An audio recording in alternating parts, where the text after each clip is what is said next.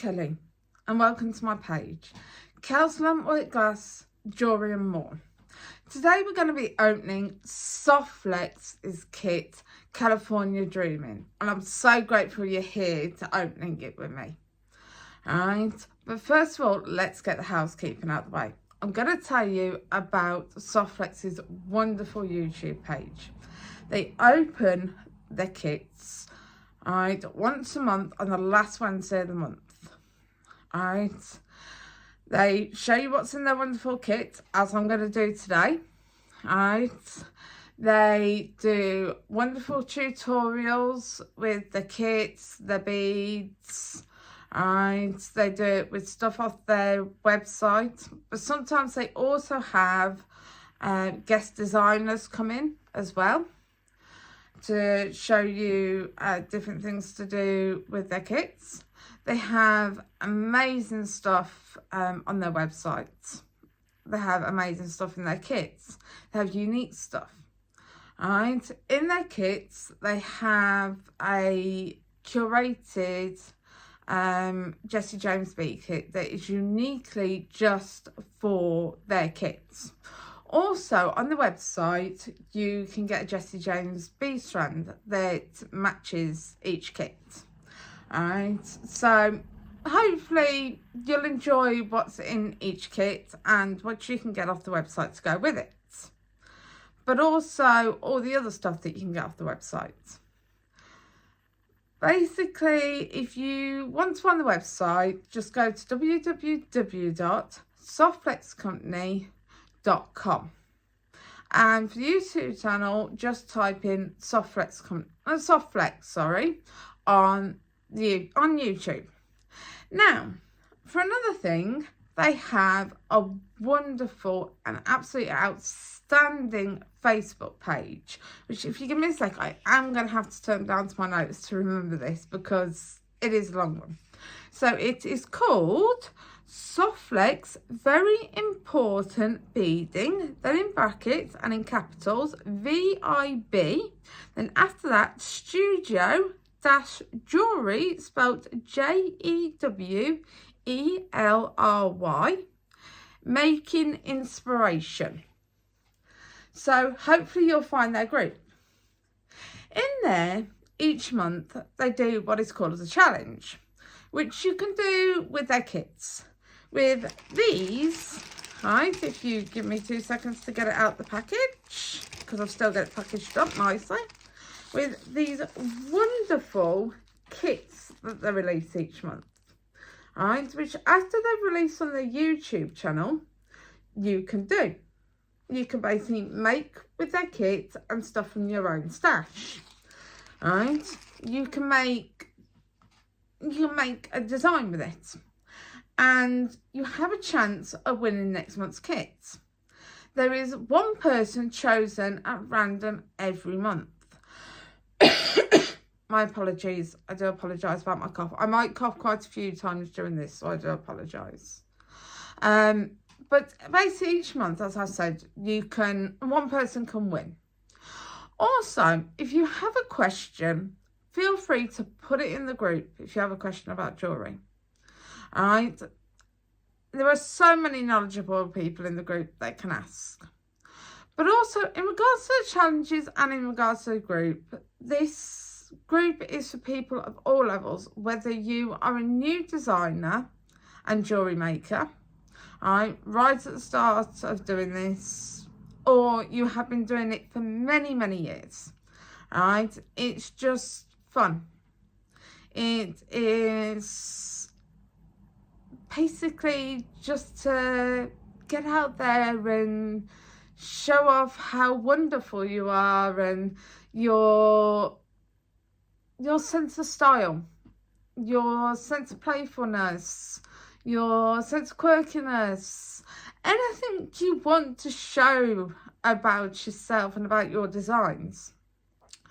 But in saying that, if you're not comfortable talking in the group or posting in the group, you don't need to. But if you do post for the challenge, each month, on the, if you give me a sec, just let me find it, on the content sheet in the page, there is a hashtag. So on the content sheet here, right, you have to put that on the top of anything you post for the challenge. And this month, in capital letters, it is dreaming. Spelled DREAMING. Alright. So as if you're dreaming. Alright. So California dreaming. It's a perfect hashtag. Isn't that fun? Alright. So if you want to give it a go, go for it. I wish you all good luck. So that's all the housekeeping out the way. Now let's get to the fun bit. Let's get to opening the kit and me making some jewellery for you. I hope you love this wonderful curated kit that Softflex have put together, and I truly hope you love what I made for you. I think these are going to be some fun and funky designs because I'm kind of quirky, I'm kind of playful, I'm kind of out there and a bit weird. So let's go for it. Let's have some fun. Let's get making. Let's get opening. Let's get there. Now let's get to opening this kit. As you can see, they've got the shape of California on the front. Isn't that cool? Alright. Everyone loves to see the shape of California. It's such a cool place. Alright. Everyone loves being near the beach or just slightly inland where it's a little cooler. Alright. I've never personally been there myself, but I've heard so many wonderful things about the place. And to be honest, I'd love to go there on holiday. Alright. But let's see if I can get there. Alright. Now let's open this. It's got a wonderful bit of twine on it. Alright. Which you can use for your jewellery making. Alright. As I've said in my previous video. Alright. You could always use it, say, as a double strand. Alright. So you could double it up. Use it as a bit of twine for a bit of necklace or round for a bit of bracelet. Anything. Alright, bit funky. Alright, you never know. Alright, anything's possible. What you can do with stuff. You can use any materials. So let's put that up here. Alright, so now let's gently open this. Alright, trying to be careful with the tissue paper. Let's see if I've got a pair of scissors. So we can cut the tape instead of the paper. There we go, nicely cut.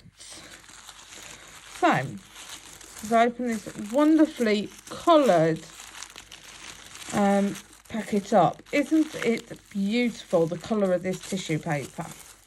I absolutely love it myself. I love orange. And I love to make with orange, to be honest. Alright, a lot of people are scared of making with orange and yellows as well. Alright, but in my opinion, they're wonderful colours to make with. Alright, because they sort of bring a bit of pop, a bit of a vibrancy. Alright, never be scared to make with any colours. Alright, because you never know what people are going to like. You never know what's going to look good on you, in my opinion. Alright, you may think it's going to look bad, but when you actually look at it, all in all, it actually sometimes has a really good look. Right, so let's get to this list. As you can see, we have a content sheet. Alright, and what I forgot to show on you before when we were going through the list, and I was telling you about the housekeeping, is you get $5 off your order. Alright, with a coupon code with these kits. I forgot to mention that during the housekeeping, so I just thought I'd mention it now. So we've got in this kit, let me move everything off to the side as we go through it. So we have, let me take my glasses off. We have Softflex dark blue Lapis 0.19 medium beading wire, which is this beading wire. Alright, I will show you the colour and the thickness. If you give me 2 seconds to get the cover off. So this is the colour and the thickness of the beading wire. As you can see, how thick that is. But it's a lovely colour and a lovely thickness. Alright, this is the Softflex wire that works with your magical crimpers, but you can use any Softflex wire, whether it be fine, medium or heavy, with your magical crimpers. You just need to put an extra wire in, a couple of wires in with your fine, and with your heavy you need to go up to 3x3s, right, with your Softflex wire. That's all you need to do when you're using a different wire. It's just adjust what you're doing. All right. My apologies.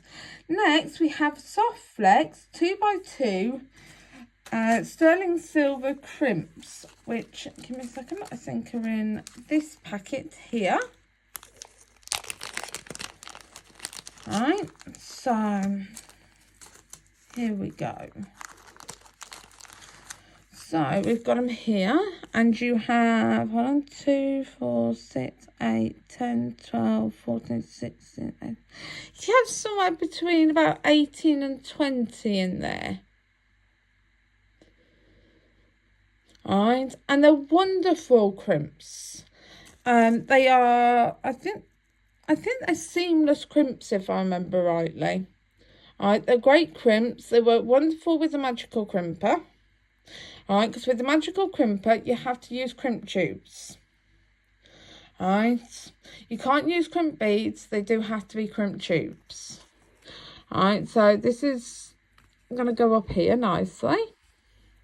Alright, next we have silver plated wires with ball. Alright, which is in this packet here. So give me a second, let me get them out and I will show you. Just got to dig through them a bit, because they're in with a few other things.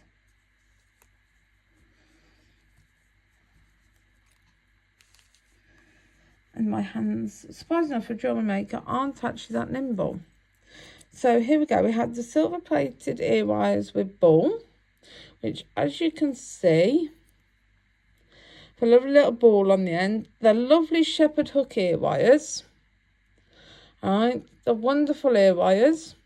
You do not need to use cut burr on the end, not unless you decide to shorten this little bit on the end. Alright, then you would need to use a cut burr on it.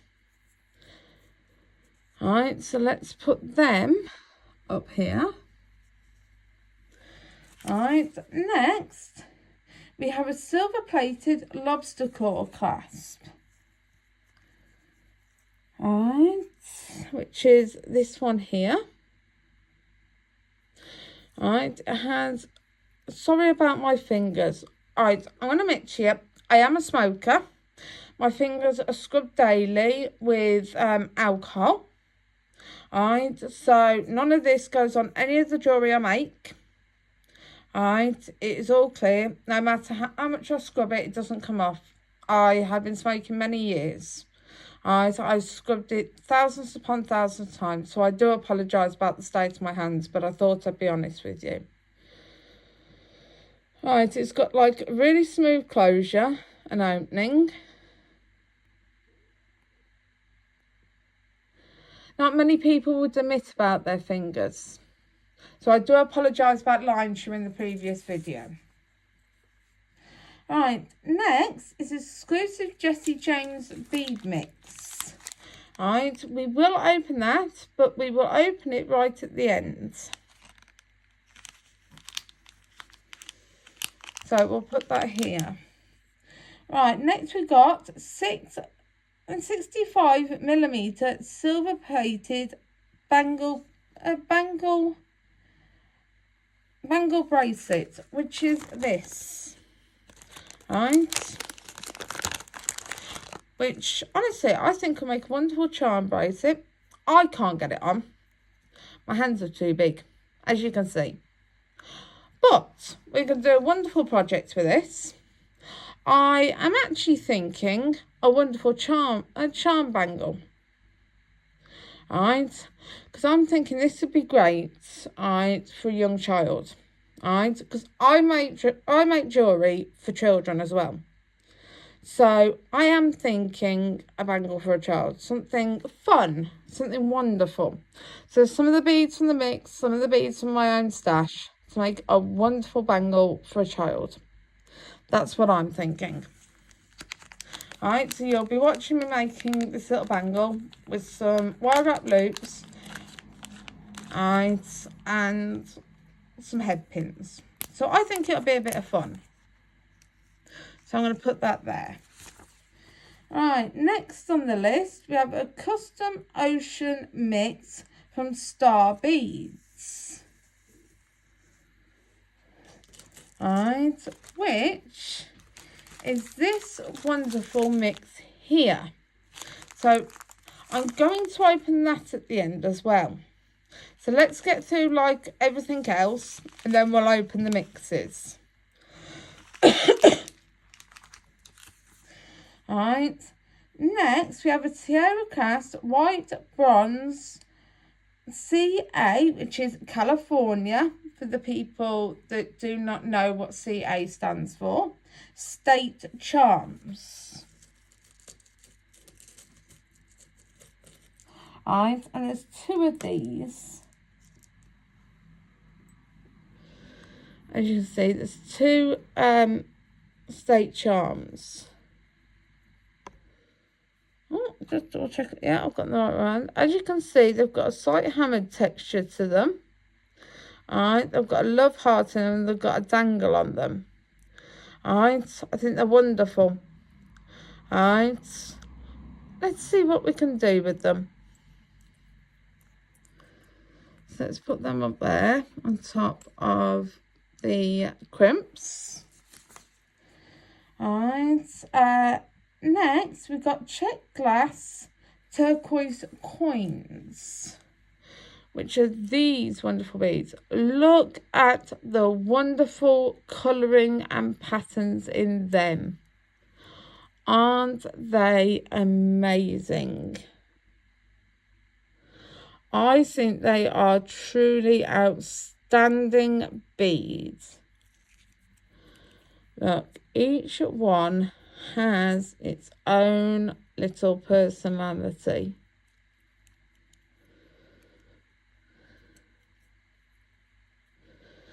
Not a single one the same. Right, they are absolutely wonderful.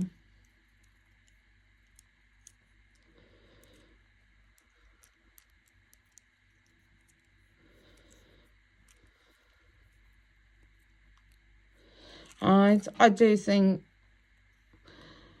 Softflex have outdone themselves this time with with what they're putting out there. Alright, check glass blue hearts, and these are amazing too. Just look at them. Alright, and again the same. Oh, sorry, didn't mean to make you seasick. Not a single bead is the same.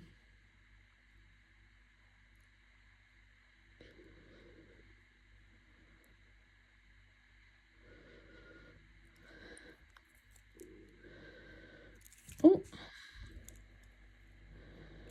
they are all different and all unique. They've even got different colourings. They are absolutely magnificent.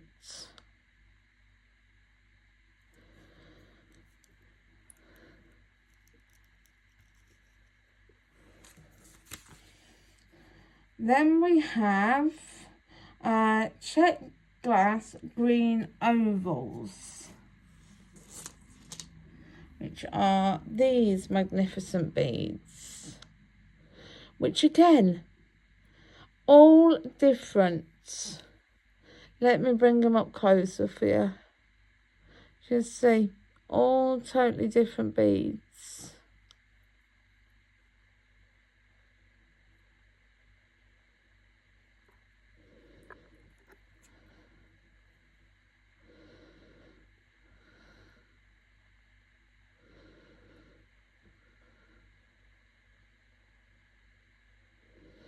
Aren't they beautiful? And also what I had, a really long strand.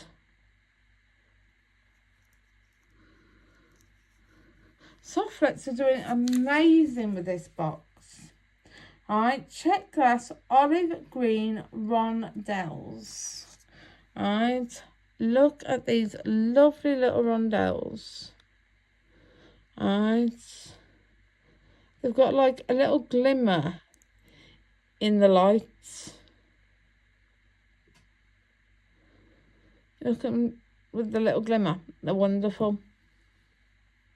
Like totally outstanding little beads. They've got such a little pop. And that, look at this little colour palette here. Alright, doesn't it just stand out great together? It's a great little colour palette. Then we've got silver head pins. Alright, and we've got 1, 2, 3, 4. I don't just try and get them all the way around so I can show you. 5, 6, 7, 8, 9, 10, 11, 12, 13, 14, 15, 16, 17, 18, 19. There's 20 of these head pins, and look how good they are.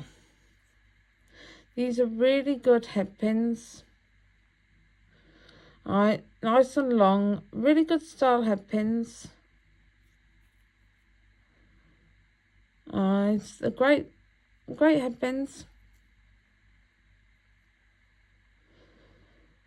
Alright, and they're a good gauge as well. Alright, they're actually really strong. So let's get to the custom ocean mix from Star Beads first. Alright, so let's move this out of the way. So we've got the room to actually look at these mixes. So let me move everything out your way so you can actually see what we're looking at.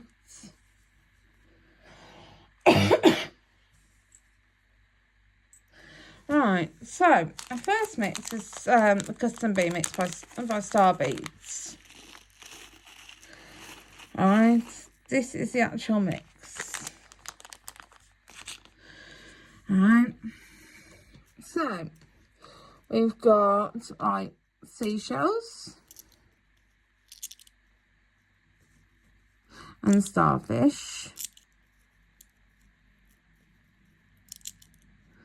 And one of the things we've got, this is what we've got as colourful seashells and starfish. I don't think there's any more. No. Oh yes, there is one. Alright, so you got them, which honestly will make lovely little charms for my charm bangle. So I might use a couple of them. But I do want some for another project I'm making.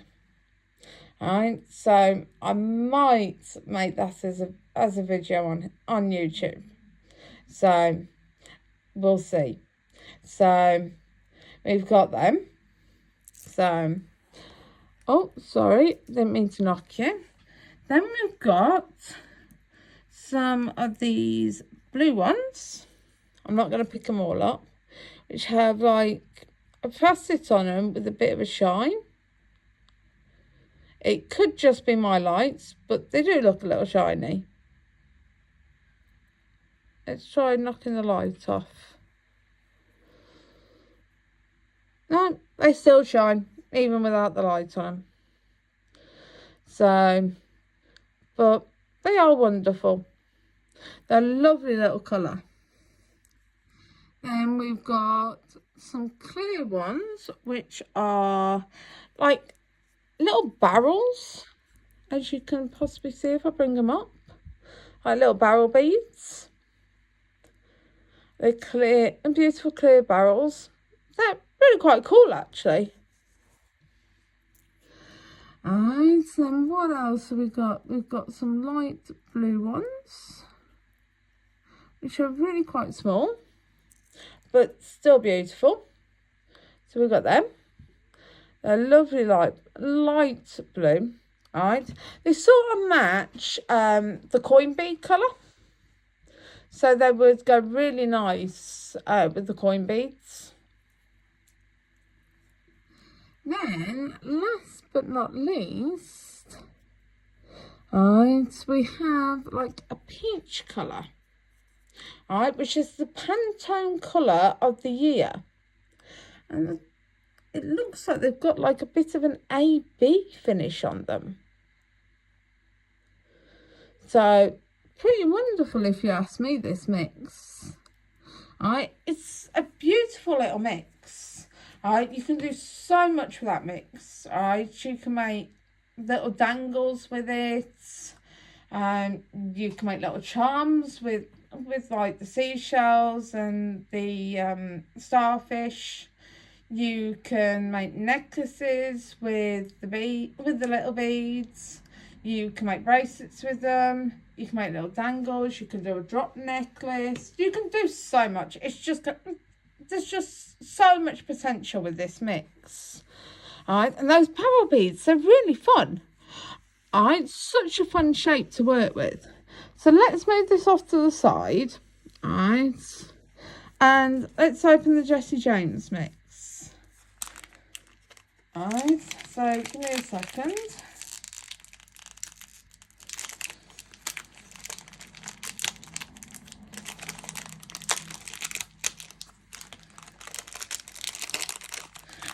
So now we've got the Jessie James bead mix, which, as you know, is a lot in the bead mix. So we've got, are there any more of these? No. We've got these beautiful beads here, which have got like a gold watery light pattern on them. I don't know if I can show you them. Let me try and zoom in. See, like the pattern on them, isn't that like a gorgeous little pattern?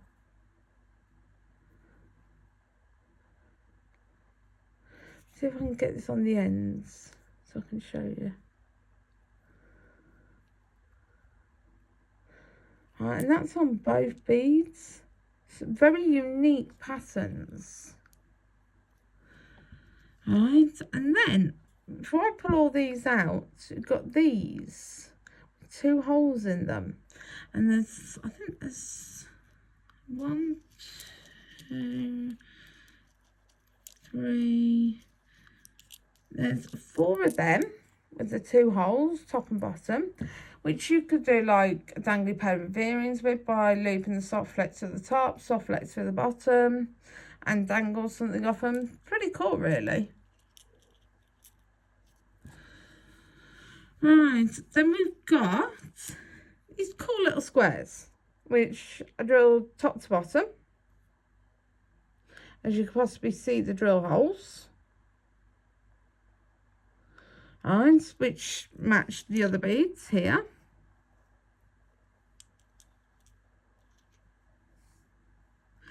What else have we got? Now, I love these, because they've got large holes, These, you can make, like, let me think. You can make tassels with these, by threading like compassion suede through them, by going up and down, up and down, up and down, and then gluing the compassion suede into it. Right, which is like really wonderful. Right, which is what I think I'm going to do as like a focal or something. I might do like a compassion suede focal and go it inside the bead. Right, that might be quite fun for me to try and do, because I'm known for using beads to make tassels. Right, we've got some hexagonal. Are they hexagonal? No, they're square tube beads. Alright, which is pretty fun.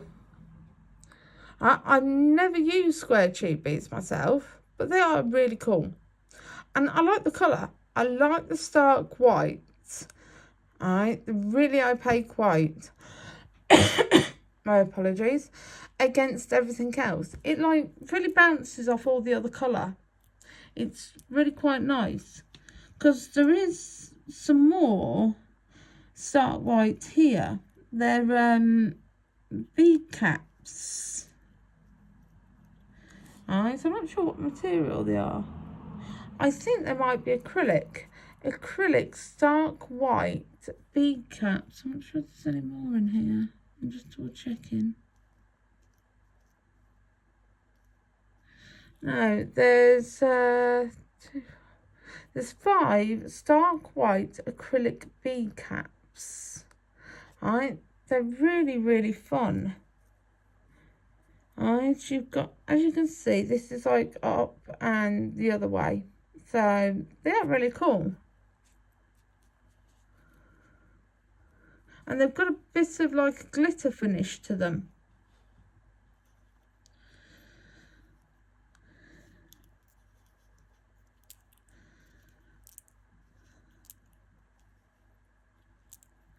Got some like peridot colour beads. Alright, we've got 7 of them. Peridot colour beads, which I'd say are probably about 6mm. Alright, which are really beautiful. They're faceted.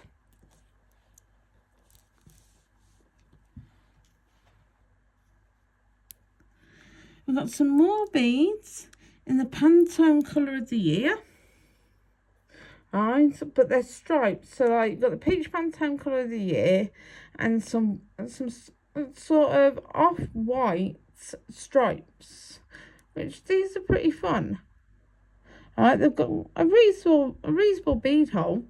Alright, I kind of like these. They're really, really fun, these are. We've got 2 opaque white faceted beads, which are, I'd say, closer to 8mm beads, if not actually 8mm beads. And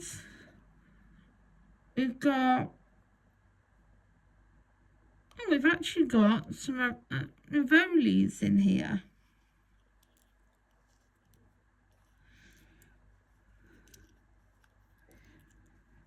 Now, I've been a bead designer for many years, but I have never actually used Rivolis. Oh, I do apologise. There's another one of those white beads. There's another 2 white beads.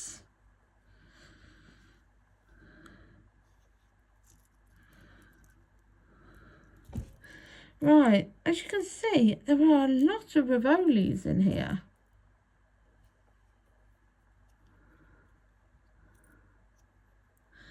There is, that's not a Rivoli. There is, hold on, 2, 4, 6, 8, 10, 12. But I'm not sure if they've actually got a hole in them. Let me have a look.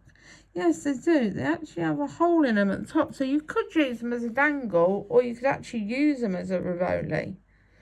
Alright. So there's like 12 of them. But as you can see, right at the top, just there is actually a hole at the top. So you can use them as like a bead. Alright, so that's pretty cool.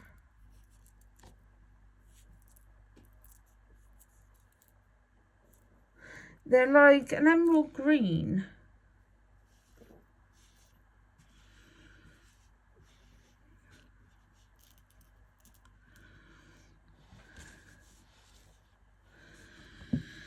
Right, we've got 2 cubes, which I think are probably 6 or 8 mil cubes in like a lapis blue.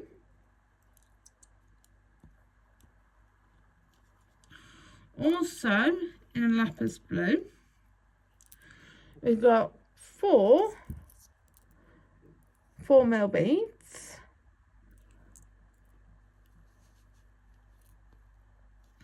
Now to sort out these spacers, because we've got some daisy spacers, which I've got to try and pick up.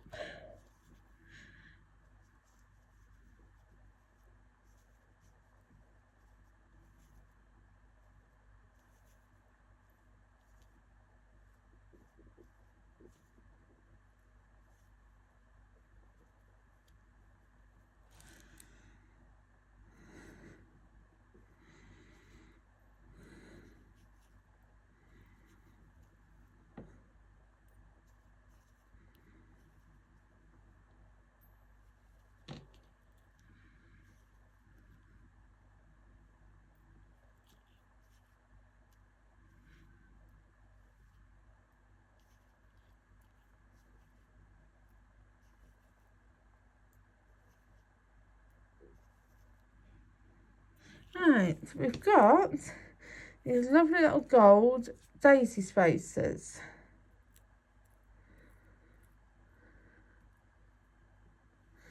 Right, like star daisy spacers. Right, sorry, let me do that. Right, which are wonderful for space, just basically putting us between things, as I said, spacers. Right, we've got some bead caps.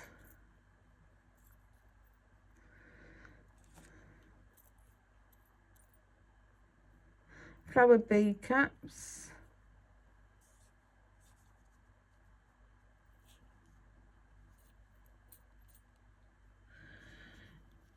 We've got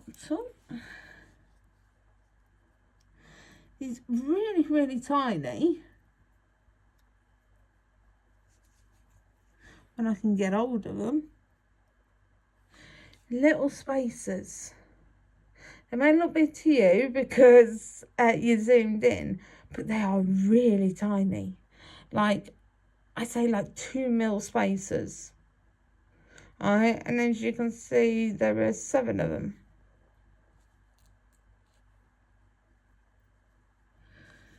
Alright, then we've got like these, I don't quite know what they are, if you give me a second. Oh, they're diamante spacers, like ball diamante spacers. Right, and gold and diamante. There's 4 of them, as you can see. And then last but not least, we have 2 beautiful peach charms, which, due to me not knowing the states, I highly suspect is because California is known for growing peaches. I vaguely remember someone telling me that many years ago. Alright, so we've got these wonderful peach charms. Alright, now let me bring everything back onto the mat, zoom you out. Alright, so let's put everything onto the mat.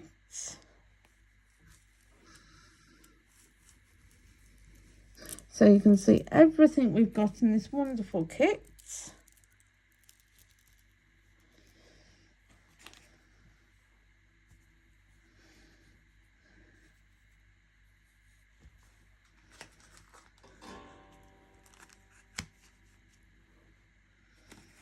That's everything.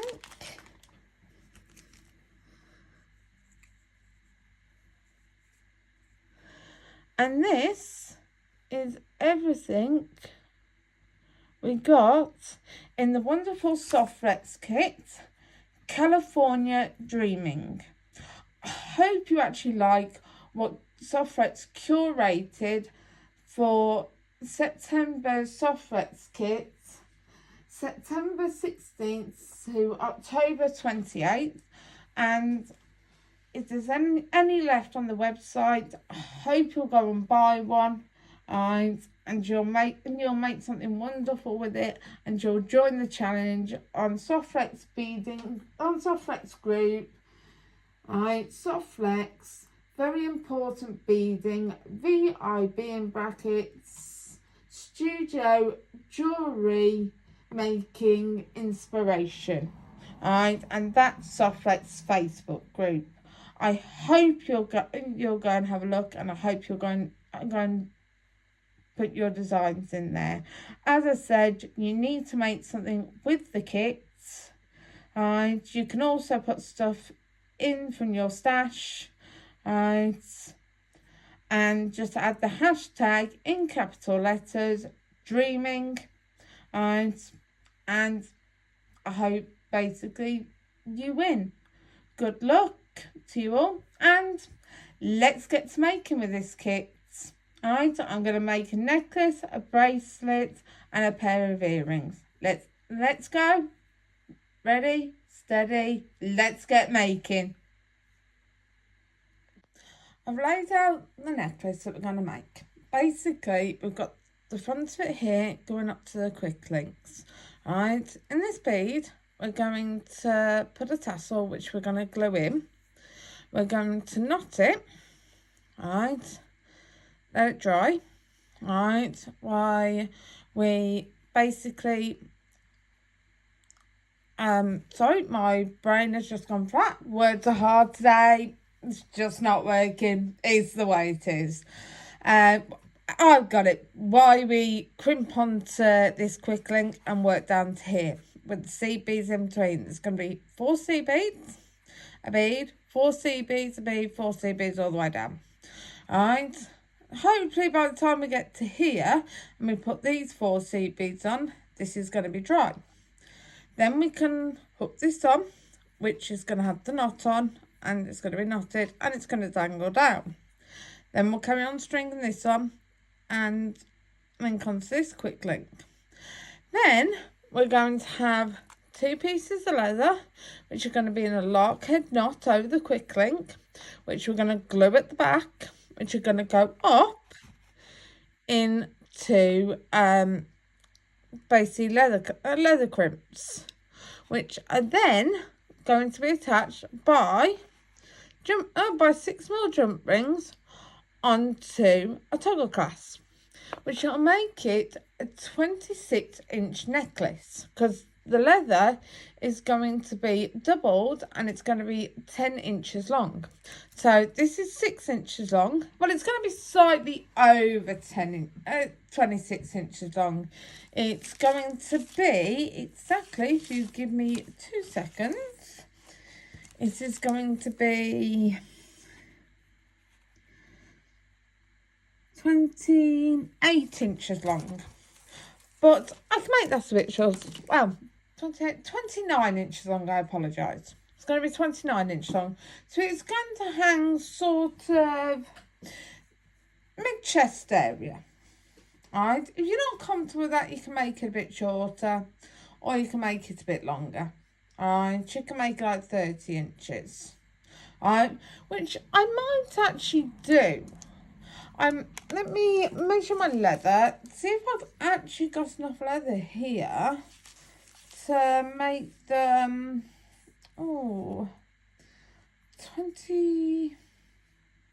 Let me have a think. So I'd have to have them, so 11 inches, 22, I'd have to have them both 22 inches. So let me have a look. Now I'm thinking about it, I might want to do that.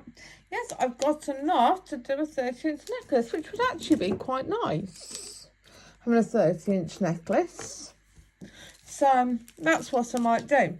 So let's start out by doing this tassel.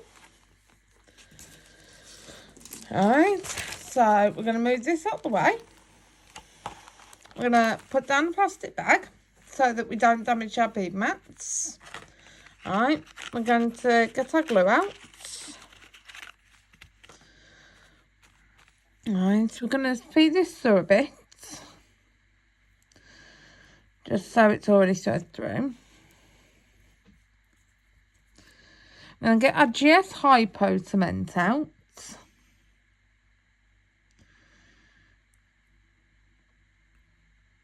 Glue it around the inside of the bead.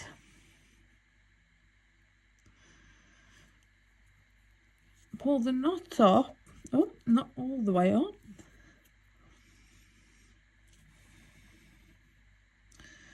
And then glue in around where that knot is.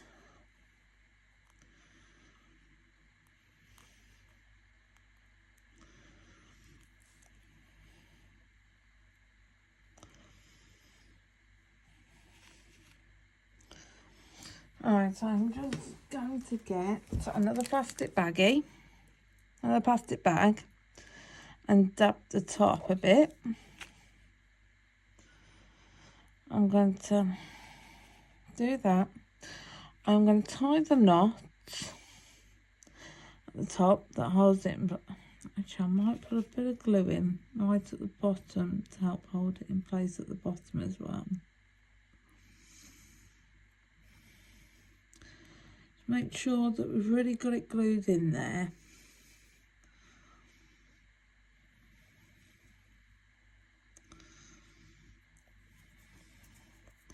Just rub the glue off my fingers. The advantage about GS Hypo cement is when you get it on your fingers, you can just rub your fingers together, it dries and it rubs off.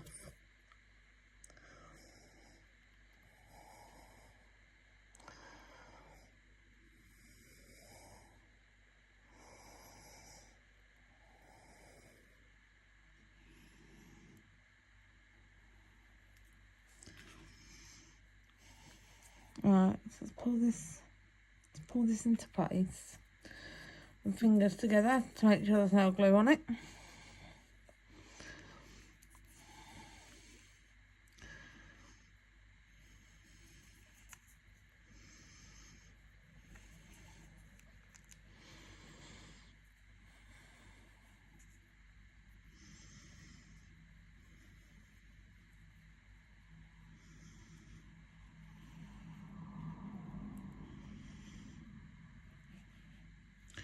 Form my loop, pull it down.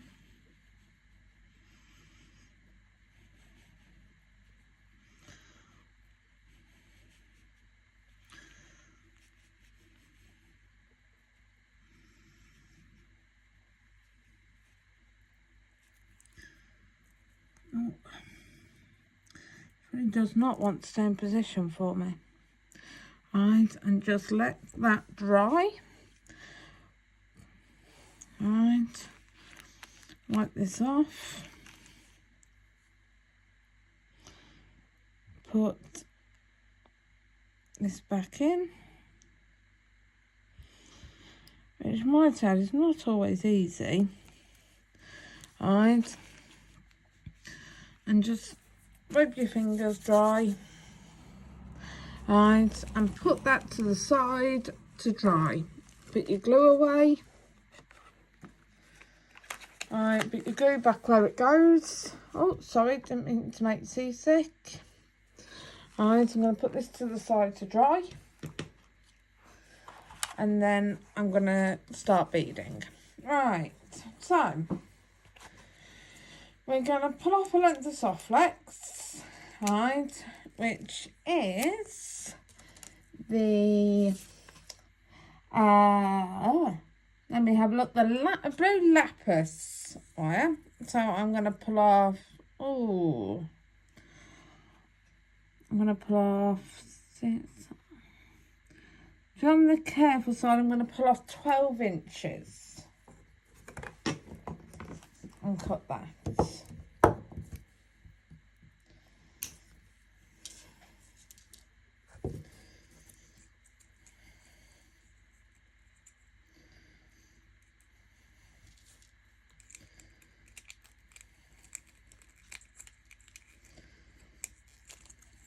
I'm just trying to clip it back on, which I'm not having much success with today.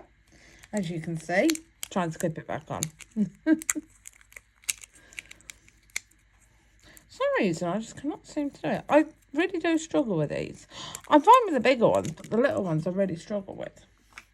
Right, I'm going to find my crimping pliers. Right, so I'm going to move this off to the side.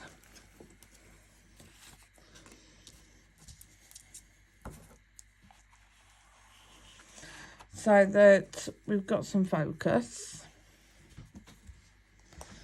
Adjust my position of sitting because I'm getting a numb bum sitting on the edge of the seat. You know when you sit on the edge of a seat and it digs right in? Right, and you get right numb bum sitting on the edge. It's one of them with me. I was just sat really uncomfortably.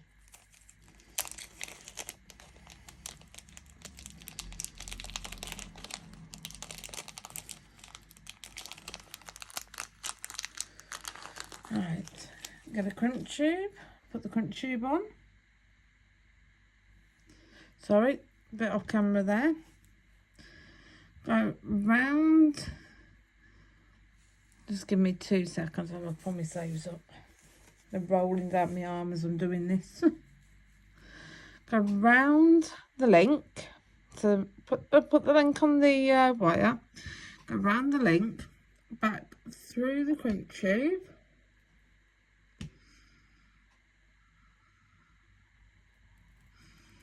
If I can see it.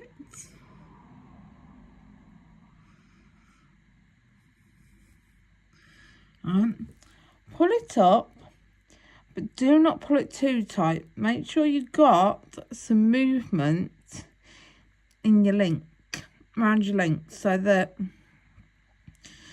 your link's sort of moving, but it's sort of really, it's close.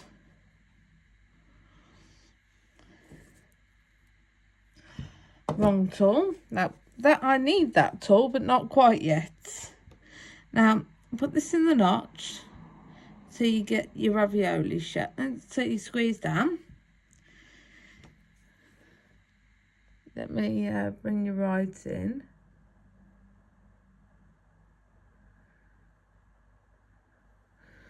And once you've done that, you get this lovely ravioli shape. Then put it back in.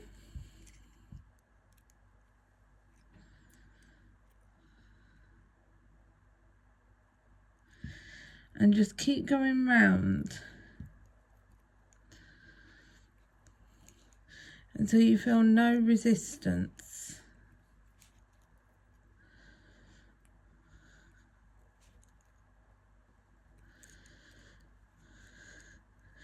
Alright, where you have to move the tool or the wire to get that to do it. Then give it a tug to check it. Then cut off the small bit of wire closest to the crimp. Make sure you catch the bit of wire. If it's just a little bit of wire like that, right, like I've got here, right, a really tiny little bit of wire like that, don't worry about saving it, just get rid of it. Right, I'm going to zoom you back up. Well, I'm going to show you what I've done. So basically, it's just that. And you've got a long wire attached. Right, we'll zoom you back out now so we can bead.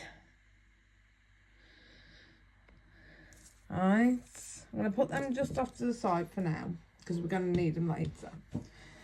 Right, I'm going to pull all my seed beads. I'm going to grab 4 seed beads.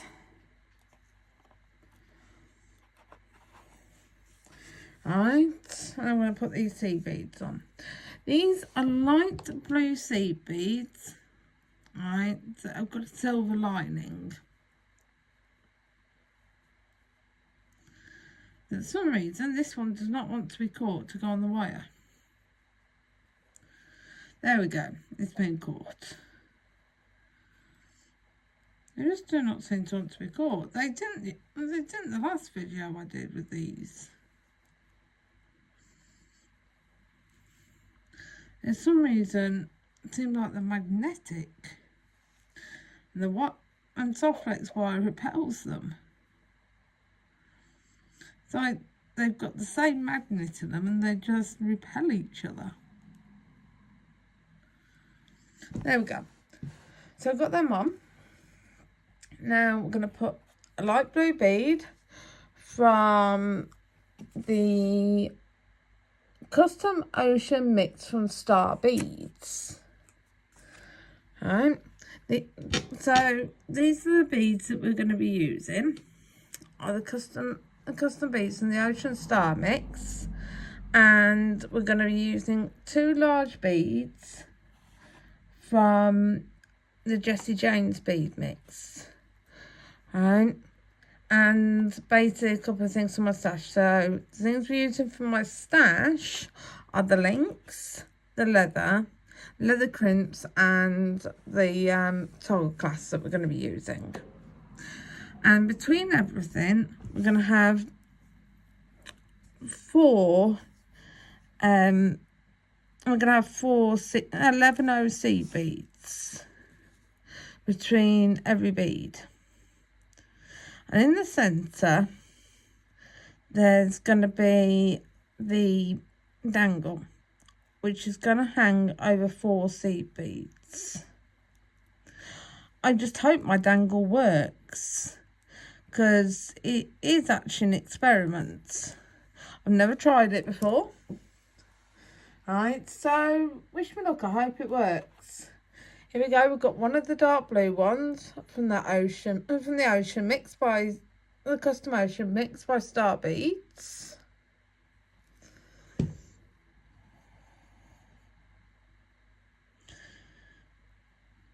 And it does have such a lovely shimmer on it. I do like that bead. To be honest, I like all the beads in this mix. They are all stunning. Right? I mean, absolutely stunning. I love them.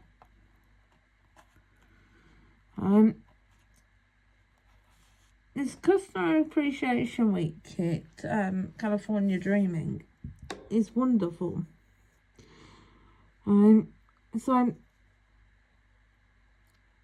Softflex do amazing kits at all points of the year. And I would recommend any of their kits for you to start on. Right, and just to continue on. Right, if you want a kit to work with Softflex kits. They're wonderful kits to work with, believe me. Right, they're outstanding kits. Right, and they bring so much joy to beading, they really do. They have such interesting beads to use. Right, that you can't go wrong with anything you make with their kits. You really can't.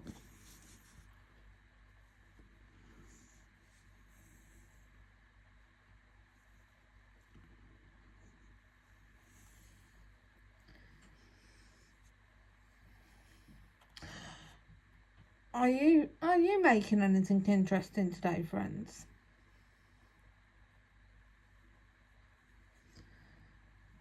Are you making anything with Softflex kits? Are you making anything for any of the any of the challenges? Have you made anything for any of the challenges?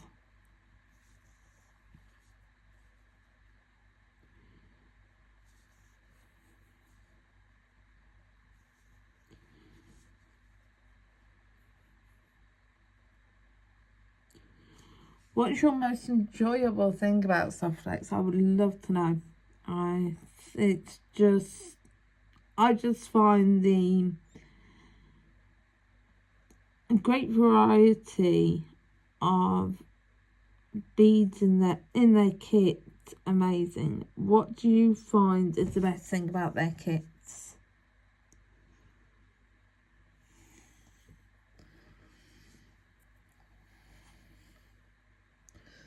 Oh, sorry, bit off camera there. I do apologise, because as I've said in my previous video, I hate it when people go off camera. So I'm doing my level best not to go off camera while doing my videos, because if I hate it and I scream at the camera, oh my god, I scream at the TV when I'm watching it, right, on the phone. I don't want to do it to my viewers if I can help it.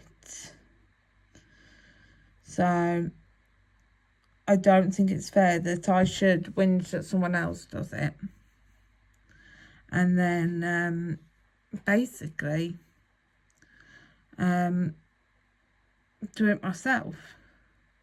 So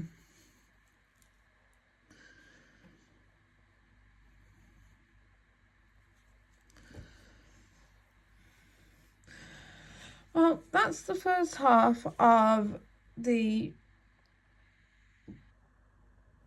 Oh, sorry for making you seasick. That's the first half of the necklace strung.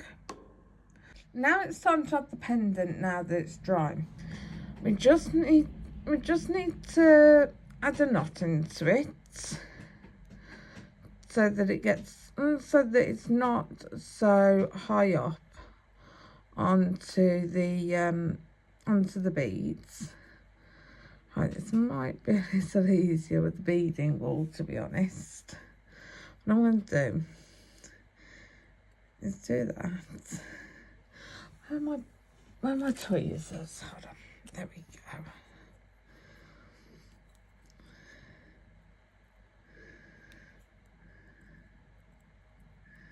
Got my beading tweezers.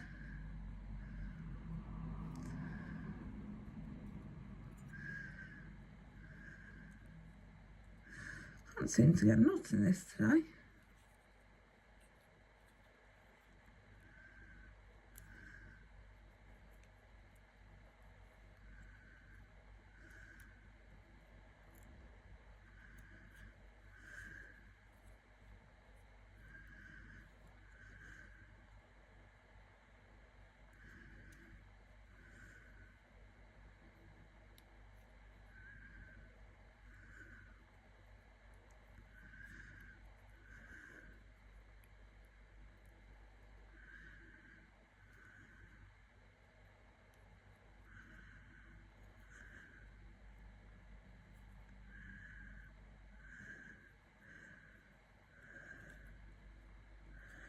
There you go, and that gives a smaller hole then to thread through. Alright, and all I'm going to do, now I've done that, is get a pair of scissors. Alright, because that knot's nice and tight. Is go right to the top of that knot and just cut the top off. There we go. Alright. Something underneath my beading mat. Oh, a little bead from that Softflex kit. And put the cap back on my beading tweezers. Right, so I'm going to thread this through the hole I've just made. Thread it onto the seed beads. And then get the other bead.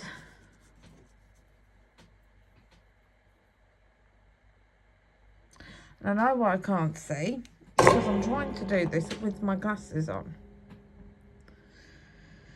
Surprisingly enough, you'd think glasses would make things easier to see, but not always. And there you go. We've got a lovely little dangle.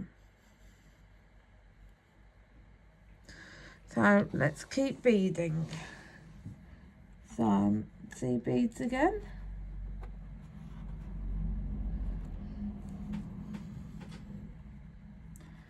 Four little seed beads.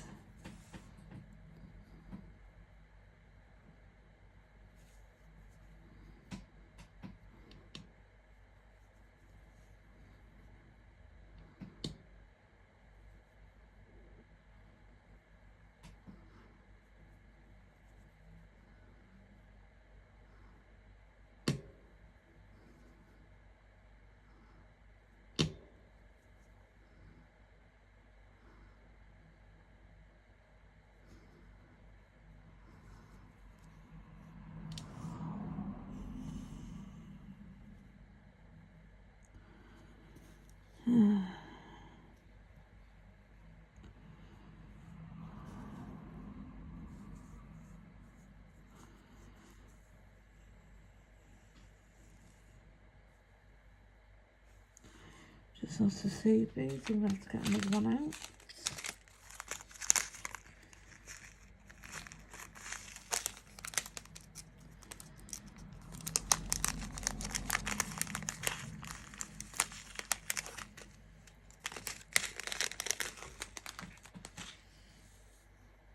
Yeah, I've only got 3. Oh, sorry, bring that over. And a 4th. And then we're going to put on a blue one, a dark blue one.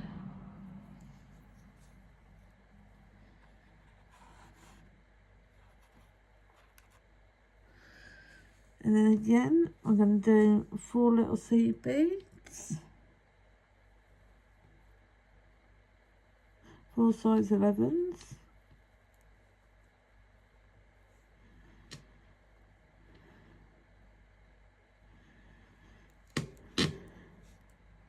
Sorry about the creaking noise in my table.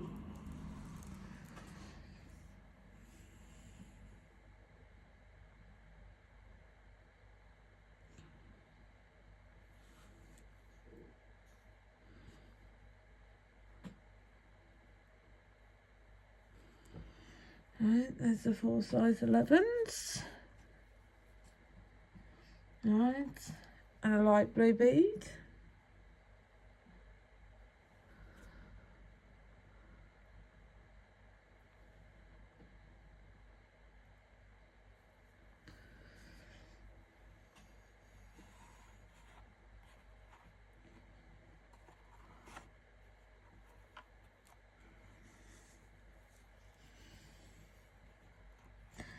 Again, 4 more 11s.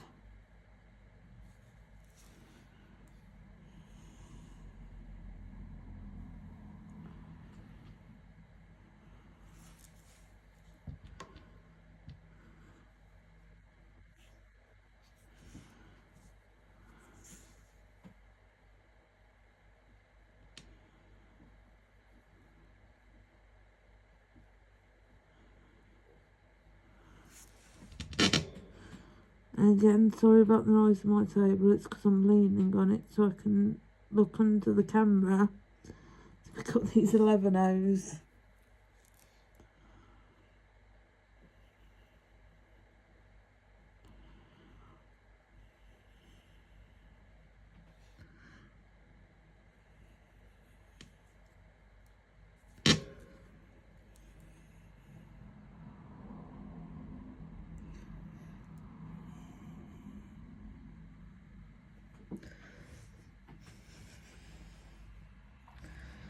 Alright, now another dark blue bead.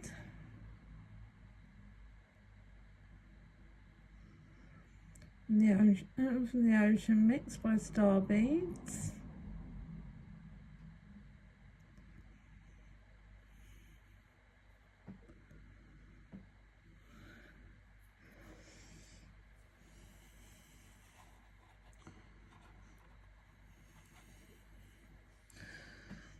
Four more 11O seed beads.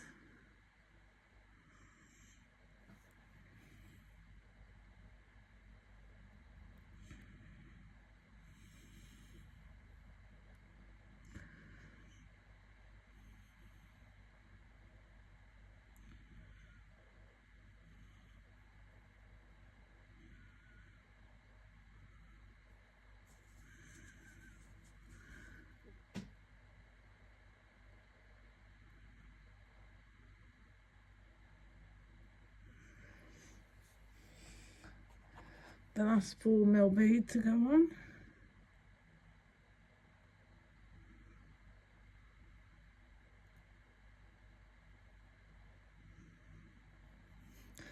And then the last of the 11Os to go on. 2, 3, and 4.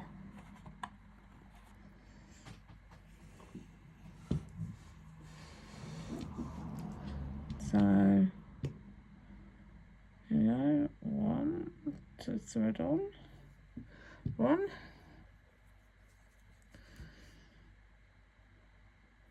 2, 3,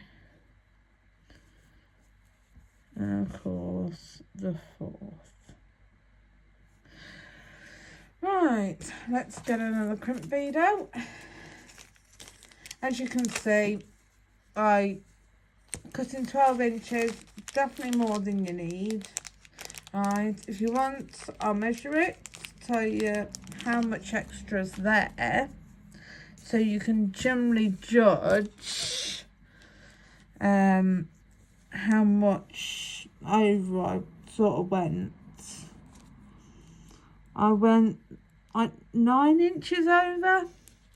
So in truth, you probably only needed, oh, well, hold on. How much did I use there?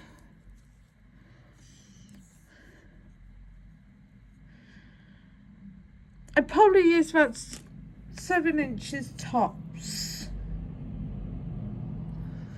It's about 7 inches tops is what I used. So that is what I would cut, is probably about 7 inches.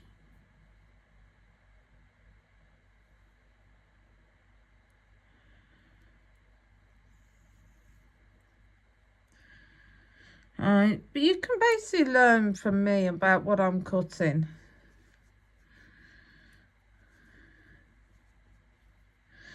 Again, I'm really not used to this gantry being out here, because it's on my right side. I'm always going to end up catching it, I think. Right, again, I'm going to pull it down until it's sort of movable but tight. But also, you've got to be able to have sort of, I'm going to pull you out again just so you can see this. You've got to be able to have, so you've got flexibility in your beads as well. So I'm going to grab my crimping pliers, set them in the notch, try not to squish my seed beads, and crimp down. Alright, this will give me that nice ravioli shape.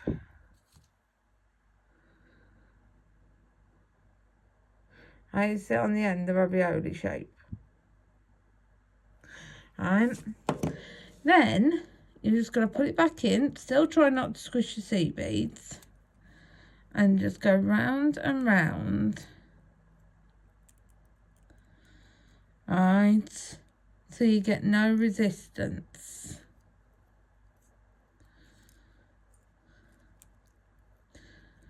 Making sure it stays in the groove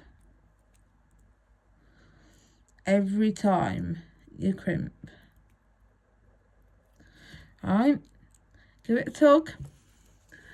Then bring your cutters up and cut right up next to the crimp. Alright, put your cutters and stuff away. Put your crimpers away. Right, so what you end up with is a front bit that looks like this. Right, that's what your front should look like. Alright, and then we're just going to cut. We're going to move that aside. We're going to get our soft tape measure. Alright, we're going to lie it out. We're going to lie it out the right way, Kelly. Would be helpful, wouldn't it? Alright, as you know, I'm a little soft. Alright, we're going to lie it out. Alright, we're going to get our scissors. Alright, we're going to make sure our ends are cut. Alright, we're going to cut well one of our ends. We're going to put it on the end. Alright, and we're going to cut 22 inches.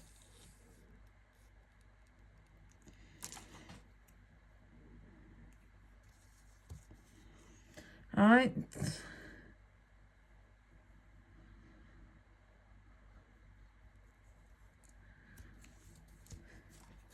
So, because we've got that, because we've got one, as I said, we're going to trim the one end, make sure it's all right, get rid of the bits so they're not on our mat, get the one, bring it all the way down, smoothing as we go.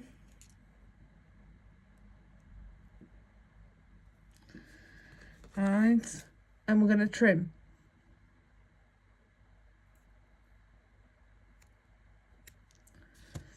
Right, and we're going to put the ends away. So now we've got two.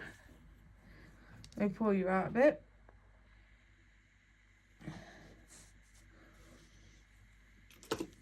We've got two equal lengths. Right.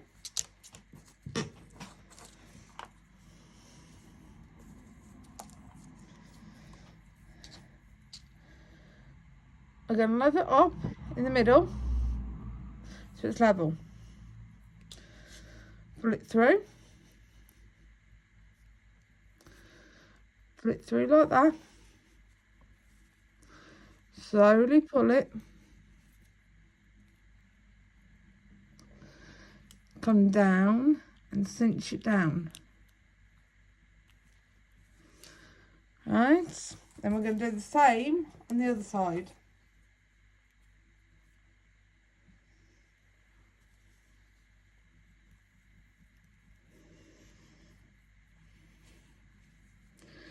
Come down, cinch it down, move our hands and cinch it down. Right, making sure they're cinched exactly the same.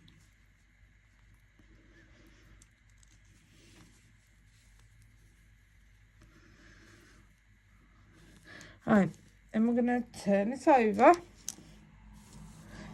bring our bag back from before, put our bag up, put our necklace on it, and get our glue again. Sorry, I've just reached under the tripod and just caught you.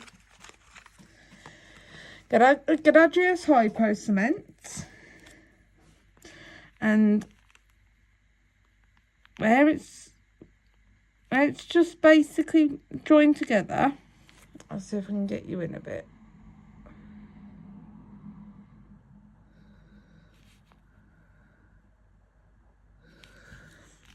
And it's joined together here.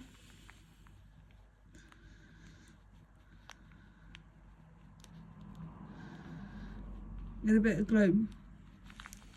And then turn it back and pull. Again, turn it over. Bit of glue. Right, turn it back over and pull. And then turn over to allow it to dry. Right, and just give it time to dry. Right, that's all you need to do. Use your little baggie here on the corner that you attached before. Right, to dry off any excess GS Hypo cement, and basically put your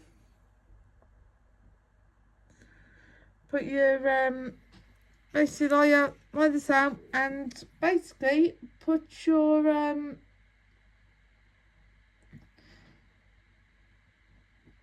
handle back in, put your nozzle back, put your thing back in, this little metal thing back in. Right, and allow your necklace to dry, and then we can put the clasps on. Due to not having the right size cord ends, which I thought I got, I'm having to do a different method for ending the necklace. So what we're going to do is we're going to wire wrap the leather onto the quick links, right, using 20 gauge wire. So what we're going to do is we're going to get the quick links, we're going to bend them over, and bend the leather over the quick links so that you've got sort of hook, bit of space to move. Then we're going to get 10 inches of 20 gauge wire. We're going to wrap it over.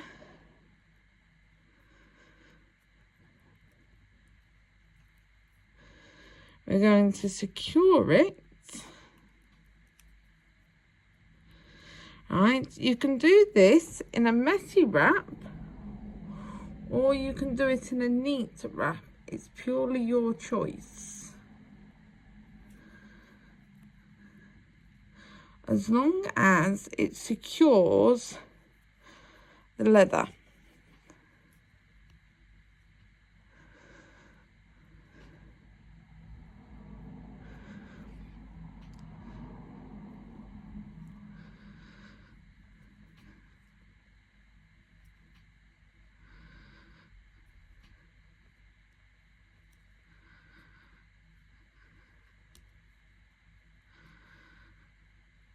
Right, you chain those pliers after you've completed it and just push down any loose wire ends.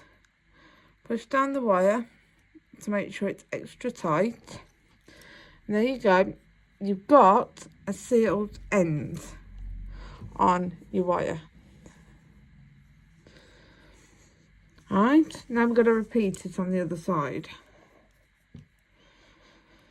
So make sure you're going front to back. Alright, make sure you've got it the same length.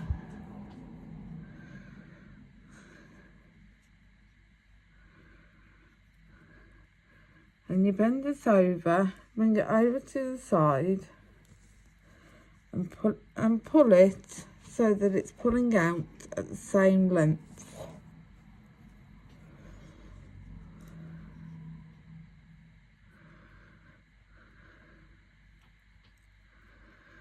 So hopefully I should have that exactly the same length.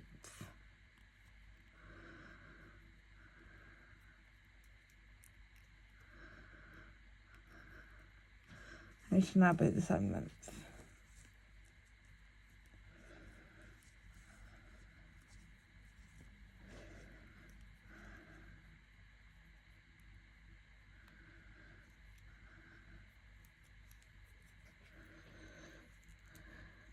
Alright, so I just have to lift this up a sec to double check my length.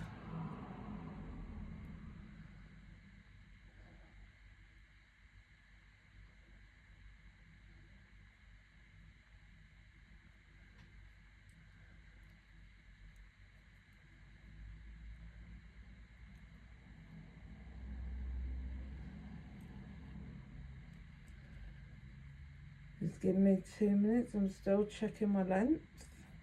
It's a little hard to check your length when you've got it lying down.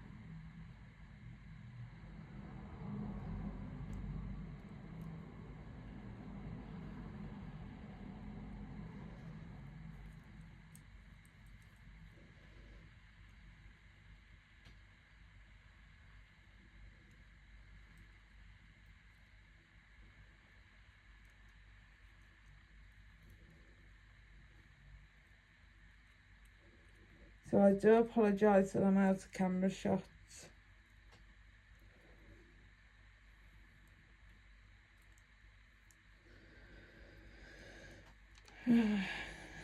This is a lot more difficult than you would think.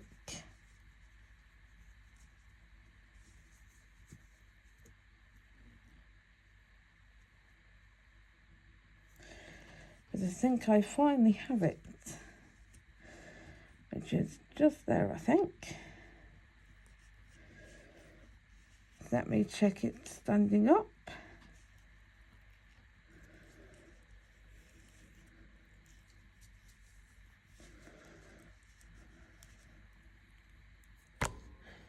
I do apologise for knocking you.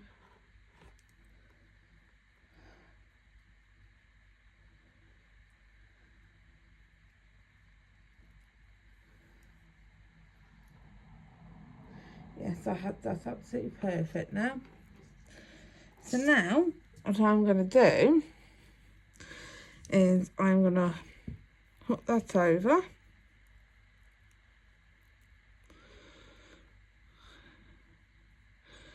So I've got the first wire wraps done.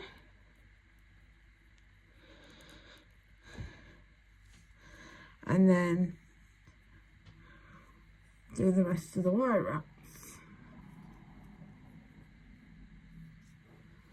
I'm just going to adjust you from when I knocked you. As you can see, alright, now I've adjusted you, you should be able to see better.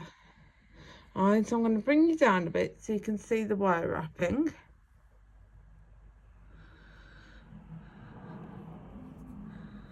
Alright, all I'm doing, sorry, slightly out of shot. All I'm doing is I'm just wrapping over where I've been working.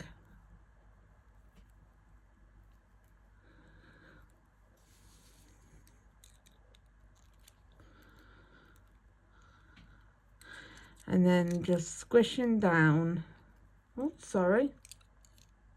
This is a problem when you go in tight, you go off camera sometimes.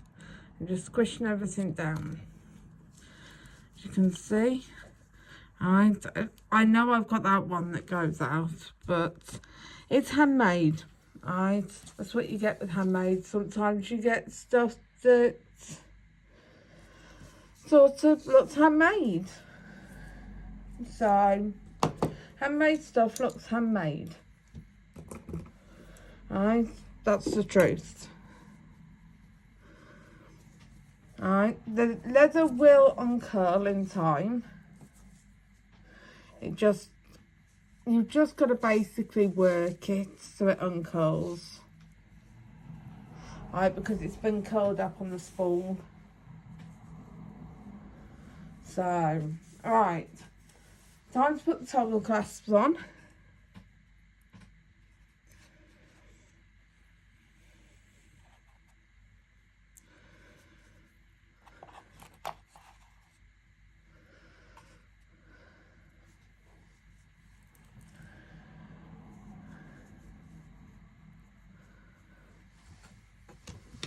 Alright, so I'm going to bring you down. So I apologise if I catch the camera.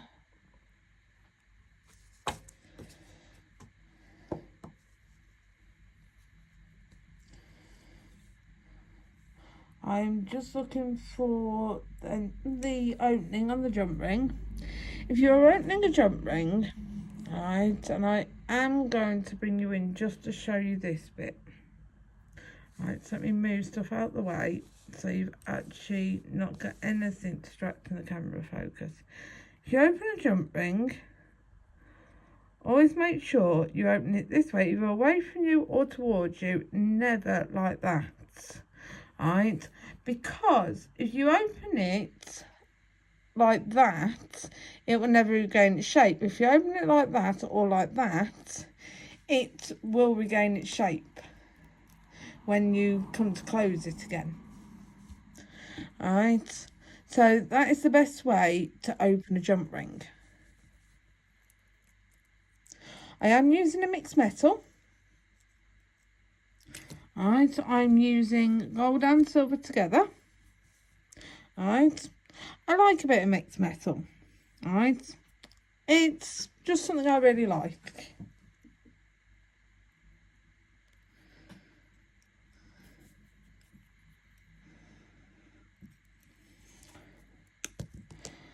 For some reason, I can't seem to keep hold of the jump ring today.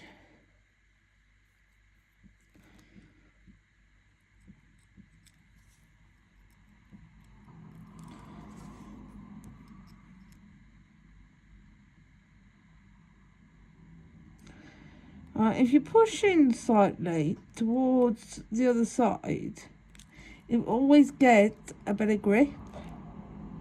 It always closes better.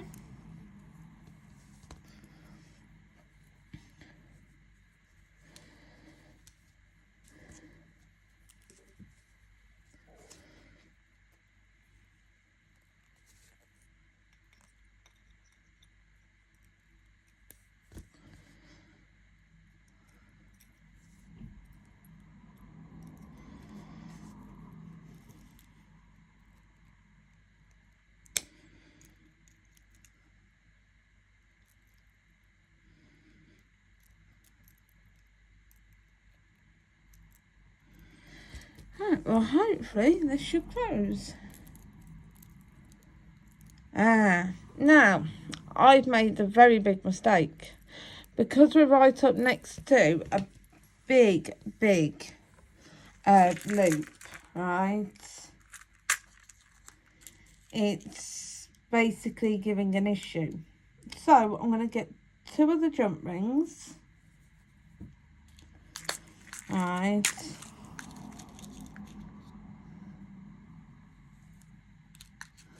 And what we're going to do, I'm going to take the top clasp off,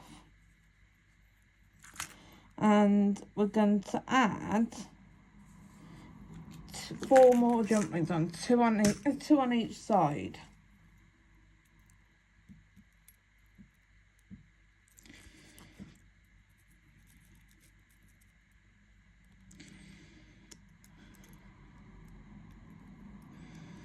If I can find the closure.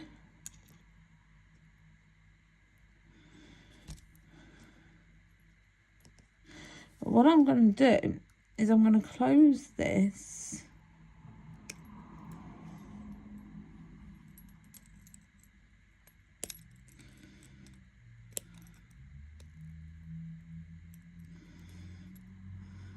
If I can, because I think I mashed this jump ring.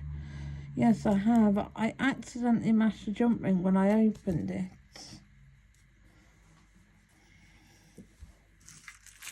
See, even people that do tutorials on YouTube mash jump rings.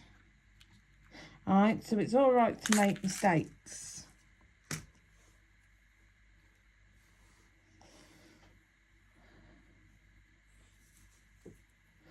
Alright, never be afraid of making mistakes. That's my view. Alright, you can make a mistake and it's not the end of the world. Alright, mistakes can be fixed.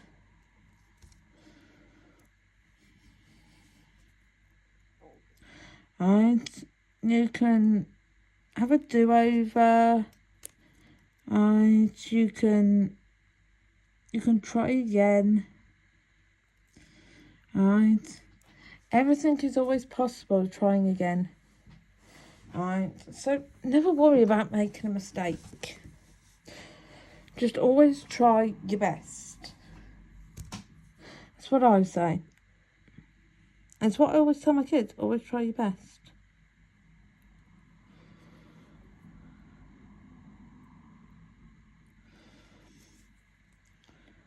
If you don't try your best, then, and if you don't try, then it's not worth it.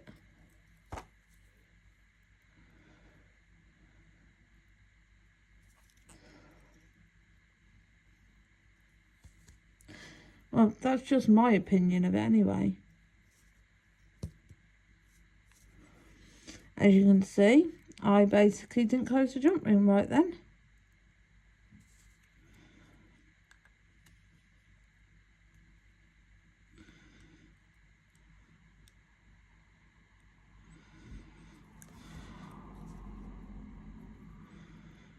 Because when I put this one on, it just fell straight out of that jump ring.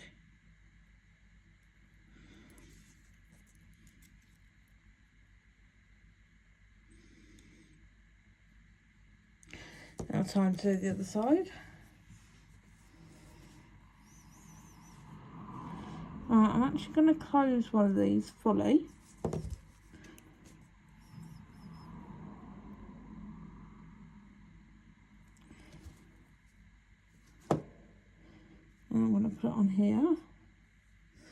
Alright, what I've done is I put one jump ring on an open jump ring. Alright, I made sure it was fully closed. Alright, I'll put the open jump ring on the other side.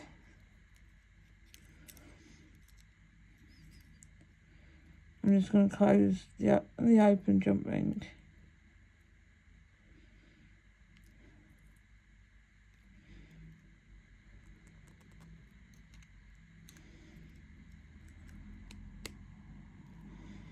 Make sure it's fully closed. Alright, there we go. It's 2 fully closed jump rings. Now I've got an open jump ring here, which I'm going to sit through here, get this jump ring, and get this toggle clasp, slip it on there, and fully close this jump ring.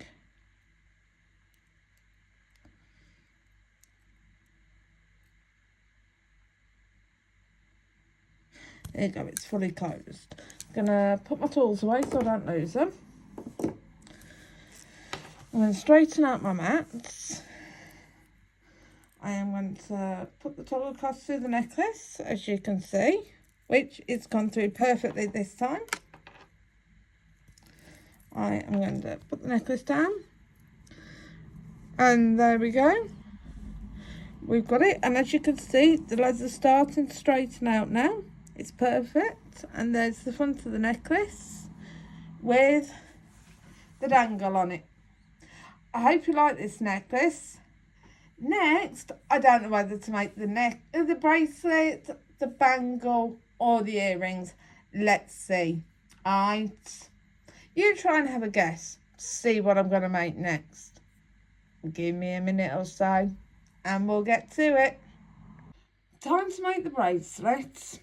Right, and I've laid them out. Right, this is the layout we've got. Right, it starts with 2 seed beads, ends with 2 seed beads with the charm here. Right, I'm going to remove the mat off, remove the board off the mat. Right, and I pulled out a length of medium Lapis, blue Lapis Softflex wire. We're going to work off the reel. I'll put a bead stopper on so that our seed beads do not go into the reel. Right, and we're just going to pull the seed beads off the bead board. Right, see if I can get hold of them because of the little well. Right, there's 1 and there's 2. Right. And we're just going to feed them on.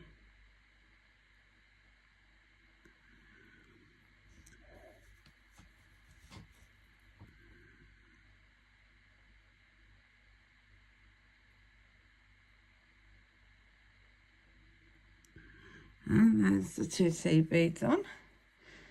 Now we're going to get the coin bead.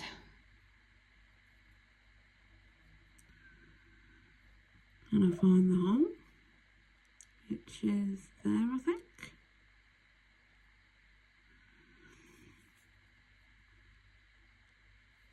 Yep, add the coin bead on. Get 2 more seed beads.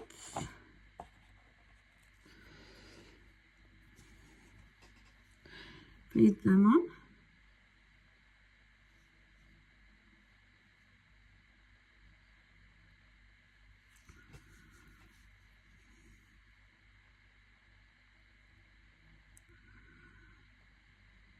Look at. Feed them on. Then, from the ocean mix with star beads, we're going to use one of these blue beads. These lovely blue faster beads.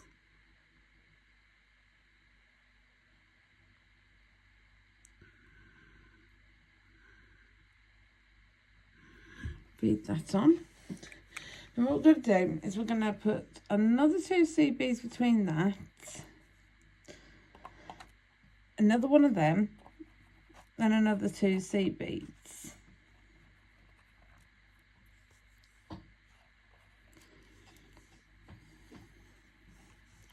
So let's put all them out at once, so that we're not going back and forth, back and forth, back and forth. So that we're just staying on the mat for a minute.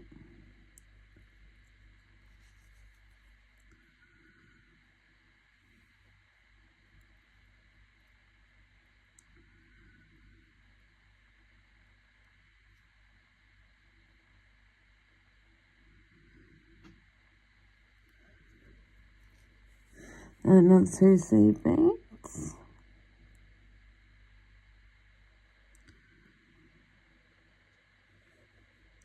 I hope you all had an interesting day, whether it be seed beading, whether it be standard jewellery making, whether you be working, whether you just be out with the family, or you've been going to work, or just chilling at home.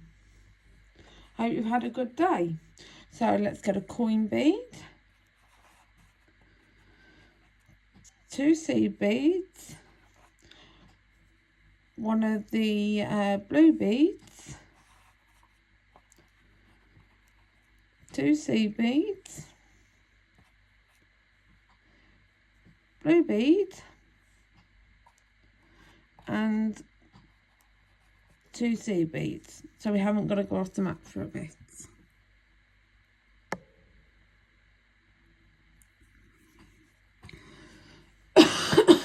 I do apologise. I'm making sure I'm not coughing into my hand, so I'm coughing onto my arm. So I'm not actually touching any of the beads with any of my germs, which is always a good thing, because you do not want any germs touching the beads.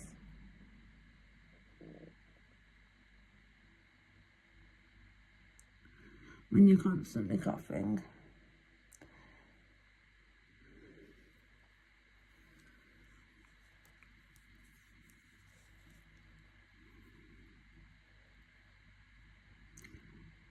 Whether you're contagious or not.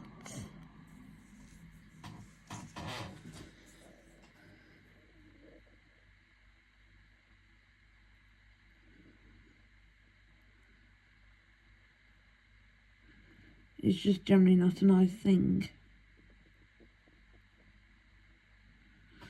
Let's try rolling this one. Oh, there we go. Second I put it down on the mat to find the hole.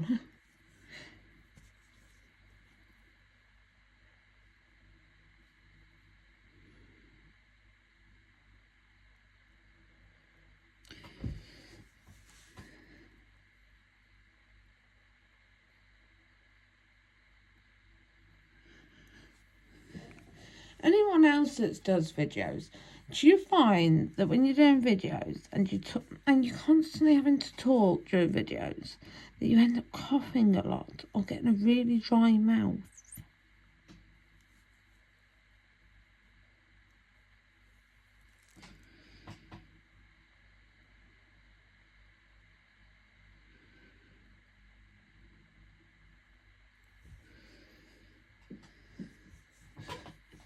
Right, next another 2 seed beads.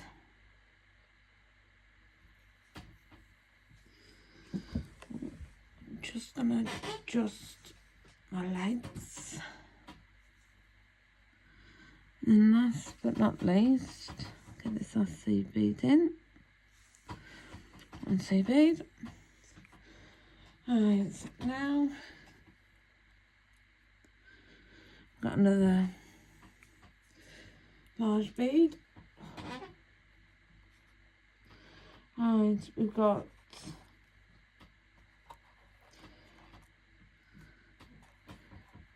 two more seed beads.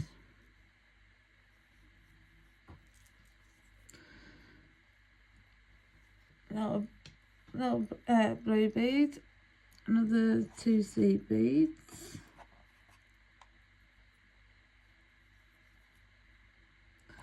Blue bead.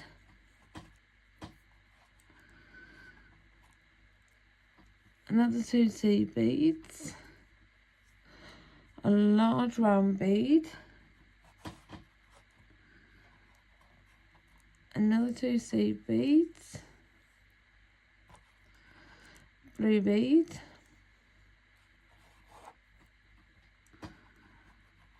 another 2 seed beads, and a round bead. Let's do them for now. So seed bead,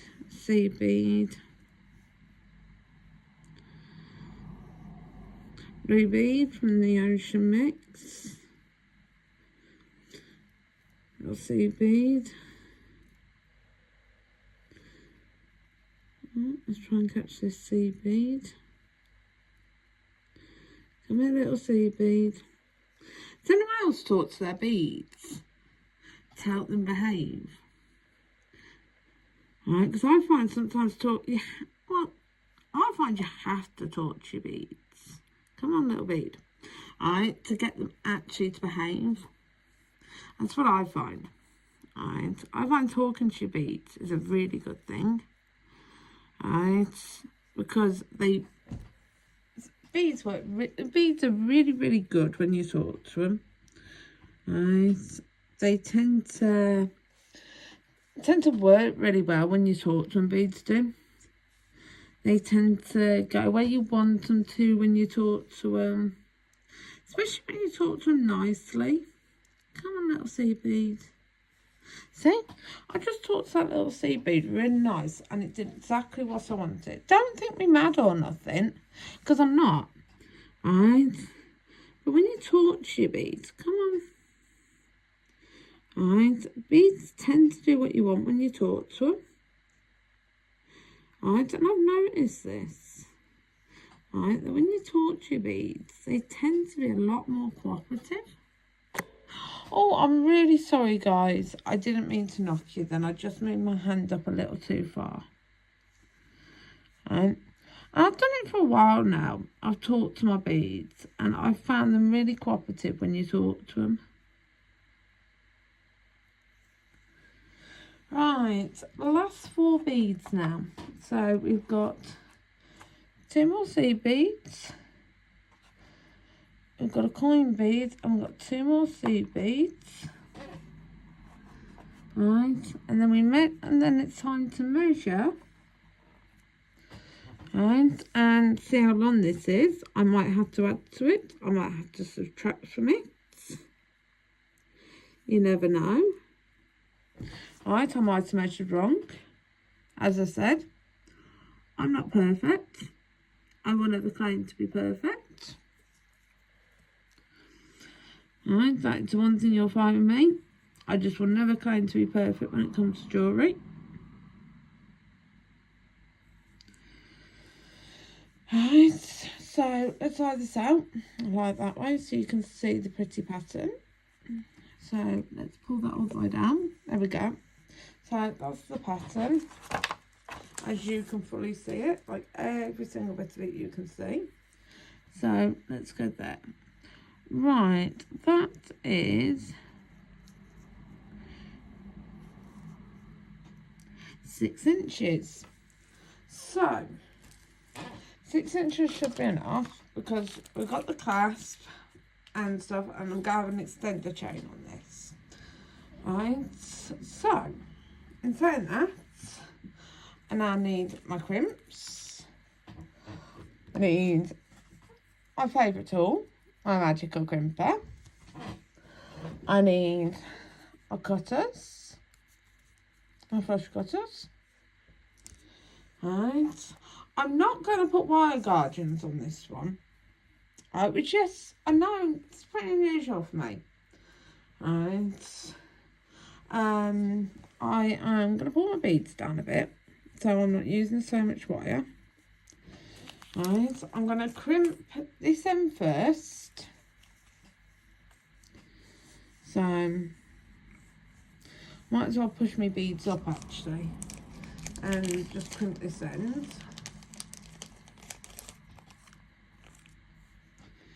So I'm going to put my charm back in my tray for now.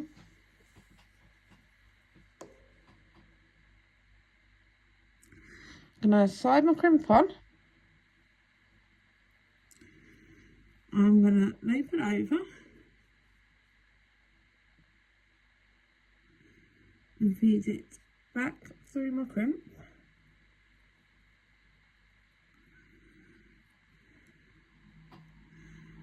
Right, I'm going to adjust my loop. I don't want too big a loop, but I don't want too small a loop. I'm going to make sure that my wires, hold on, let me bring you down a bit, that my wires are not crossed. As you can see, my wires are not crossed. Right, I'm going to get my magical crimping tool, put it into this little divot. I'm going to put my crimp in that little divot.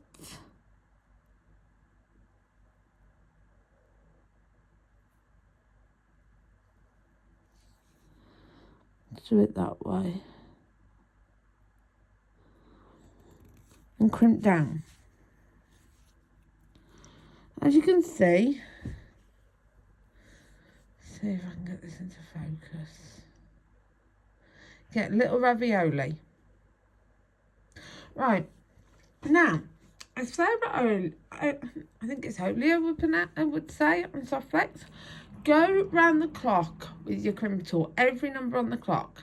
So 1 through 12 on the clock is what you want to do. So put it back in the crimping tool.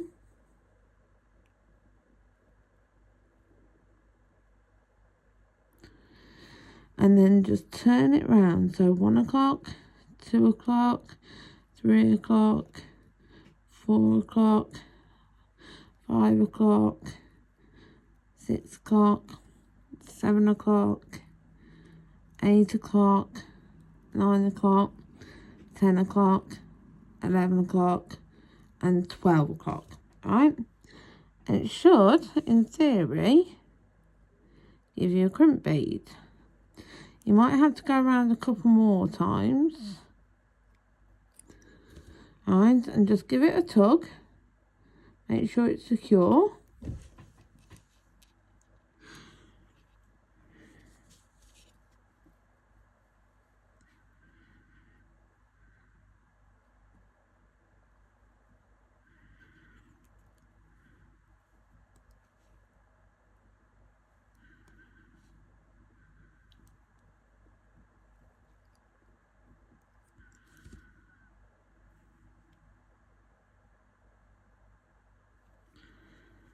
I'm just making sure mine's secure. Right.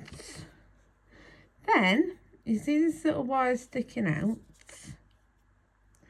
Right. Follow it down so you get your crimp bead, until you get to your crimp tube.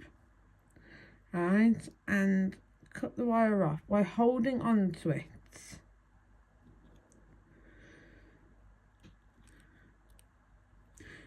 Right, and then if it's a really small bit of wire, just get rid of it.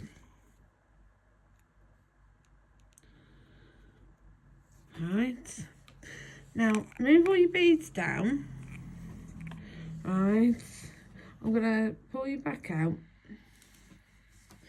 Cut off a length of Softflex.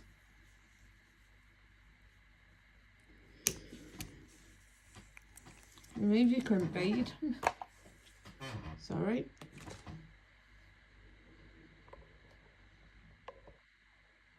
Hold on, put your seatbelts on.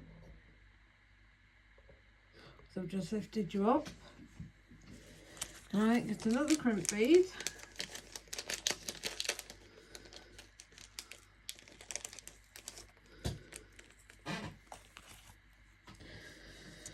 Alright, add it onto the other end.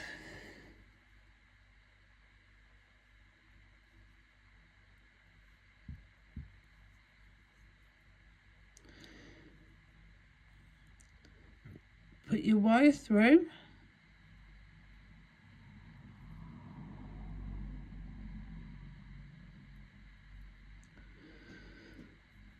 Pull your crimp bead down to meet your piece while adjusting your wire.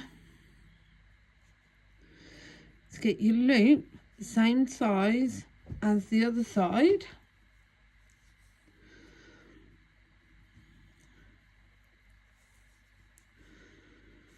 Right.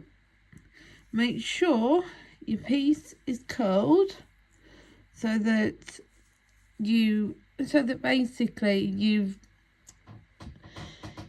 don't end up with your piece being really stiff.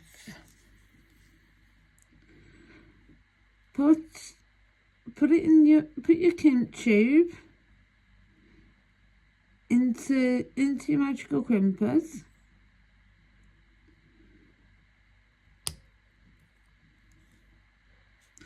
Especially without breaking a crimp bead, otherwise you're going to have to do what I'm about to have to do, and that is take the crimp tube off and put a new crimp bead on, and put a new seed bead on, because I've just broke my seed bead.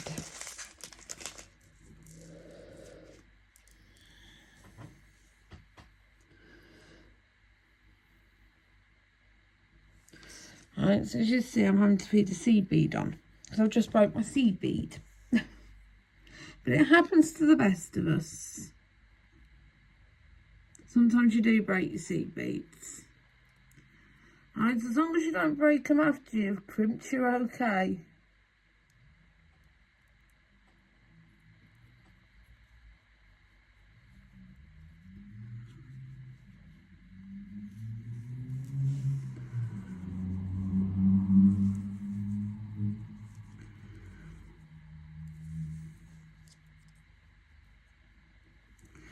Right, so let's try that again without breaking my seed bead this time. See if I can get this a bit higher up.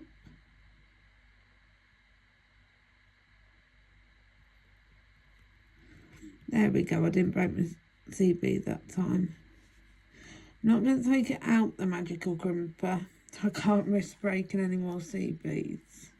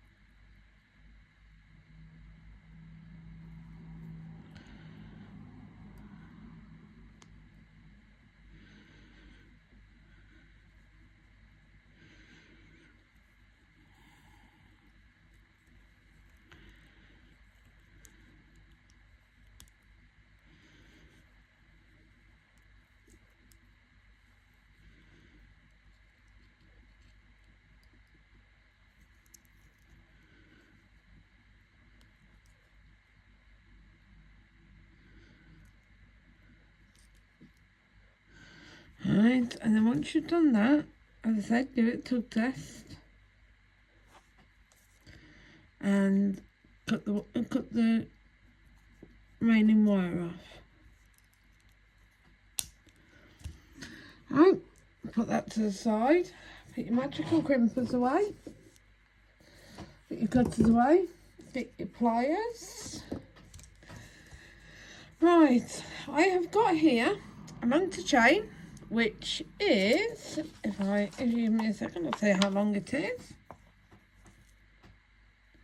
It is 2 inches long. I've got to go on the end on a jump ring, a charm that is a shell with a pearl in it that's painted blue inside. I've got a charm to actually go on the here on the bracelet, which will go on with the jump ring.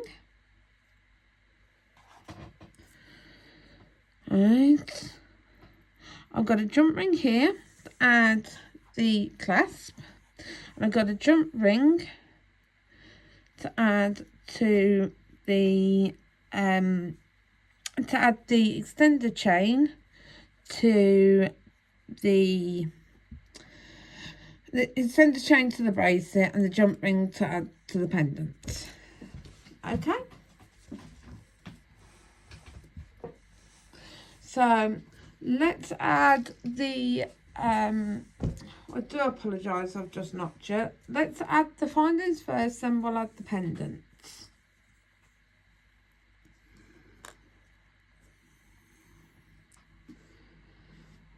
So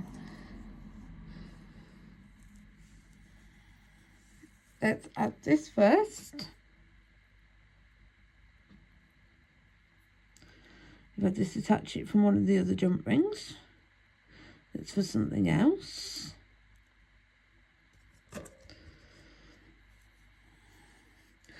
So we've got jump ring, we've got extender chain. So put the last link of the extender chain.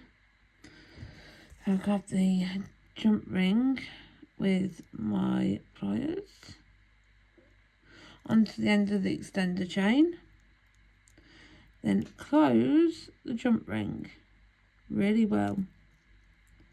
Just double check it with your fingers. Right, so now we've got that.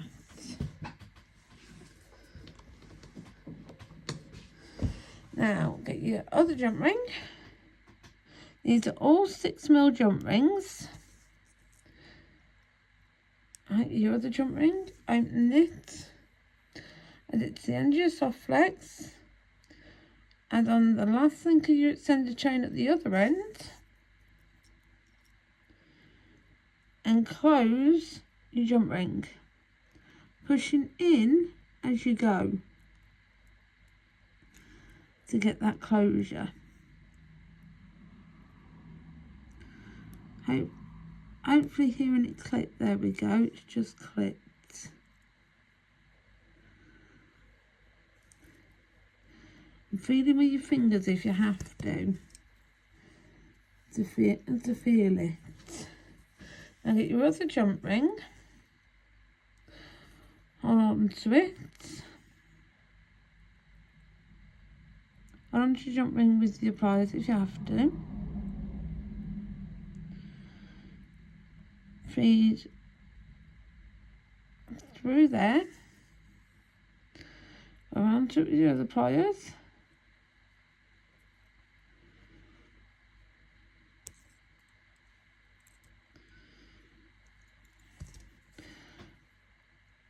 and feed the loop on from the Softflex.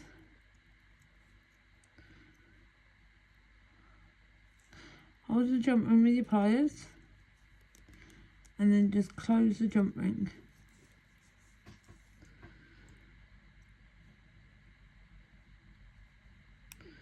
Pushing in as you go, as you heard probably that little click.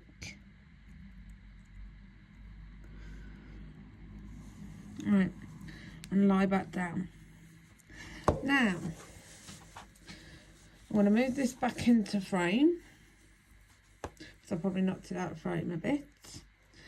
Get your last jump ring, which I'm going to lift this up a bit. Find the gap in the jump ring.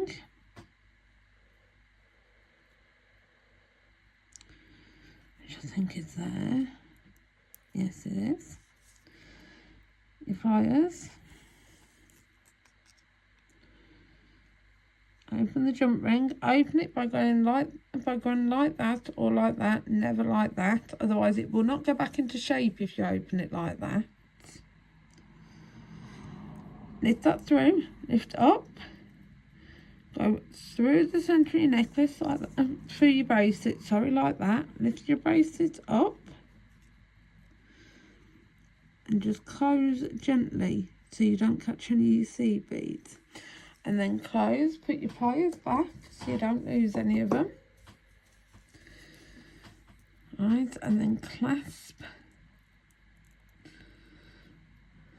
your bracelet. And there you go. You have a lovely little bracelet with a peach dangle on the front and a shell dangle on the back.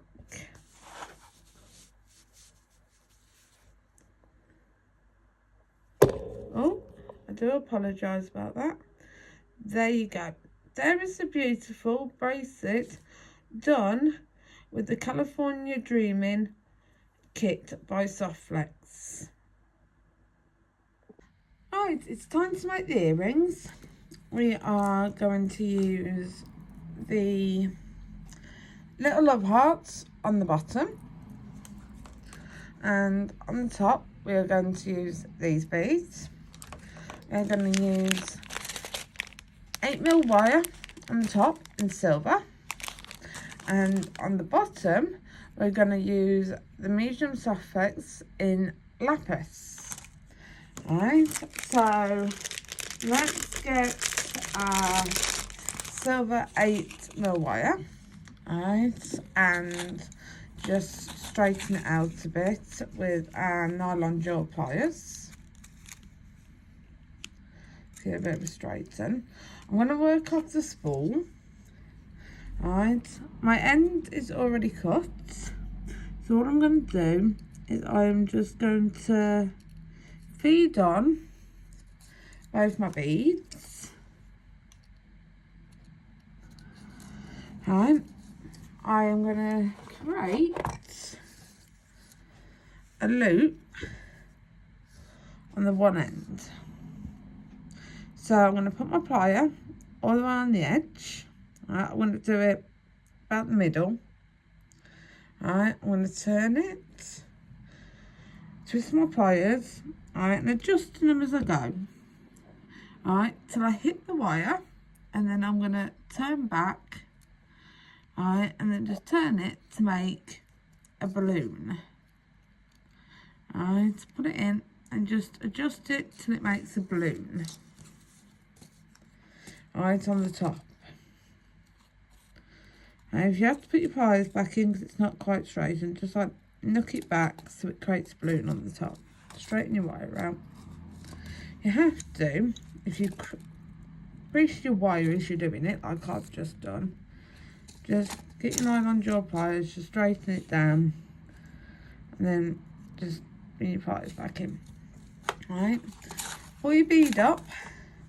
How I measure this to be able to do a simple loop is I put my finger on its side, right, and I just trim on the side of my finger.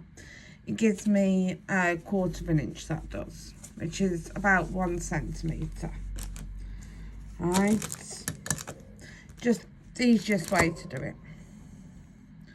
Right, now you want your loop, right. As that sounds, most people bend the wire over, right? Randomly, I don't do that. Everyone has their way of doing it, right? I just don't when I'm doing simple loops, right? So, ring it over again, knock it back,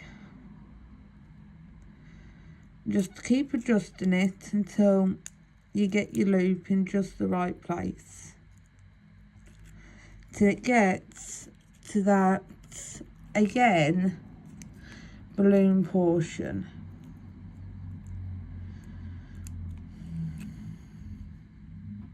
I will show it you the other way as well, where you can sort of bend it back on the loop. I will show it you the other way because I can do it both ways. So, you have, in the end, you'll have this. Just give me a minute to adjust my one on the top. So basically, you'll have one that's like that. So, I'll do it again. Alright, so I'm just going to trim the top of my wire. Alright, making sure I cover it, so no bits go flying. Alright, again, on the end of the wire, roll around, knock it back so you get the balloon. Try and turn my wire so you can see. Alright, so you get the balloon on the end. Bring your bead up. I'll show you the other way. Bend your wire at the end. Right, cut it so it, oh sorry, I do apologise, so it's 1/4 of an inch. Right, and then roll your wire back.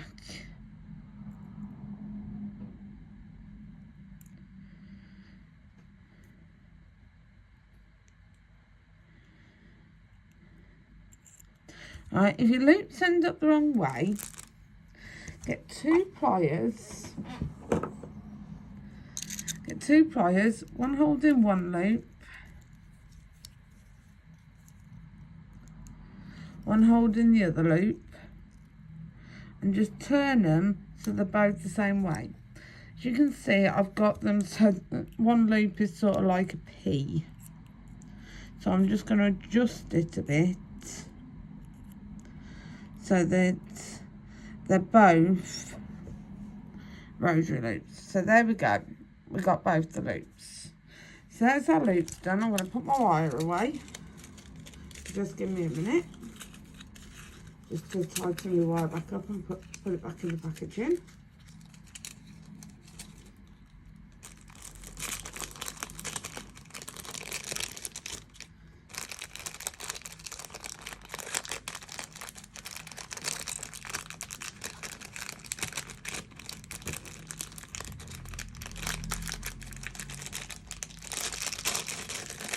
That's great loops. Right, so now I am going to pull off a length of Softflex because I want my earrings to be uneven lengths on each side. Right, so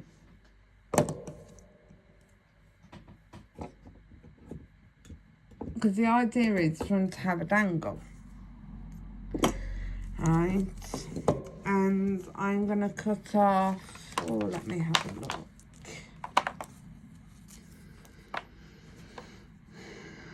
Oh, I'll cut off about 7 inches.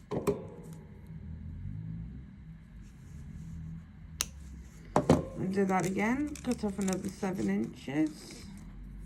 It's exactly the same. So I'm gonna pull my wires together, on together, my wire cutters up. Sorry, my wire cutters are a little blunt. I need to use one of my other sets of wire cutters really, I think. Alright, just put my wire cutters back because randomly I own 4 sets of wire cutters, but I only ever really use one set, which is rather daft when you own this many sets of wire cutters as I do, but I only ever use one set. So I'm going to grab 2 crimps out my bag.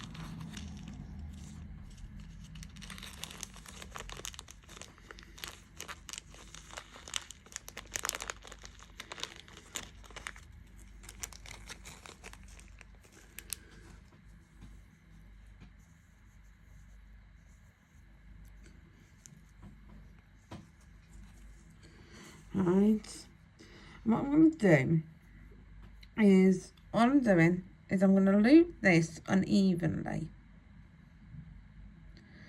Right, and I'm going to feed the crimps on.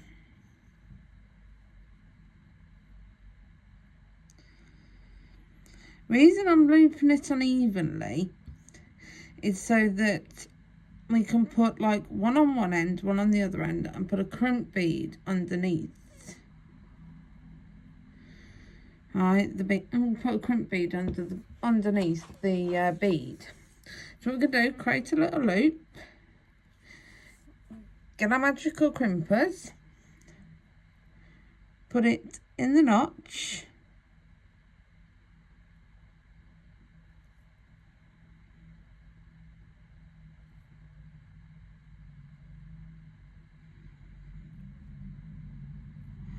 to get that ravioli shape.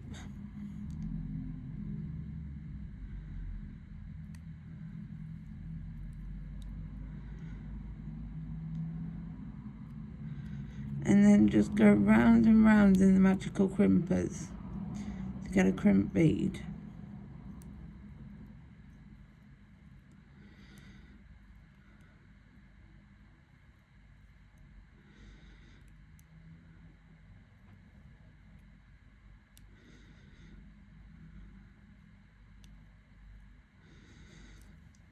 Alright, tug it, make sure it's, oh, that's not quite secure yet.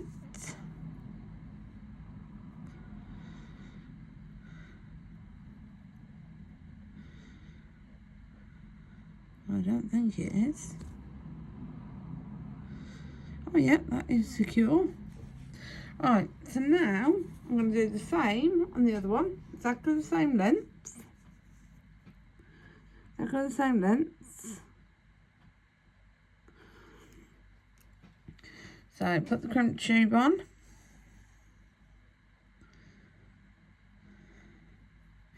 Alright, and match it identically to these wires.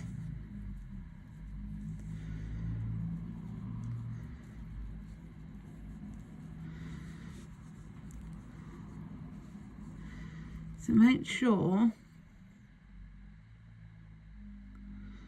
I have exactly the same length on my wires.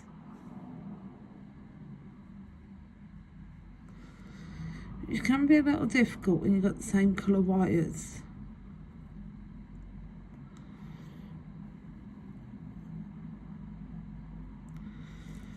Right, so lie that bottom one down, pull the crimp bead up a bit. Make sure that's that length. Pull that one down a bit, pull it down a bit more. Right, they're the same length. Now pull that up and make sure the loop's the same length. Make sure the loop is identical.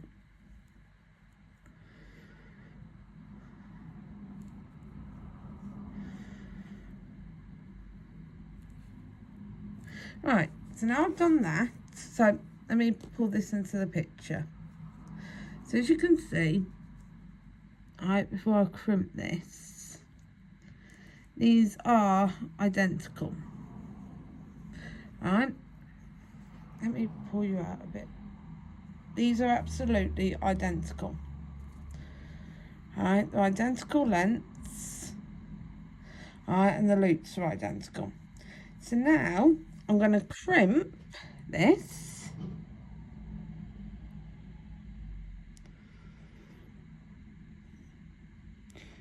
Get that characteristic ravioli shape. And then just go round with the crimp bead. And go round the crimp bead. So go around the crimp tube to make it into a crimp bead.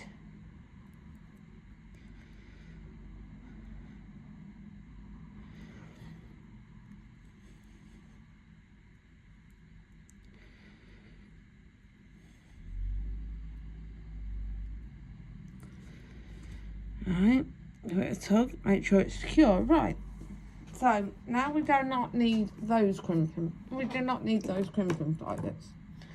Right, I am going to get out 4 crimp beads, 4 silver crimp beads.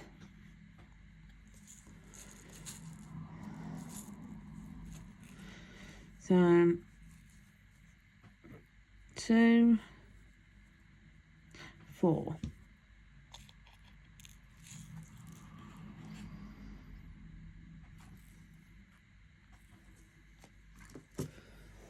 Right, I'm going to get my love hearts. And I'm going to get my chain nose pliers. So let's bring you back down a bit. So what I'm going to do, put a love heart on. I'll find the hole. Put a love heart on. Put a crimp bead on the end. Sorry, camera there. Let's pull you out a little bit. Put a crimp bead on the end.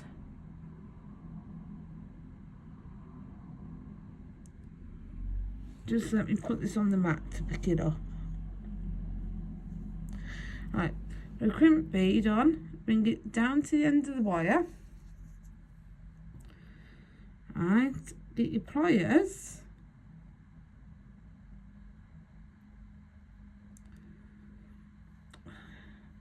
Let me slide that heart all the way up. Get your pliers on either side of the crimp bead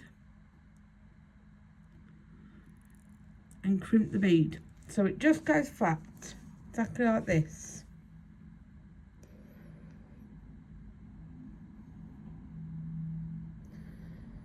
Just goes totally flat.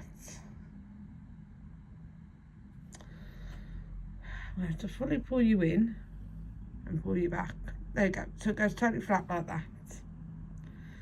I'm going to do that on every single strand.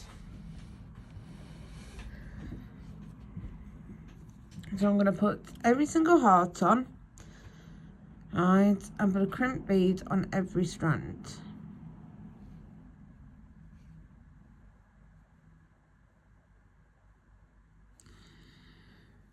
So again, I put a crimp bead on the strand. Alright, I'm going to lie it down on the mat with the crimp bead on. And pull the crimp bead towards the end. I'm going to get my pliers.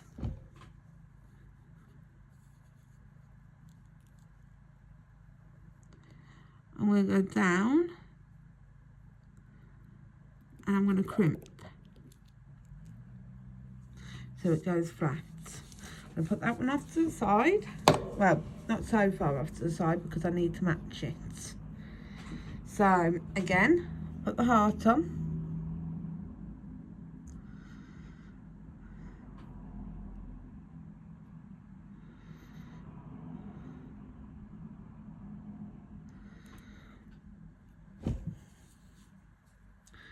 Grab the crimp bead, lay it down next to this one, make sure I've got the crimp bead in exactly the same place,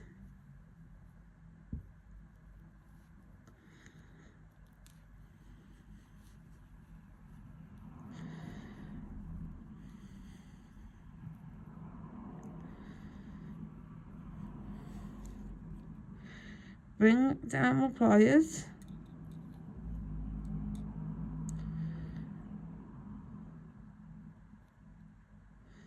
and crimp. Alright, feed on the last heart.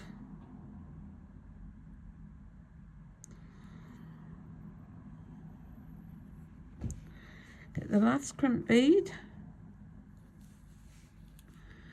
put it down next to the other wire so I can see where I need to crimp it.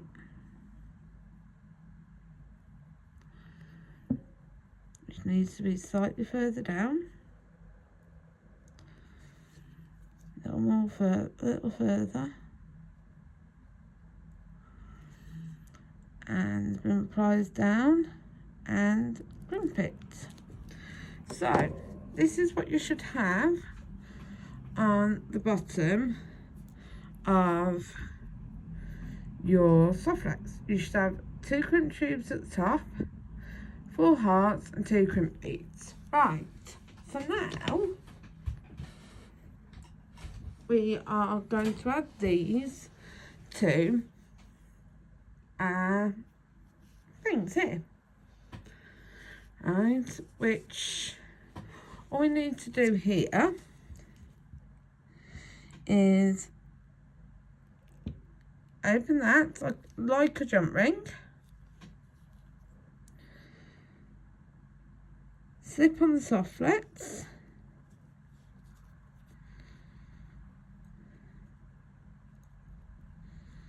and close it back like a jump ring, making sure it is fully closed, because otherwise the Softflex will slip off if it's not fully closed.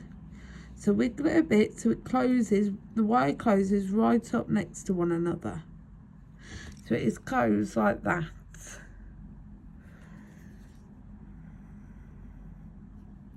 Okay, now for the second one, open it, set the Softflex on and close it back again. Just wiggling it so it closes right up next to each other. The wire closes right up next to each other. You have to push in towards the wire. So now, last but not least, we put the ear wires on. Using the ball ear wires out the kit. Right, which all you need to do is just hook them through the wire and then just push close gently until the ball touches the wire. Do that with both ear wires.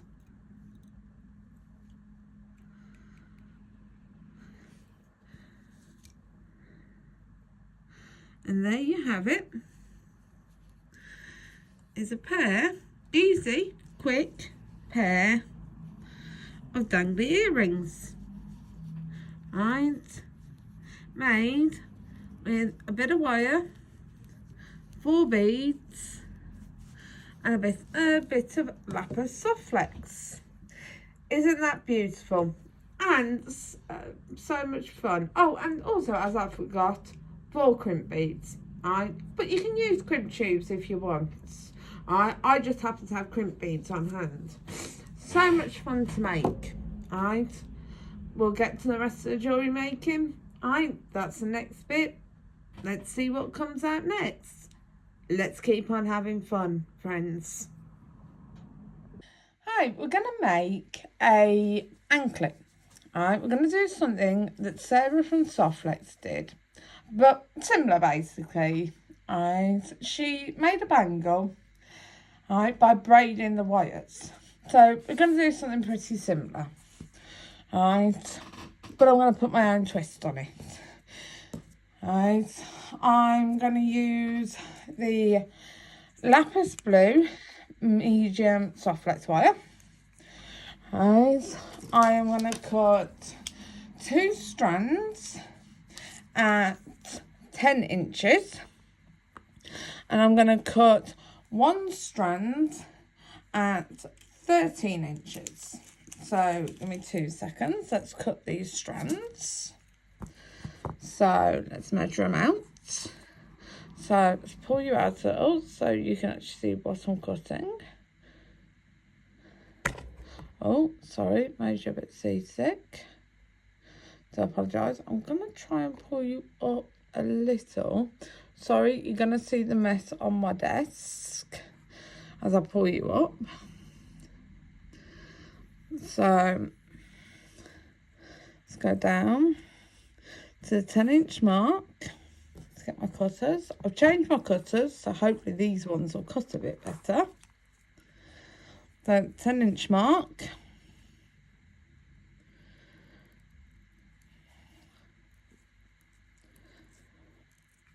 Alright, so cut that. Alright, put this out away for a second while we cut the second one at 10 inches, which is the same length as this one. So put it right up, pull it down. This is going to be a lot longer video than my previous video that I did, because I am doing a lot of bonus projects on this video. Because we had so many bees with it being Customer Appreciation Week. I think I'm going to have to change cutters. I think I'm going to have to go back to my actual standard cutters, because for some reason these cutters are not cutting. So there's our 2 10 inches. So I'm just going to put them off to the side a second. Now we're going to cut our 13-inch wire. So I'm going to pull out some more Softflex. Pull out our soft wire again. Get some our usual cutters, because my friends, I love these cutters. I need to get a pair that cut really well. I'm going to have to order a pair off Amazon. So there's the 13-inch mark. And cut our wire. See, that cut perfectly. This is why I love these old trusty cutters. Right, so now cut our wire. Right, let's just move this macrame board out the way for a second. Right, we're going to need one of our crimp beads. Right, I'm going to put my trusty cutters out the way, but I'm not putting them away. You know, like I usually say, put your tools away so you know where you need them. I'm just putting them away where they're safe, but I can't lose them. Alright, so I've got a crimp bead. Put my crimp bead safe on the mattersack. Get my two 10-inch wires. Put them up together. Sorry, my 10-inch wire. I picked up my 13 by mistake. Your two 10-inch wires, put them up together. Right. Now, your 13-inch wire, you're going to make a little longer. And you're going to make a loop with it. But, first of all, you're going to feed on, when I catch hold of it, I can't seem to catch hold of the crimp. I'm going to put all the wires up together first of all. I'm going to feed on the crimp.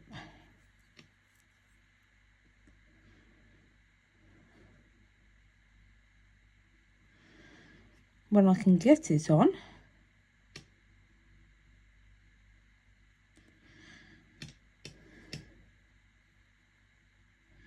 have to have very nimble fingers to do this.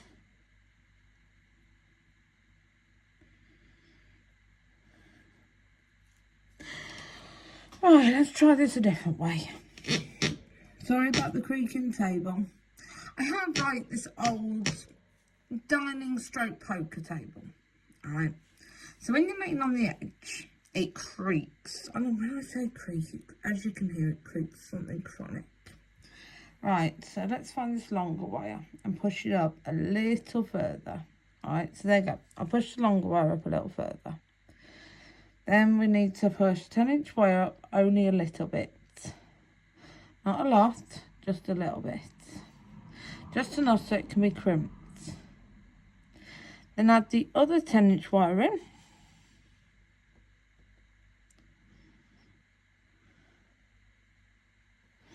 And I can get it in. I'm just going to change it round. Use the other end. It does take some fiddling. Sometimes you've got to pull the wires down just to get this other one in. There you go, it's in. Put it up to the same length as the other 10-inch wire. Now, this is where the hard part's going to come in, because you've got to get a fourth wire in. So, loop down your 13-inch wire, because we're going to make a loop with it.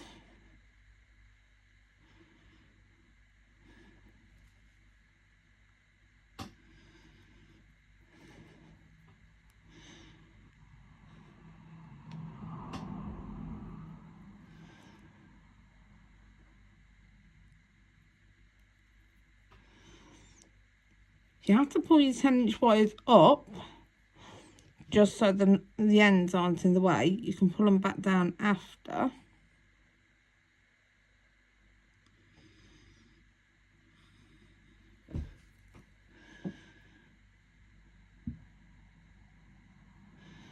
You can always pull your 13-inch wire up a bit, so you've got a bit more purchase.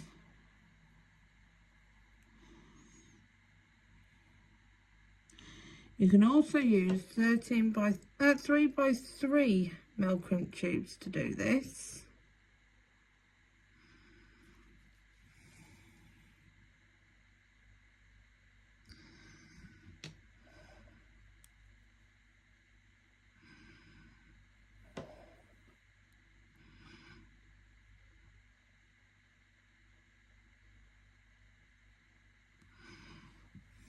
This is a lot harder than it looks. And now I'm making it look very hard at the moment.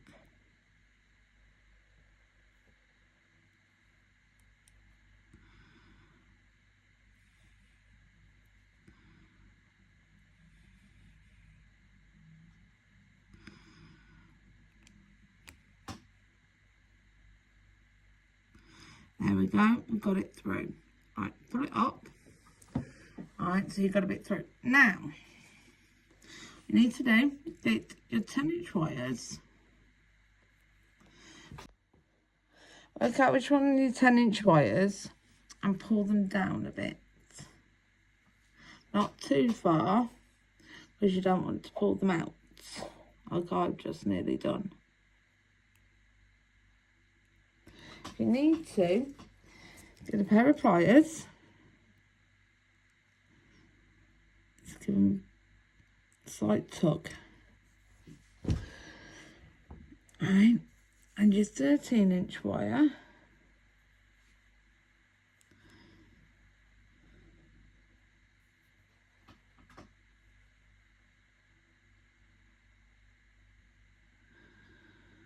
Pull down to create a loop.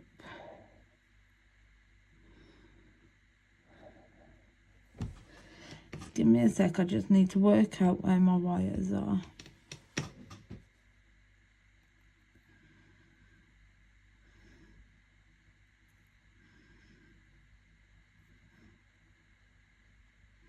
You need to sometimes push back on your wires.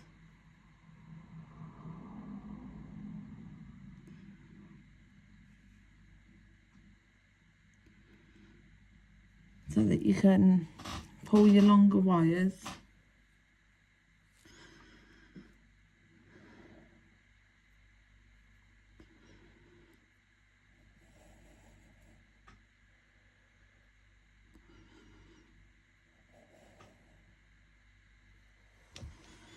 Because with them being all the same colour, and as you can see, I've just accidentally pushed out one of my 10 mils. My 10-inch, sorry. Right, I'm just going to put one of my 10 inches back in. As you can see, I pulled it out. Right, so let's push this back in.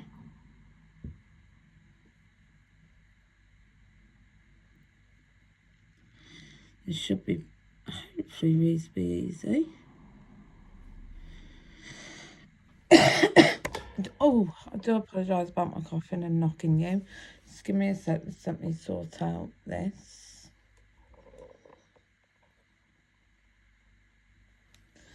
I do apologise about that. But first of all, actually, I'm going to sort my loop out so I know which wire's which. Right, there we go. We've got the loop sorted. So now let's get this wire in.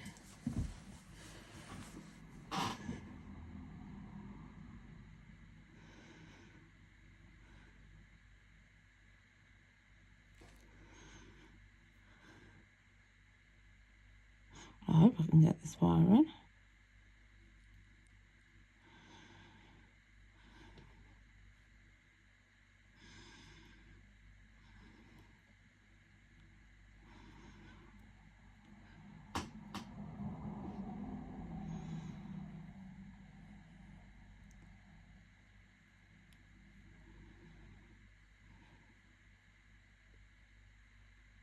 There we go, it's just popped.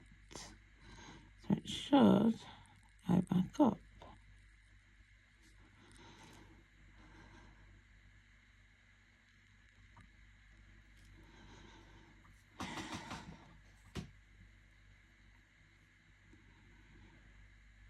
There you go, it's just peeking through. So, see if we can find it with the pliers.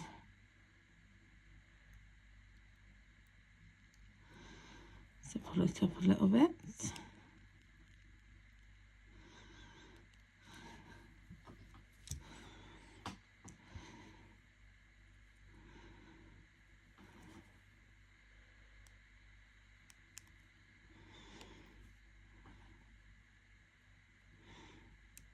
if you have to, pull the crimp down a bit.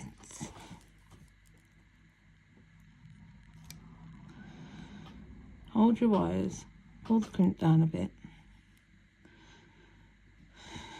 I know I pulled my loop off.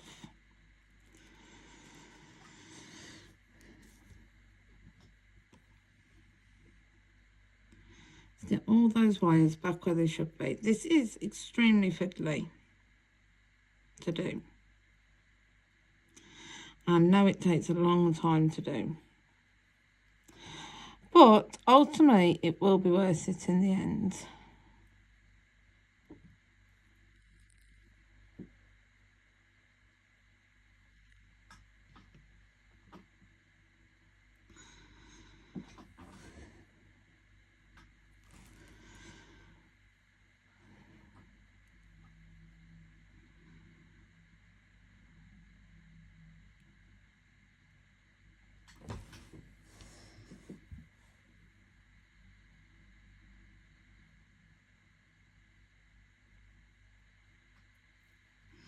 It'll make a beautiful anklet in the end, so it will be worth it. All the fiddling, all that is just going to make such a stunning pattern.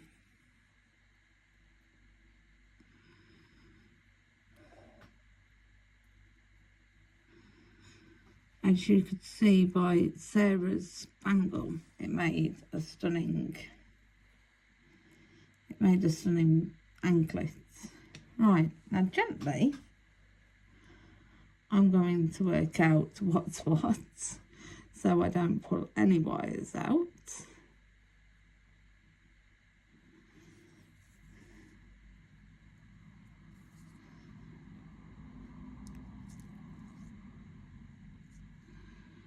Should start 2 wires there, 2 wires there, and there we go. Right, we have 3 wires here, 1 long, 2 short. We have a loop with 2 wires up here. And let's put my pliers back and my chain nose pliers back. Let's get a magical crimper. Put it in the tool.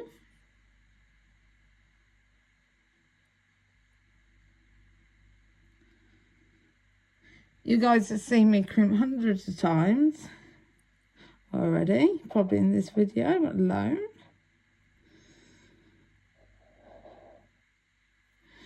Sorry about the heavy breathing. Right, I'm going to pull this up to me so I can actually see the crimping. Hopefully I'm still in shot.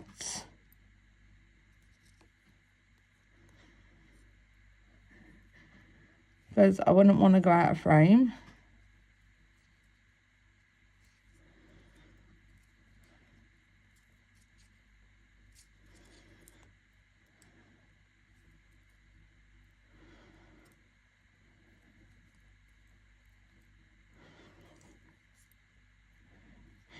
I want to try and get a perfect crimp bead.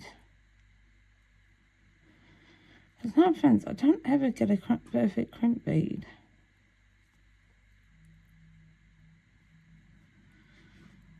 I'm an amateur at doing this. Hopefully some of you other people are a lot better at doing this. Some of you people that watch, you friends, I should call you, who watch this. Right, now that's done. Let's do the tug test. Right, tug test works. So let's put the crimp pliers back where they live. Right, now I'm going to move my loop out the way. And I'm going to cut off both these wires. Being very gentle all the way down to the crimp. Being very gentle to catch them and put them off to the side because they're only little. So there you go, we have our loop. I'm going to just probably go a little closer if I can.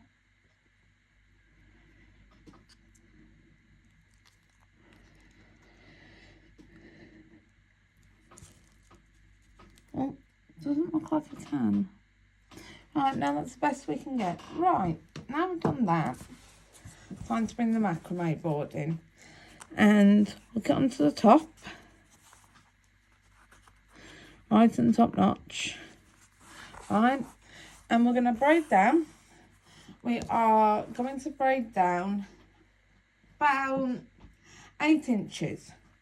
Because then the 8 inches on the middle, we are going to put these beads, the mixture of these beads, right, and then on the bottom, right, after we crimped, we're going to put this seashell.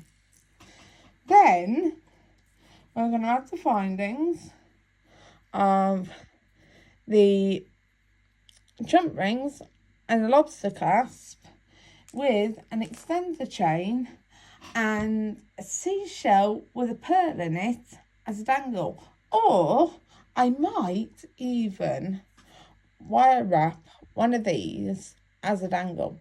Actually, think about it. I think I might put the starfish as a dangle because I think that would be really cool as a dangle. Total beachy theme, right? Because even the seashell would be a beachy theme. But I think this might be a bit more comfortable on the skin, to be honest. Right? Not as cold on the skin. So I think it'd be a lot more fun to have that as a dangle. So, but have I got a blue one? Oh yes, I've got a blue one. So, blue seashell, blue starfish, really cool. Alright, so let's get braiding. Let's get putting this on the end bit of here and add the chain, and basically let's get making an anklet. What I'm going to do, I'm going to feed a few beads on, like I have here, on our long wire. So feed them on in an order, because it's always going to be this long wire that we're going to have the beads on.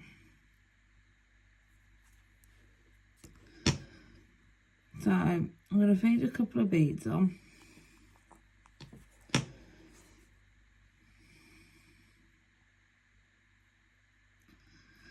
Right, so that we're not fiddling around with it while we're braiding it.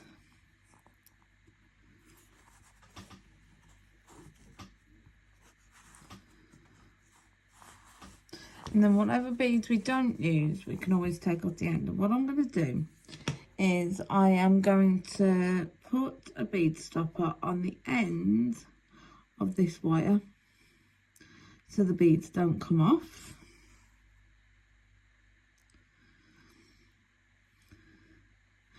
I don't think we're going to use all the beads that I'm braiding on. That I'm feeding on at the moment. So we can just remove what beads we don't use.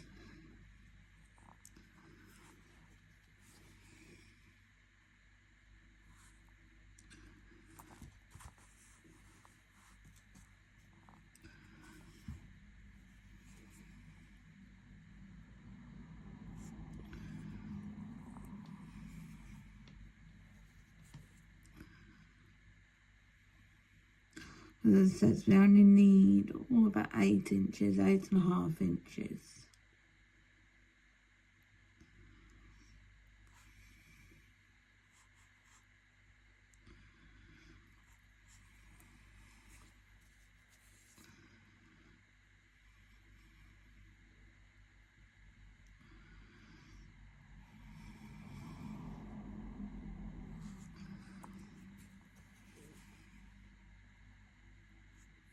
Right, so there we go. We've got the beads strung on.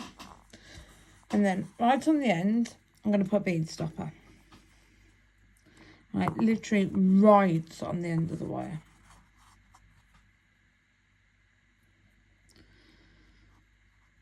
Right, now I'm going to push all the beads down.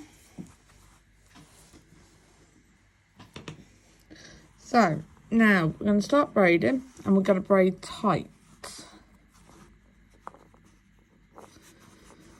So, like you're braiding hair.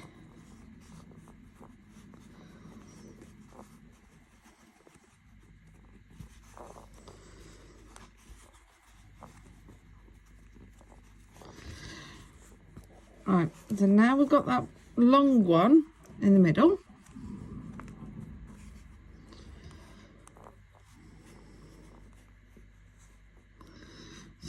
I'm just going to clip this back in. What I might do actually, if I can find my T-pins, fill along the back for a T-pin. Just give me 2 seconds. I'm just going to grab a T-pin out the top, on the top of my board. Right. So, instead of hooking it in, because it doesn't seem to want to stay in, I'm going to push a T-pin into the top of the board. Right.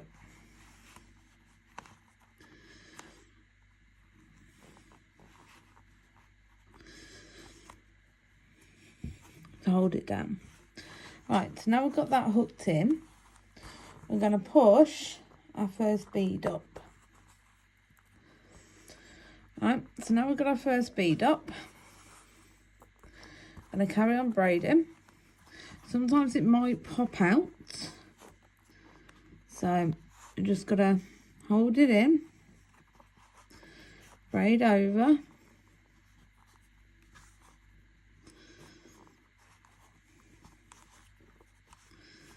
and keep braiding down. Right, now again we've got this one in the middle, so that's in the middle. Next bead up, and again braid over it. Just give me a second.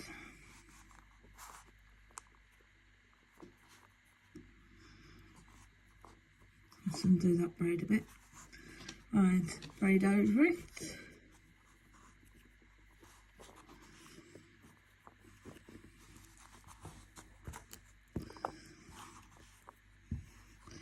And just braid down. And again, I've got that one in the middle. So next bead up.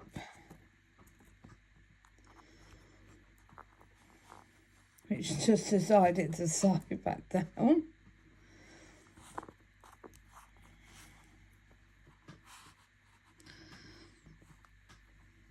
As I said, sometimes they want to escape from you. So you've just got to catch them. Right down a bit more. Right, now it's there. Next bead up.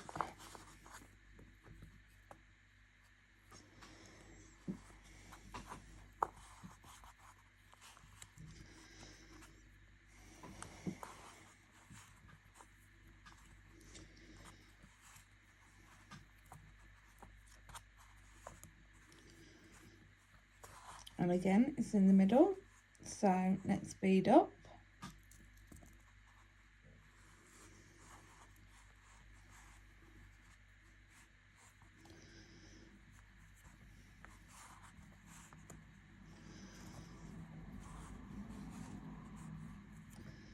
And again, in the middle, next bead up.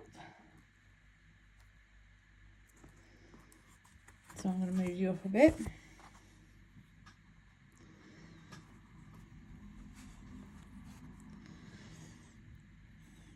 And again, I go over,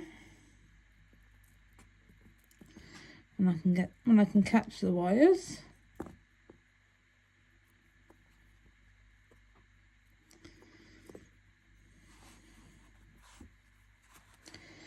Right, after I've done these next couple of braids, what I'm going to do is I am going to put a bead stopper on, and I am going to measure it.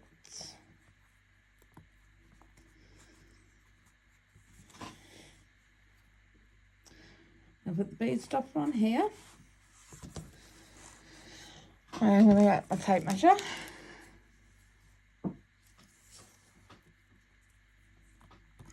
And go from where the bead stopper is all the way up. Alright, we've got a little more to braid, just a tiny little bit more. So we're going to take the bead stopper off. I'm going to push the next bead up.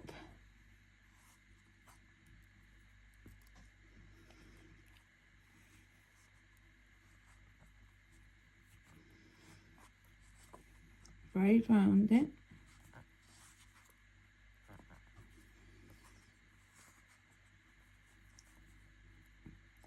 And then put the bead stopper back on, because this is where our crimp needs to go on.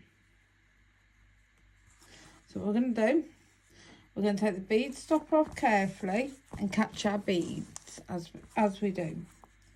So take the bead stopper off, carefully take our beads off, to slide them into our hand and put them to the side. Get our crimp.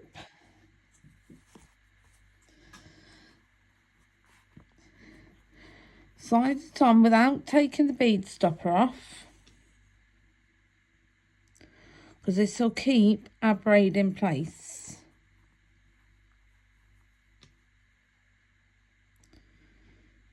And slide it onto all the wires.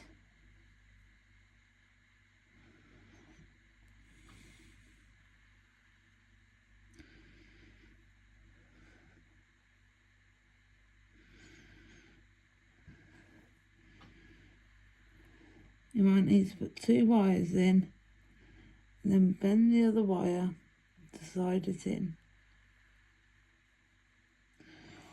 Or even if you've got sort of like a funny end on one of your wires, if you've got funny ends on your wires, on one of your wires,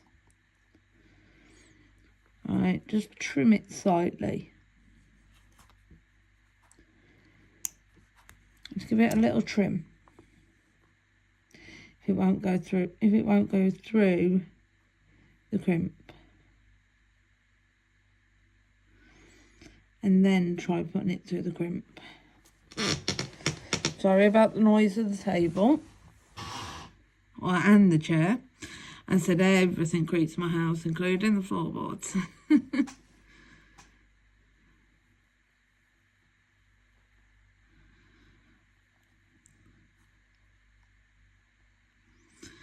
I live in this beautiful Victorian build that's got lovely high ceilings. Right, so now it's over all 3 wires. You can take the bead stopper off and slide it down to the end of the braiding. Take it off your board. Put your bead stoppers aside. Take your T-pin out. Put your T-pin, oh, I do apologise. Put your T-pin back where it lives. Right, get your crimping tool and crimp as you usually would. You don't have to use the magical crimper. You can use a standard crimper. Right, so as you can see, we've got our lovely little ravioli shape. And then just go around the clock, as Sara Ohler would say, at Softflex.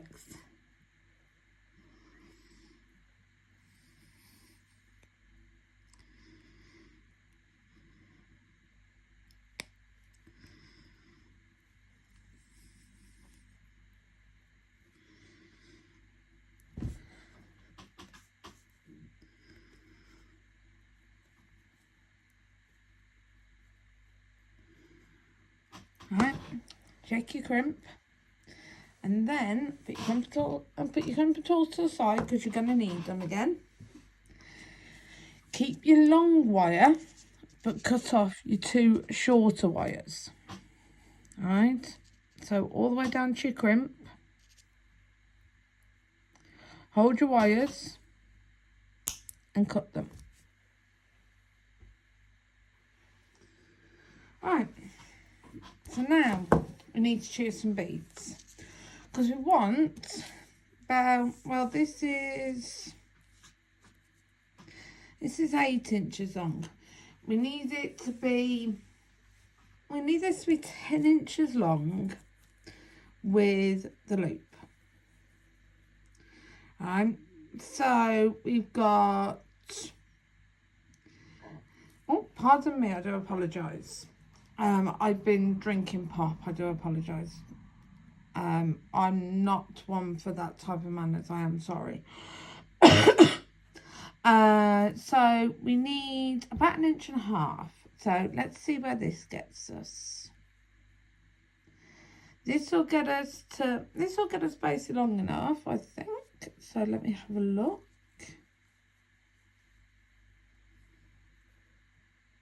Right, so we need to put on a couple of beads. So if I put that there, yeah, we put a couple of beads either side. I'm going to use 2 different colour beads since we used a multitude of beads in this. So I am going to feed on this blue bead.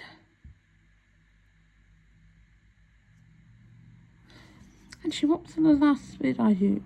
Yeah, no, actually, what I'm going to do is I'm going to use a clear bead and use a bead I haven't really used yet in this. I'm going to use a blue bead. I'm going to use one of these matte beads.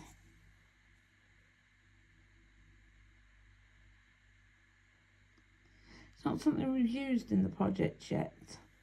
So, sorry, I was off screen as I was trying to feed this on. So we use one of these clear AB beads. Then we're going to feed this on.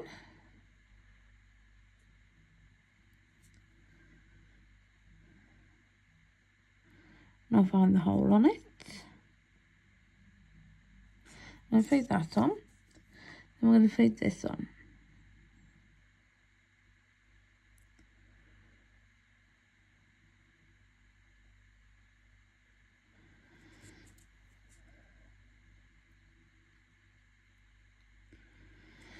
And so now I think we have our length.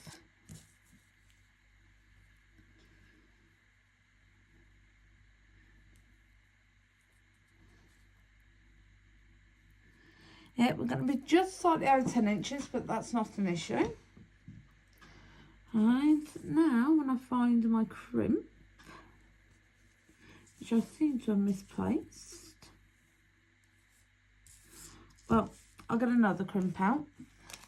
Oh no, I apologise. I actually only got 2 crimps out. What a softie I am. Right, honestly. Right.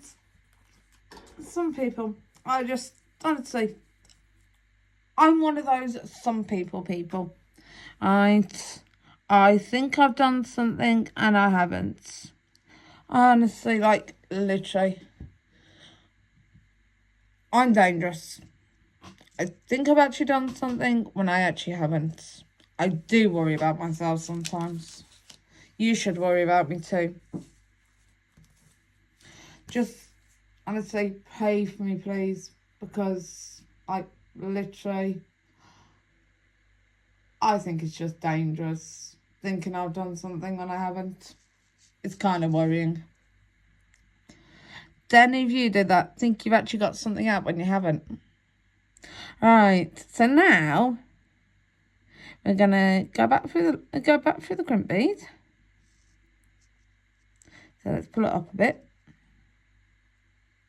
so we can actually get through the crimp bead. Pull it down to make the loop. Pull down to and pull the crimp bead towards the bead.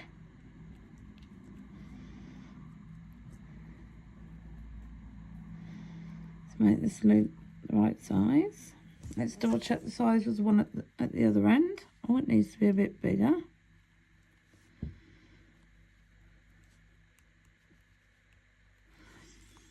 And let's check it.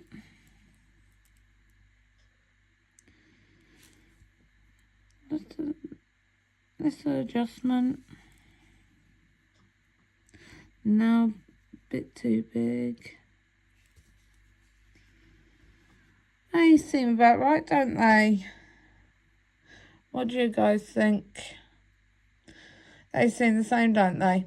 Right, so now we need the crimping tool again, which that's what about I'm getting better with. I do think I'm getting better with. So, into the crimping tool. Into the magical crimper, down with it to make the ravioli shape. And then just turn around the clock.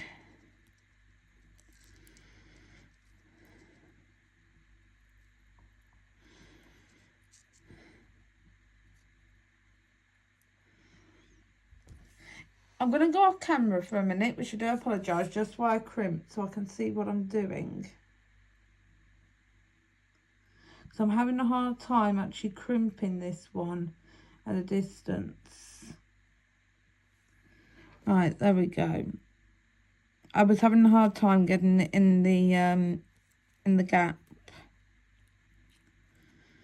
I couldn't see it at a distance, so I do apologise that I went off camera.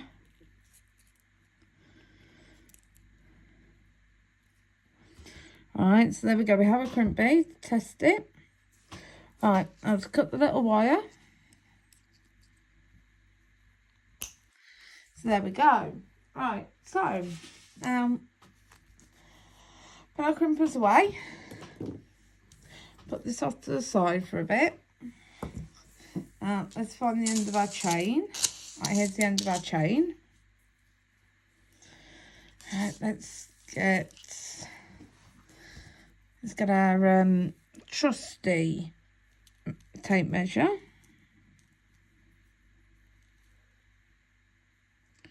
So there we go. That link. Sorry for all the people that hate cutting links. I do apologise about this. Cut your link. Move all the bits of the link off me mats. Put that to the side. Remove my chain. Get a head pin, which I know I put down here somewhere. Oh, now where have I put them all? There's my head pins. Right. Now, gonna get my rosary pliers, because sorry, I love these pliers. I really do. Put this on a head pin and I find the hole.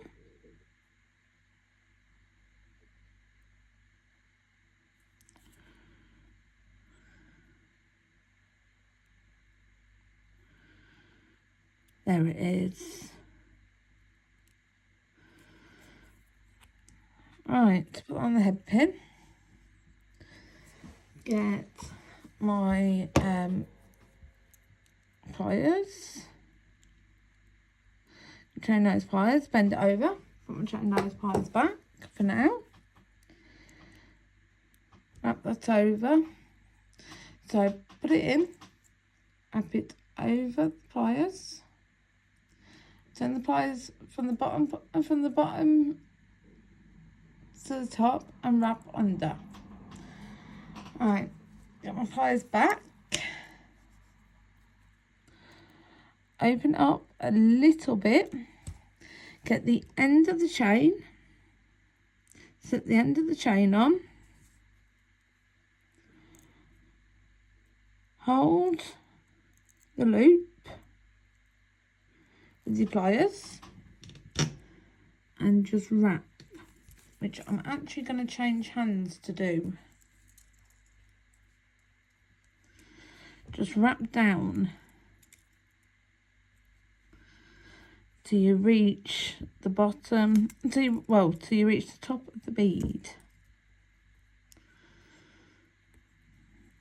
Try not to damage the bead. There we go. Alright, just use the pliers to neaten up your wrapping.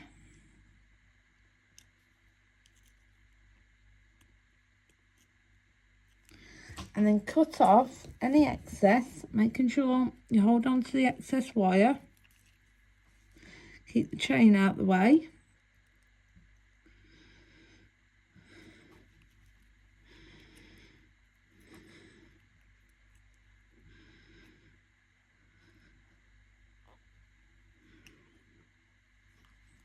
Alright, there we go. Making sure you don't send the excess wire flying.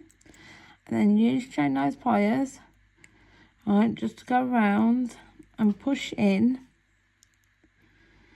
the excess bit of wire, just to make sure it's not poking out. There we go. We've got the dangle on the end of the chain. How pretty does that look? So put your tools away so that they're not lying around. Get the rest of your anklet back. Get 2 jump rings. I've got 2 6mm jump rings and a lobster clasp. Right, it's time to make a bookmark. Alright, so here's the layout for the bookmark. I'm going to put it on the edge of the camera frame so that when we're beading, I'm going to take it right off the edge of the camera frame. Right, so that it's not actually in the way. Right, so I'm just going to show you the layout quickly.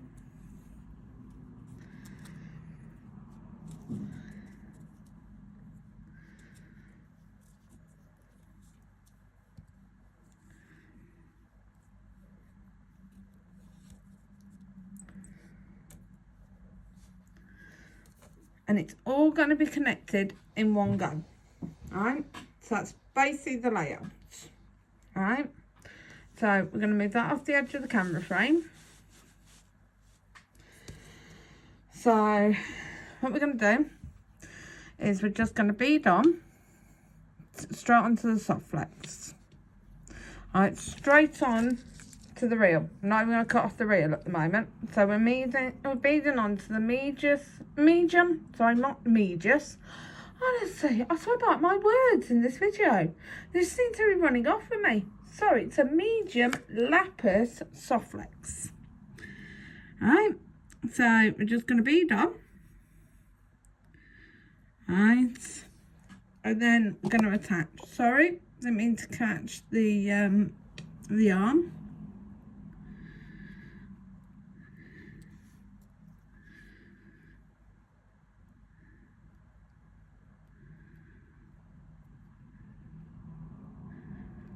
I know we're using some of the same beads that we've used in previous, but we're using some beads we haven't used. I do apologise about my coughing.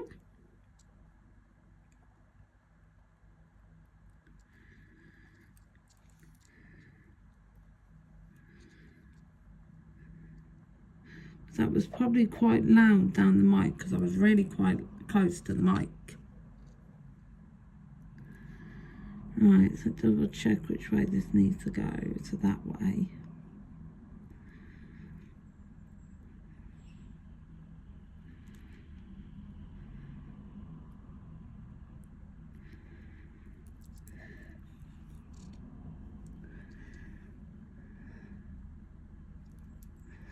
To other people that watch me record YouTube, because if you do, I would love to watch your channels as well. So put your channels in the description, because I would love to be able to promote your channels. I would love to be able to watch your channels as well. So please put yourself in the description. And I will put your YouTube channels in my description to promote you, because I'm all about promoting everyone else as well as myself. I believe all small YouTube channels should promote each other. So now we're going to put on the crimp bead. Alright, so I'm going to get my trusty magical crimpers, which I've learned to love during making these videos. So let's work out which way this goes. I think it doesn't matter which way it goes. So I'm going to put it to the top hole. I do apologise about my sniffling, I am sorry. Then I'm going to pull down my beading wire, leaving leaving a bit of movement so it's got some movement in it. Make sure the wires are not crossed. So I'm going to actually change hands.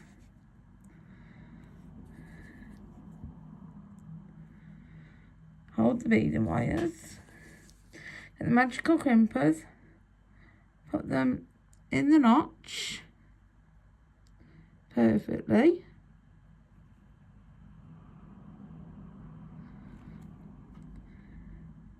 Crimp down so you get a ravioli shape, and then just go round so you do all the numbers on the clock.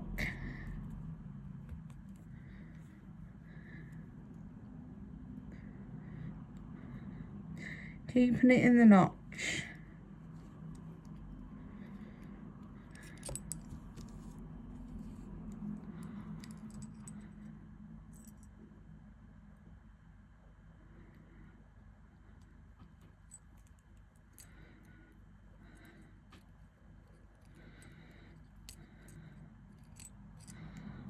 Right, now get your cutters and cut off the little bit of wire that's left over.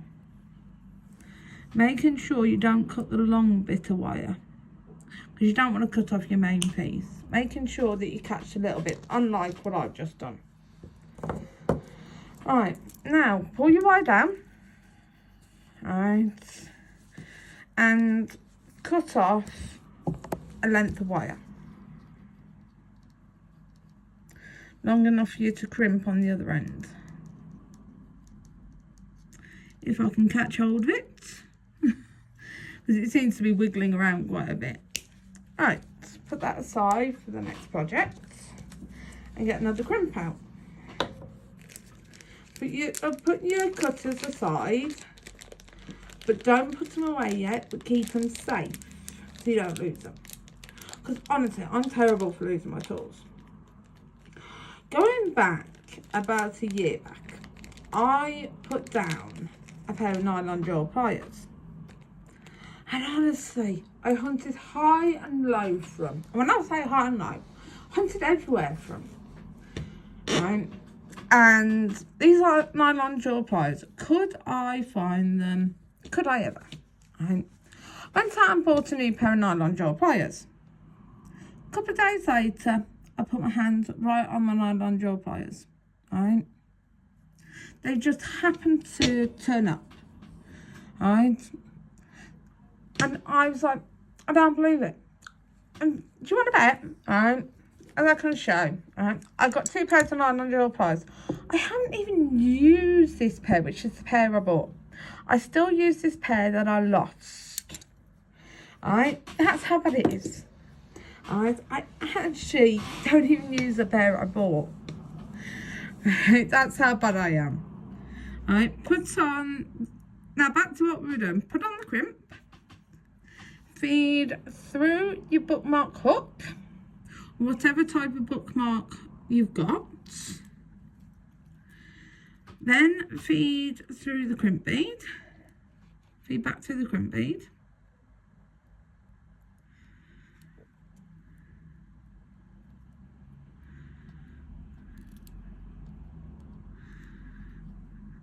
Right, bring in your crimp bead all the way down to your beads as you go. Right, and then make sure you give yourself enough wiggle room at the top that it can move, as you can see, so it can move about. Oh, sorry. I know, I'm forever knocking you guys about. I am so sorry. Right, I'm just not used to my gantry yet. Now, make sure your beads are down, and then put your crimp. Sorry, it's not a crimp bead. I always call it a crimp bead. It's actually a crimp tube. Put your crimp tube in the notch in your crimping tool, in your magical crimpers, and crimp it down. And then crimp round.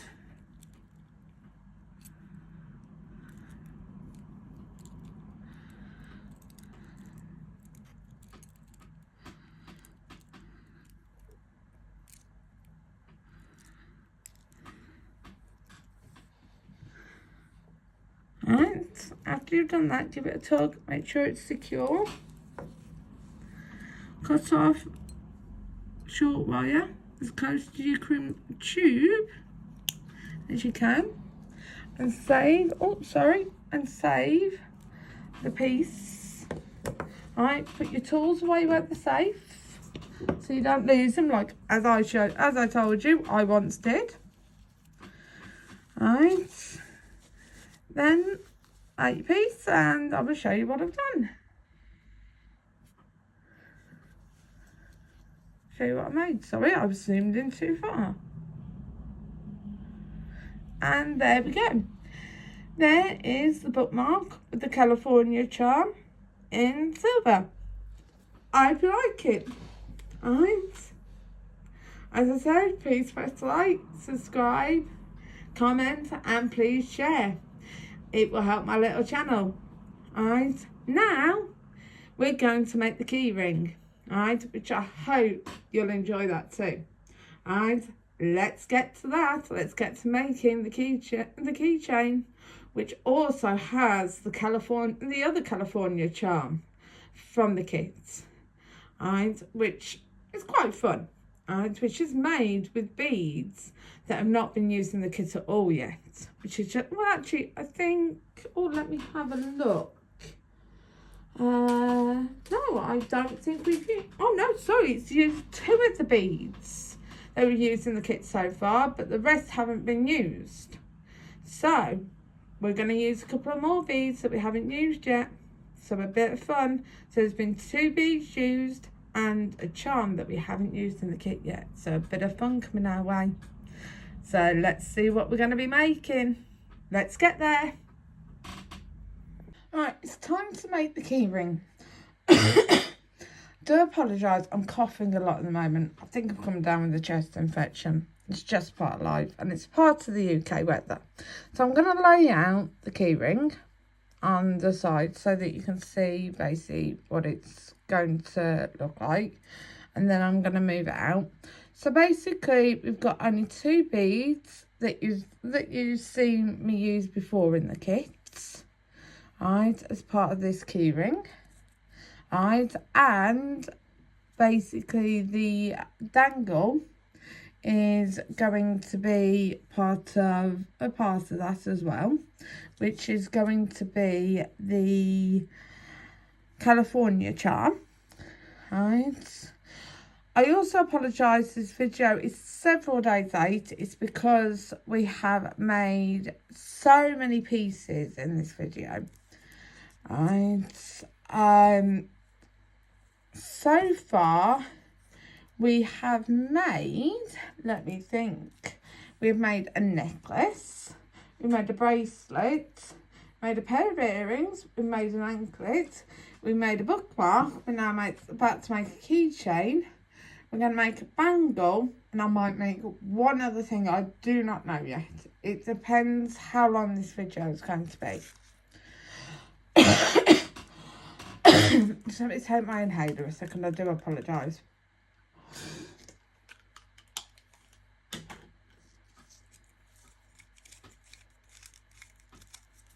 So what we're going to do this off the medium Lapis Softflex wire. We're just going to run it down the reel, and then we're going to attach this piece, and then we're going to attach the top here. So let's move this off to the side so that it doesn't make the picture fuzzy as I'm stringing. So start from the bottom and add them on.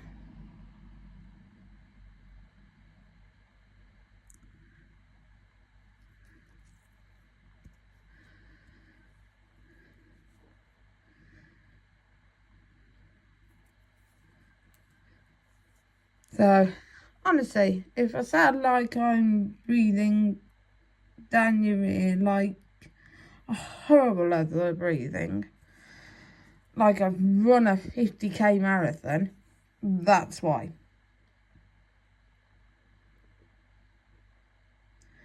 Because my chest is bad. I bet so many of you your chest gets bad at this time of year. And it starts to get horrible and damp. Do you know, it's done nothing but rain. Right, since about 4 or 5 o'clock last night in the UK. Right, so we are now on, I think it's about the 22nd today.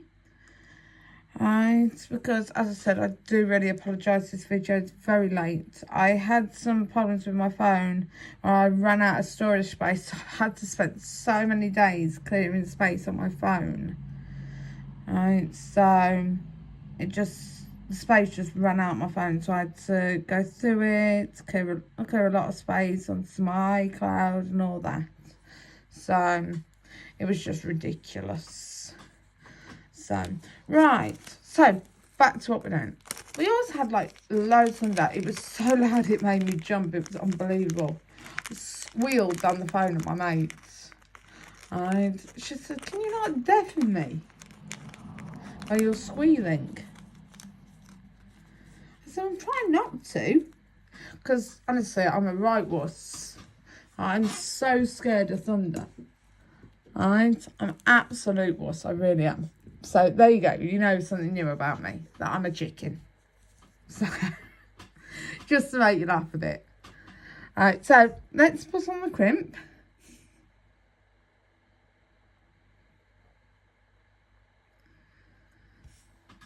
Alright, string it so the top portion, so the clasp portion of the keychain.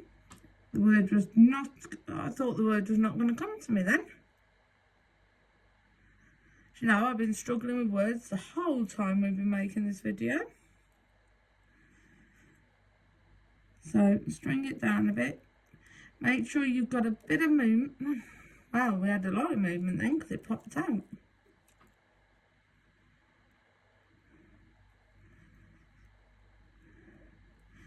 Make sure you've got a bit of movement on your clasp.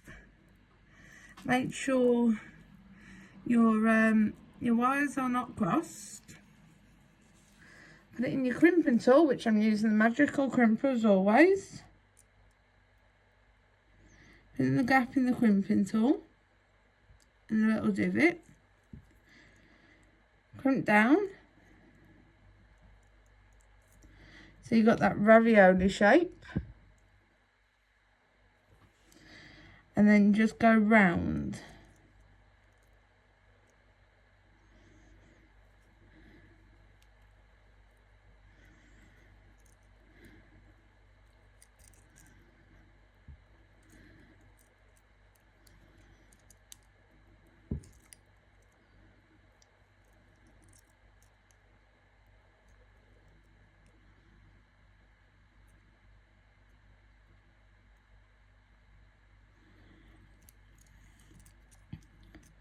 Try and get into a nice little bead shape.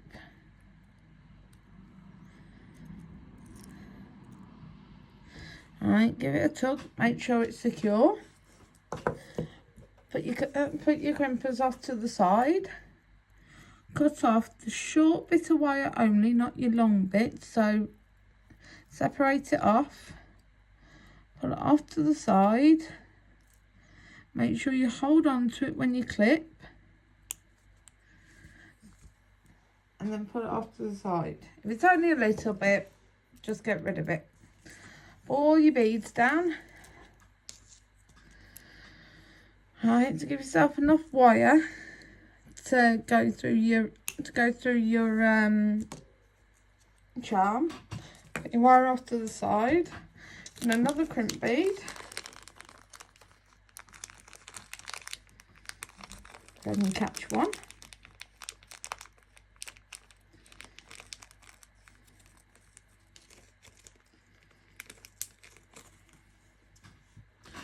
Put it onto your wire.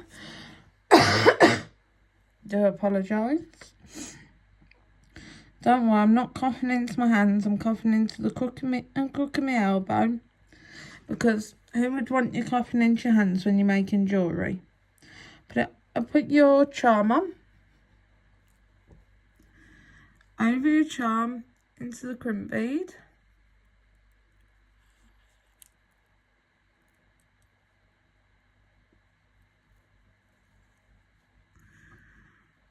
make sure you pull your crimp bead all the way down to your beads. Make sure you give enough gap for your charm to dangle. So you've got enough of a gap.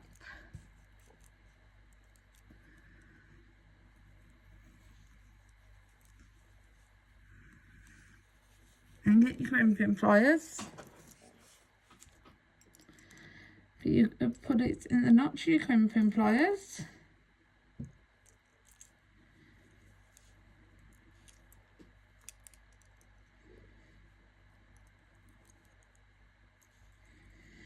And make it into the ravioli shape. And then just crimp it and crimp it all the way round.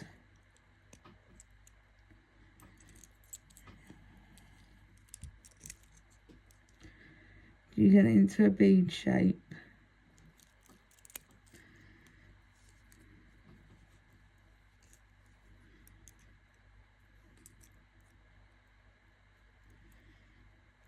Sit till you feel no resistance.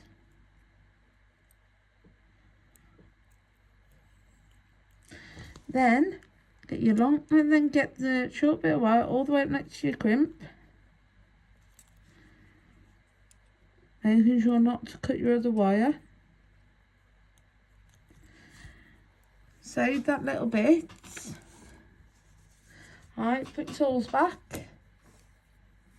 And then so you don't lose them. Clip onto your loop that goes onto your key ring. And there you go. You have a lovely little key ring. Nice and simple, but very effective. And people will love it. I hope you enjoyed that key ring. Right, and now let's get on to the bangle. This generally will either fit a small woman. Sadly, it doesn't fit me. So, hands are just too big. What you've got to do is you've got to measure the space from here to here. So when you get a tape measure, right, get a soft tape measure, measure it round, right, and I'll show you from this end. I'll show you from the end that's actually got the numbers on it. So put your thumb in, measure round, measure from here to here. So mine is 23 centimetres, which is 6 inches, right? So if you measure like that when you're making a bangle, right, 6 inches is not going to fit in here. I can tell you that now for nothing, as I've just shown you. Right, this is only just shy, it's about 2.5 inches across. So that will not fit on my hand, as you can tell. It's 2.5 inches across, that is. So, as I've just shown you, measure from one side to the other, 2.5 inches.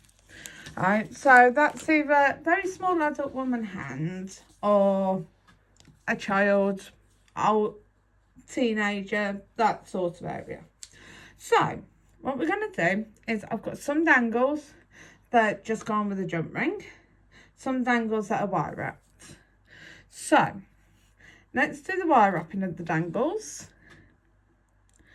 Alright, so what I want is, I want my rosary pliers, just because I love my rosary pliers. You can use standard pliers. And I want my chain nose pliers. So, let's find the hole on this. Put it through. Bend over, because we're going to do a wire wrap loop, because basically we've got some jump rings to put them on with. So put it in like that. So you like this. Up and over. Turn your pliers over so your bottom loop comes to your top loop. Bend under. Change hands. and wrap down.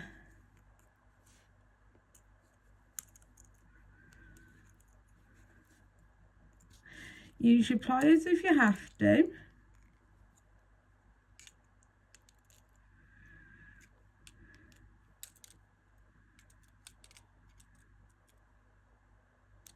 That was a very bad wire wrap, I will admit this. But as I stated previously, I'm no good at wire wrapping. I do apologise, I've just gone off the screen there. I'm no genius at wire wrapping, never have been, never will be. But the only way for me to get better is for me to keep doing it.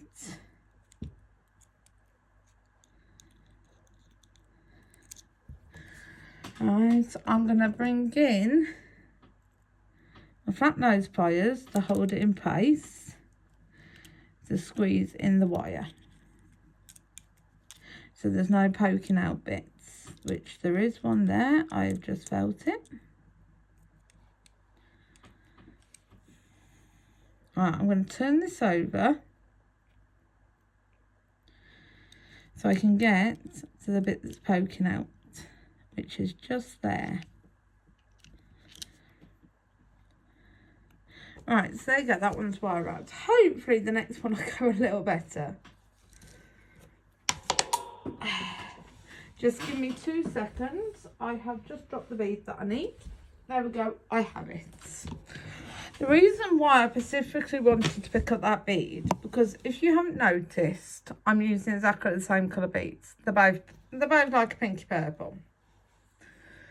So let's find the hole, put it through,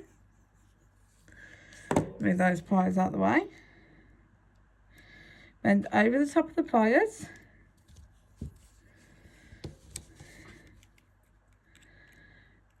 put your pliers in like that. So they're sitting sort of flush, so they're flat. So you've got the bead like that, pliers like that, with the handle flat. So bring them up and over, turn the pliers, so your bottom nose becomes your top nose, and bring it all the way under. Okay, change hands, and wire wrap down. I know the mechanics of wire wrapping. As I said, I just don't happen to be very good. I tend to be a bit better if I have a longer head pin.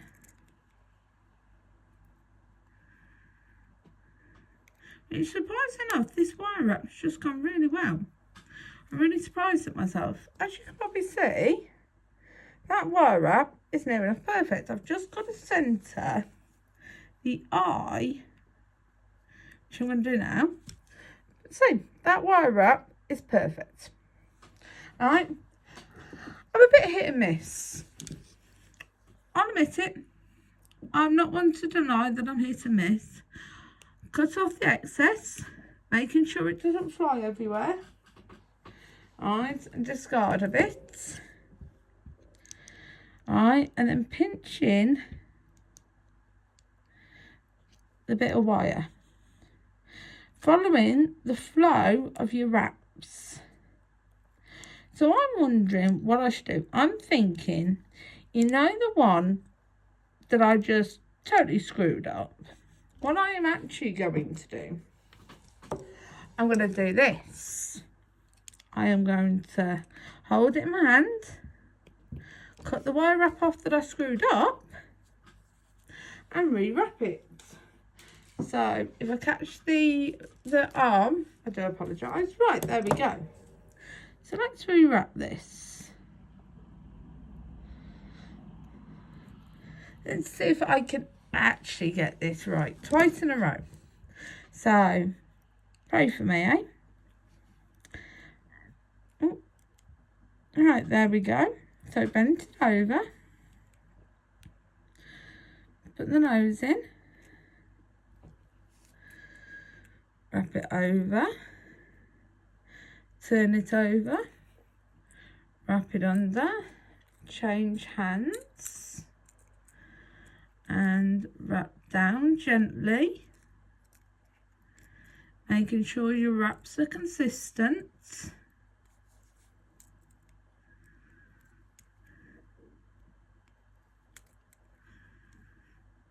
And now I think I should get a praise for that, don't you? I was consistent twice in a row.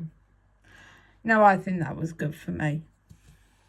Doesn't everyone else think that was good for me to get that twice in a row? Because I do. I think that was good for me to get that twice in a row. You can laugh at me. I am. I'm laughing at me. Just because I'm asking for you to give me applause for getting it twice in a row.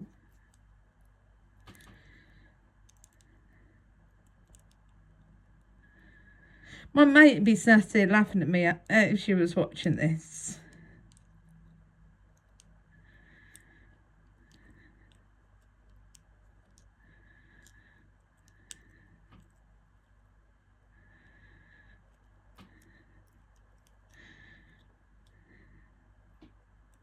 She'd be laughing because I'm saying, can I get an applause? Sorry, I'm off screen slightly. I do apologise. She'd be laughing because I'm asking for an applause for getting this right twice in a row. Right, I'm actually going to hold this loop with my pliers because I can't seem to get this flat at the moment.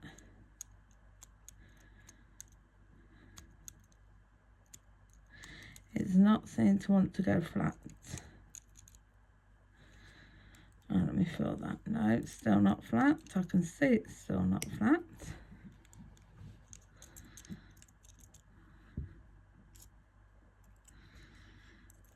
Turn it over a bit.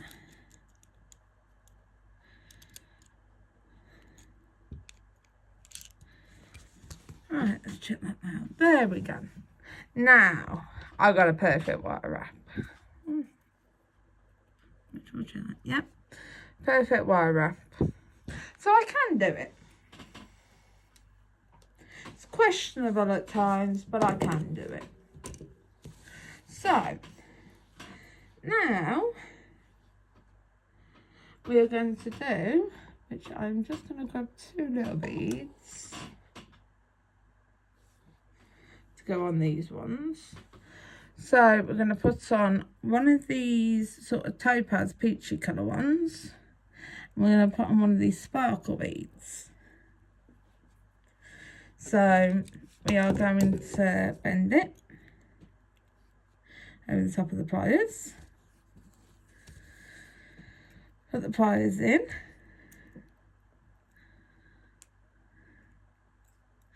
Over the top of the pliers. Change the bottom to the top and loop it round.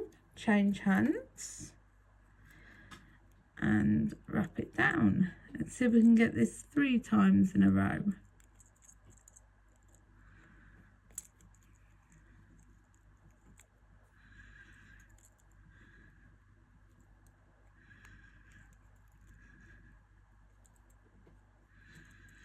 Which I don't think we're going to.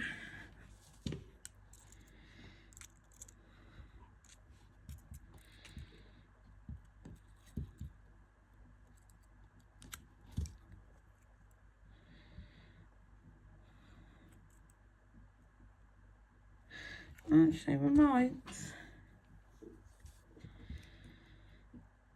Not quite 3 totally perfect ones.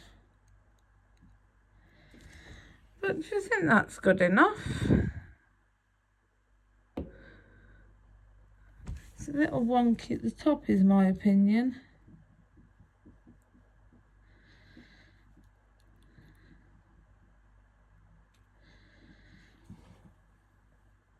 No, that's gotta go.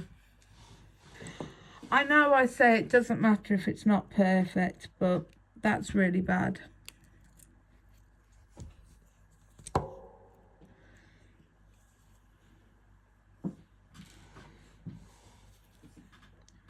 Alright, but as I say, you can always try again. Alright, it's not bad if you go wrong.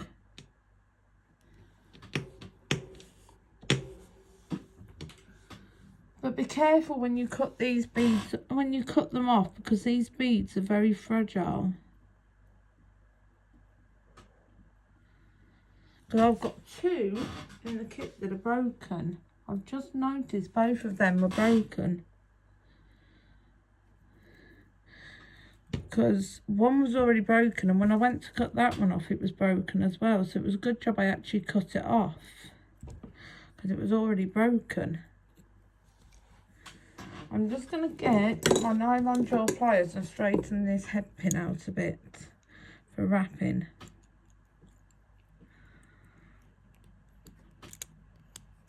There we go.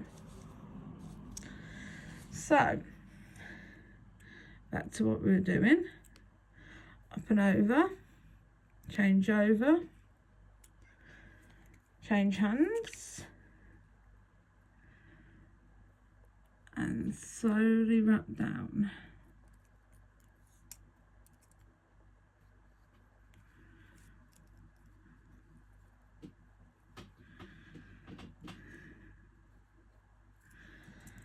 I'm just going to back wrap a bit.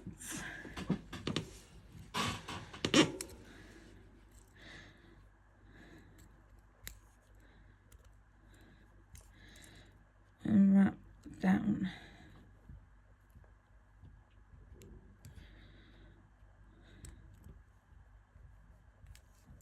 There we go.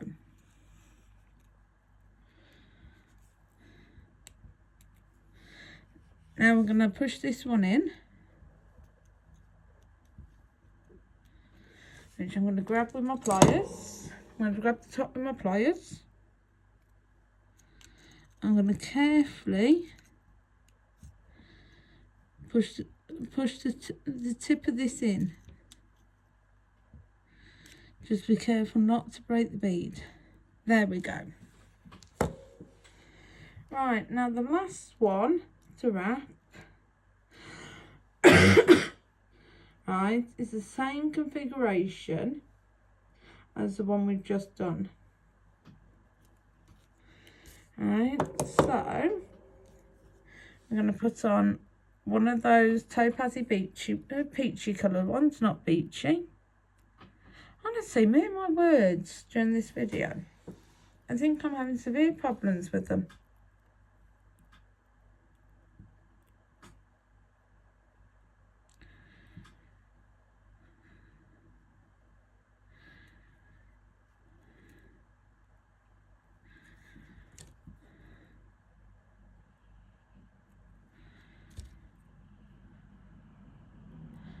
Where is the actual hole on this? There we go. I've got the hole.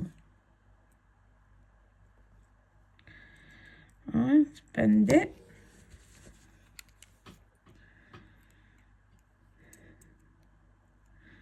Up, over, turn, and turn. And then wrap down. There we go. I'm just going to cut the wire very carefully and catch. There we go.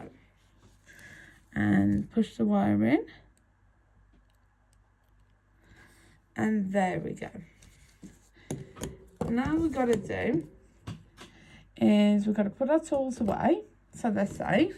Get the right tools out to open up the jump rings and add them all to this ring. So let's start with these two. So we're going to put these on opposite sides of the ring because they're the same. So we need 4 jump rings for these because of the way they dangle. So put on the jump ring, one on each. I'm going to have to pull you out a little bit. There we go. So you can actually see what I'm doing.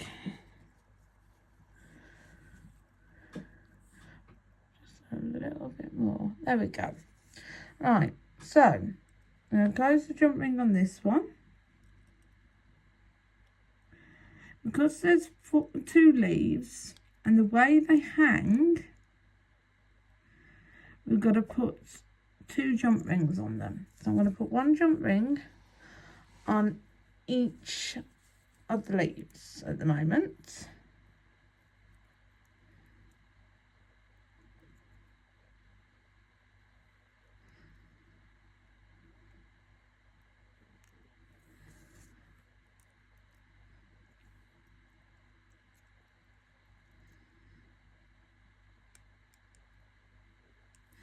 Little clicks tell me it's closed. Oh, sorry, I'm just moving back, so I do apologise about the creaking. Right, now another jump ring. And now time to attach it to bangle.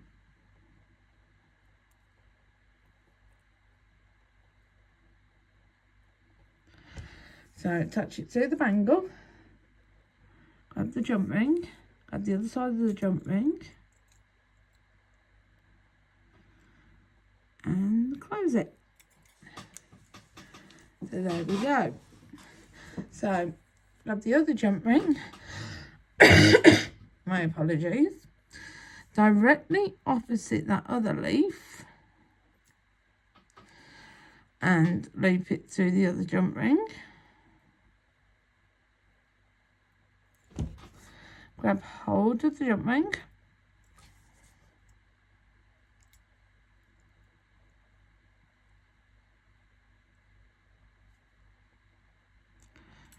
and close it.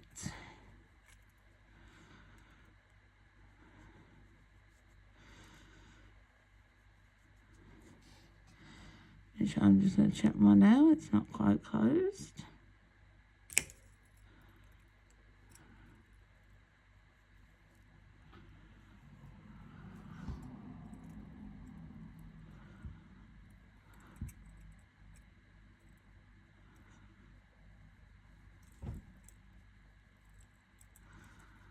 There we go. Right, so the next one that I have 2 of, I'm going to put like this here.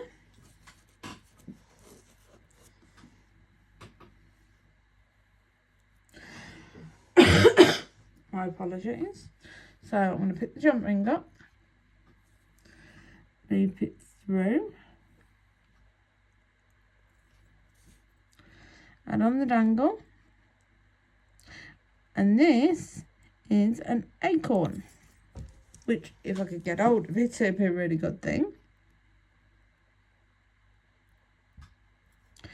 Now I've got the jump ring. As you know, everything creaks around my place, so I do apologise.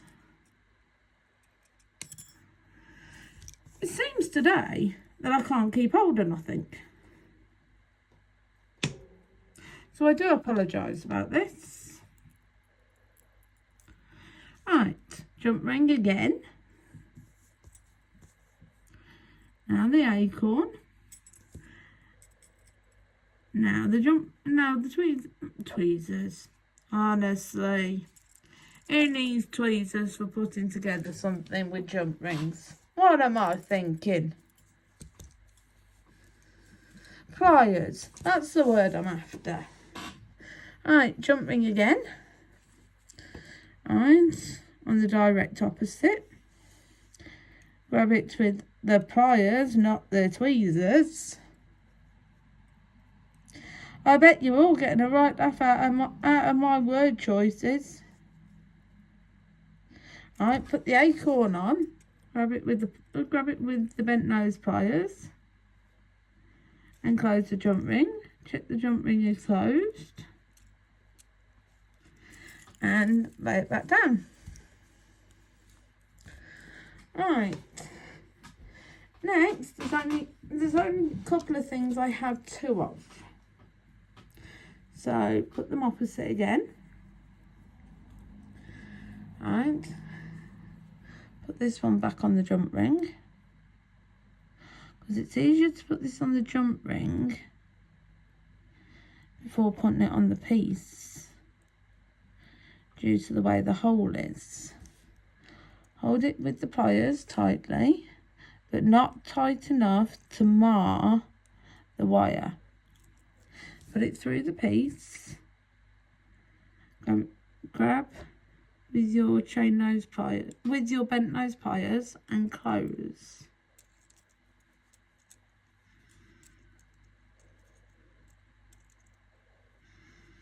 Make sure it's closed properly.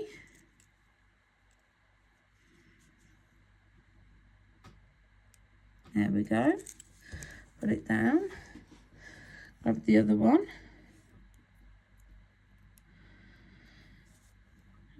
Grab it with chain nose pliers.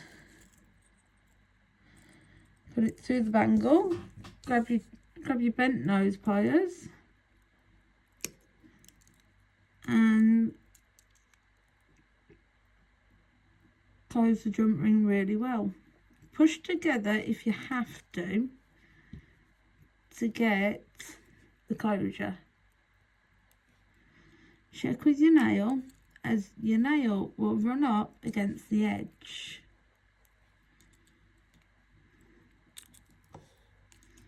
If you can't see it.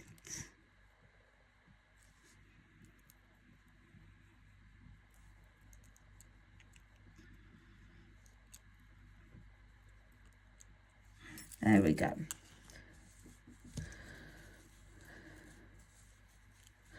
Right, last set of doubles.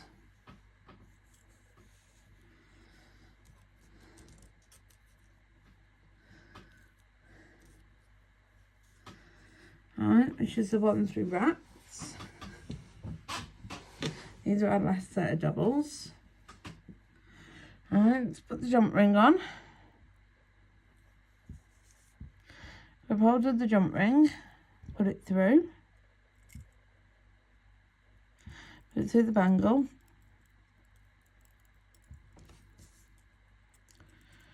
Grab with your bent nose pliers and adjust your other pliers.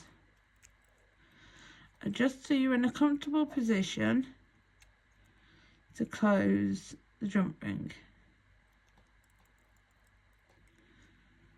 Make sure the jump ring is well closed. And again, add the jump ring onto the piece. Add the bangle, put the bangle onto the piece, grab with your pliers. Alright, grab with your pliers and close it.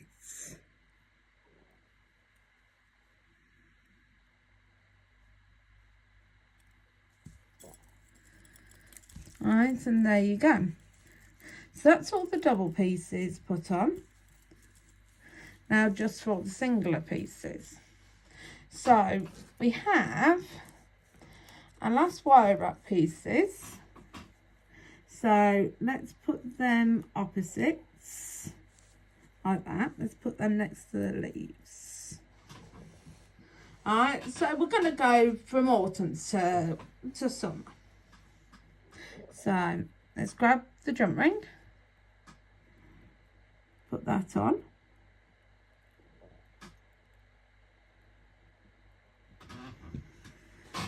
Oh, just give me a second. Let's move this mat back and put that on. Right, put the bangle on. Add the jump ring with the with the bent nose pliers, not chain nose. I've got chain nose in the other hand.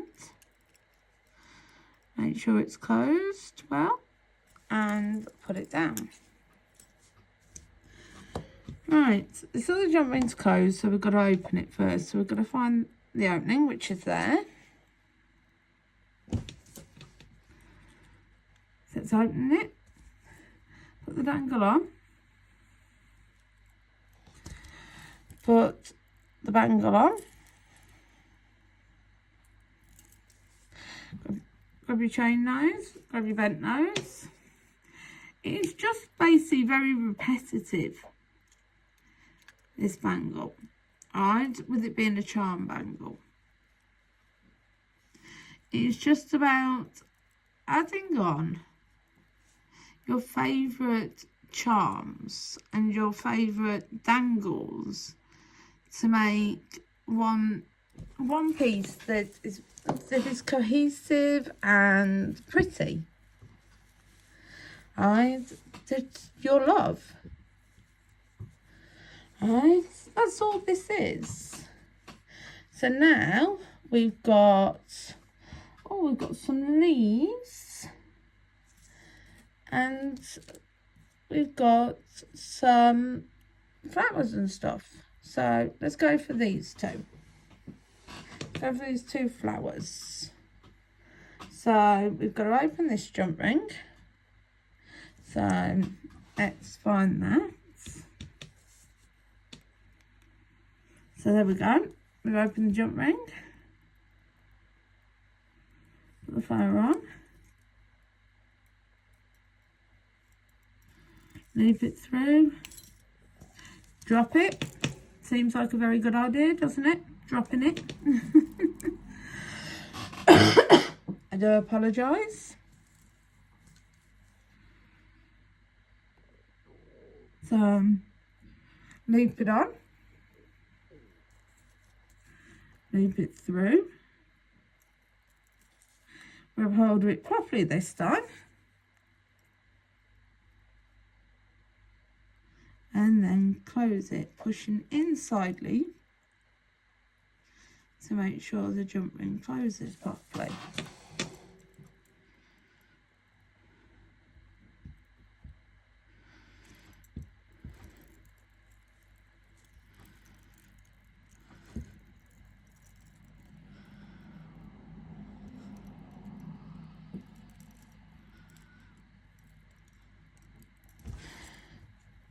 Sometimes you might have to turn your pliers round if you need to get a different sort of purchase on them, on the jump ring. You just have to turn your pliers into the best position possible.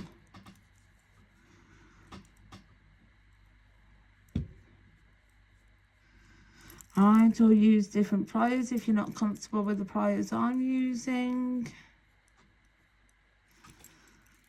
These are just the pliers I'm used to using for closing jump rings and opening jump rings.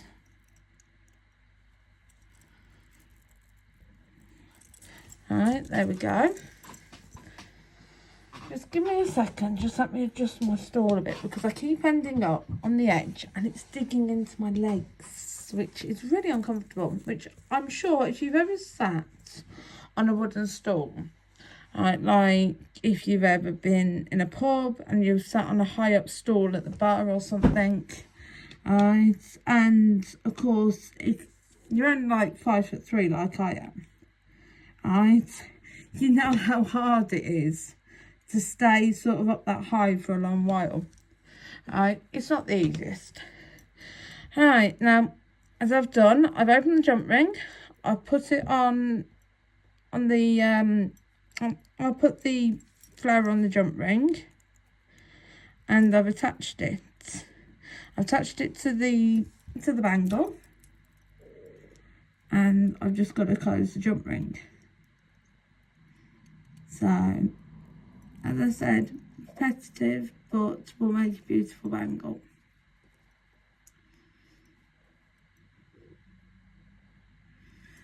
Right, there we go. That's those two done.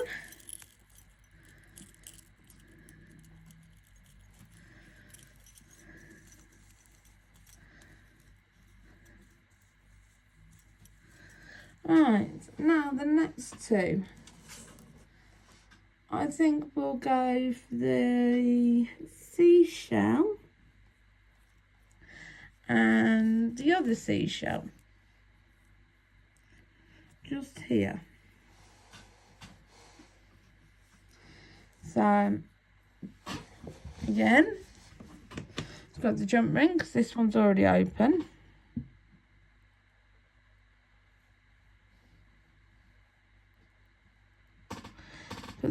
put the seashell on,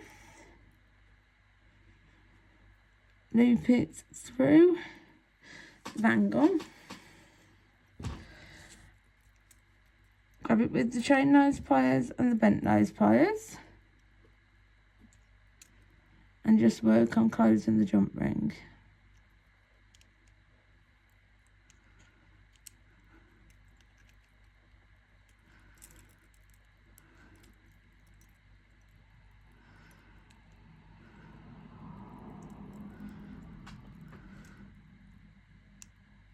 There we go. That's my jump ring closed. Now, oh, I seem to have knocked off one of my, being a bit vigorous when it dropped, I seem to have knocked off one of my things. I must have not closed my jump ring properly. This is what happens when you don't close your jump rings properly.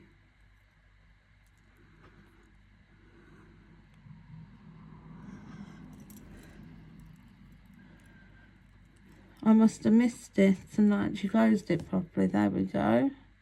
Set it back on.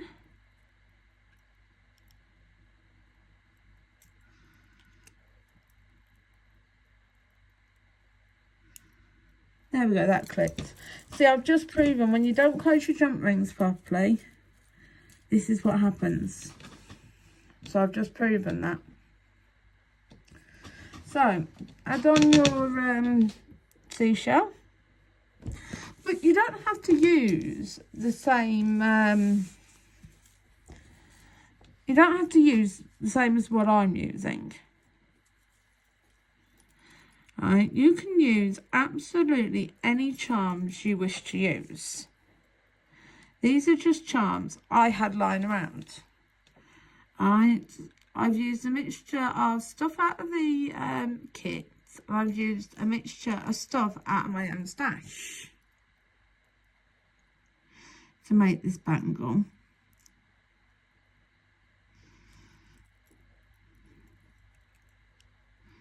You can use anything to make this bangle. Alright, so two last beads. I've got a leaf charm and I've got this charm here, which is like a little rose, like a little rose. I don't even know what it's called, like a wreath charm, right? So flowers. It's not necessarily a Christmas wreath, it's just a wreath. So like, it could be an Easter wreath, it could just be a wreath that you'd have on a door. Like at any time of year, because I know plenty of people that have wreaths on the door all year round. So, they're just, wreaths are pretty. Right. But some people even have wreaths in the garden.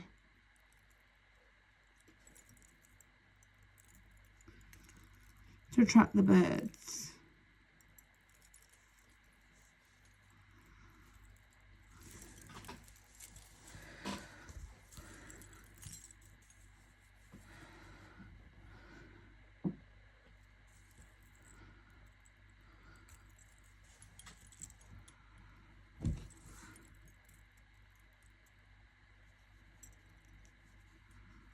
Well, that's here in the UK anyway.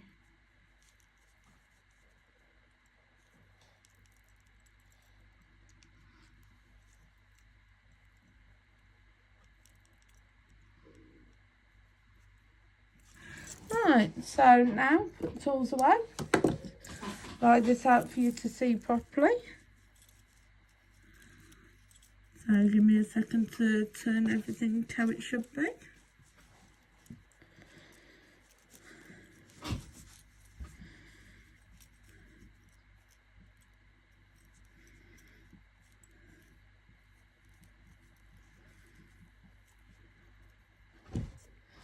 And there you go. There is your bangle. Alright? It's a beautiful little bangle. It can be made, as I said, for a child, a teenager, even an adult that's got a slim wrist. And I hope you find it beautiful. And I don't know, I might make you another piece of jewellery because I have quite a few beads left. But this video is quite long, so I will see if I can make another bonus piece yet. But if not, I hope you enjoyed this video, and please like, comment, subscribe and share. It helps my little channel grow and gets it out to people. So I would be grateful if you could do that. Even if I don't make you the bonus piece, I would be ever so grateful. Thank you. I thought I couldn't leave you with one final piece of jewellery. Well, without the one last piece of jewellery. So we're going to make an eyeglasses chain. We're going to use this chain, which is going to be 20 inches long. So let's cut that now. So, oh, sorry, I do apologise. I caught the boom arm. So we're going to get the right end of this. Alright, so let's find the end of this chain. Alright, so we're going to get the beginning of this right on here. Alright, so there we go. We're going to work our way down 20 inches. I apologise about my stomach there. Alright, so we need to cut at that link. Sorry about people that hate people that cut at links, but this is a welded chain. So we're going to cut here. Alright, to cut at the chain length. So there's our 20-inch chain. I'm going to put that off to the side. Alright, move my chain and move that long 20-inch piece of chain and put my chain away. Right, now we're going to get a crimping tool, just put this off to the side. We're going to work off the spool for now, and we're going to feed on these beads that I have set up here. I've got two identical sides, which I'm going to work off, and I've got these here, which are the bits for the eyeglasses. But to start off with, we're going to use medium lapis from the Softflex kit, and we're going to feed from the, oh, which end do I start off with? Well, we'll feed off from here. Do apologise about the creaking of my table again. It's because I've got my right arm leant on the table. So I'm just going to feed beads from the kit, just purely from the kit, nothing out of my own stash, onto the Softflex, straight onto the reel. Right, and I'm just doing them in a specific order. Sorry, I've just realised I am right off the camera edge. So this is what I've fed on so far, just since I was off camera, friends. It's all I've fed on. Alright, so I'm using the Ocean mix from Star Beads, and I'm basically on either end, I'm using the tube beads that came in the Jessie James bead kit. Alright, that's basically what's in the kit. This is basically all that is in this. It's going to be 8 inches either side of beads, and the 20-inch chain, which will go around the back of your neck, and then attached to either side of the eyeglasses chain will be the eyeglasses fittings that attach to your glasses.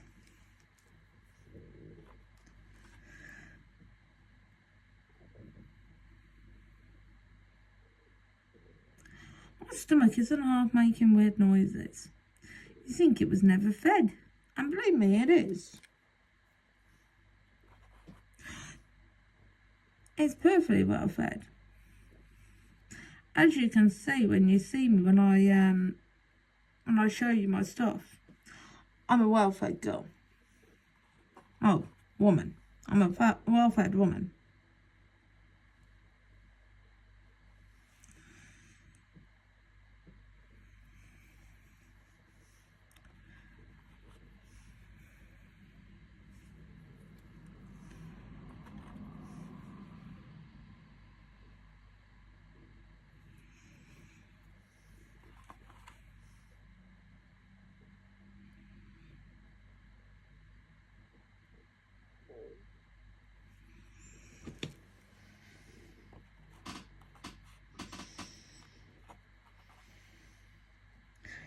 Is anyone doing anything interesting today? Are you making anything interesting today? Are you making with the Softflex California Dreaming kit? Are you making with any of the other Softflex kits?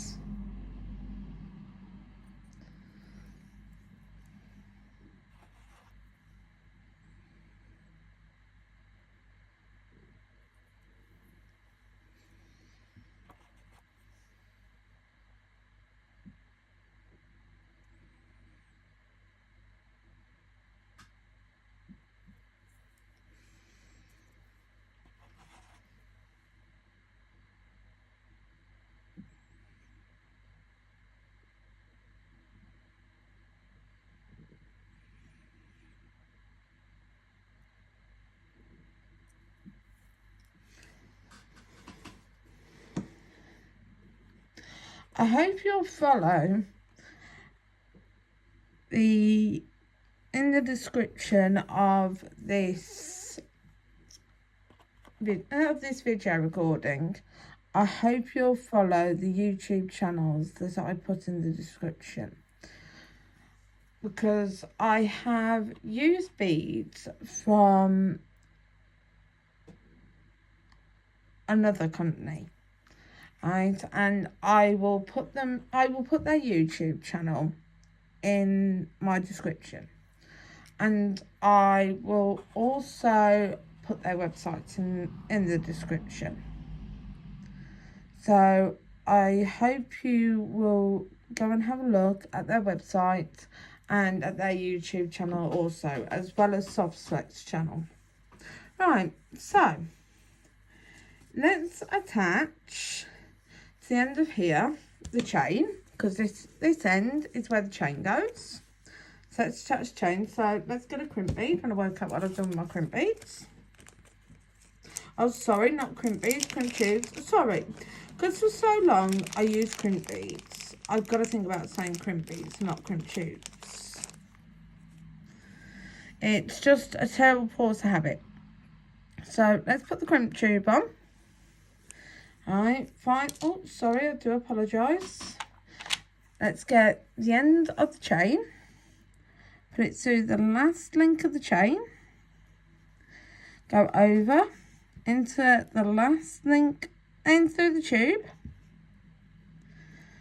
pull it up, make sure you've got a bit of movement, make sure your wires are not crossed. Get your crimping pliers or your magical crimpers. Put it in the notch on whichever one you were using, and crimp down.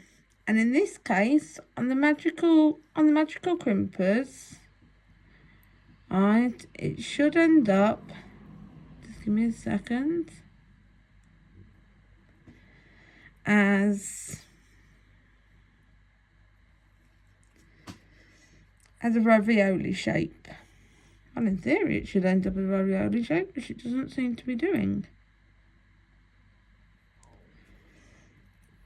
Alright, then go round until it gets into a bead.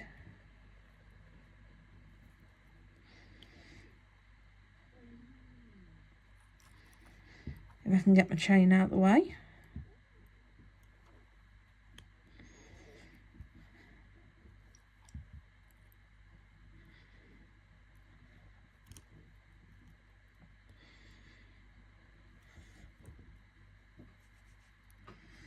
And just keep going around till you get no resistance.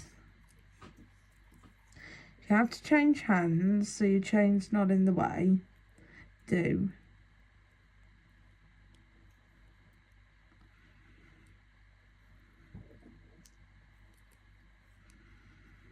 Right, give it a tug, make sure it's secure.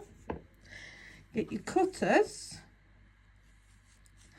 cut off the short wire, making sure you don't catch the long wire.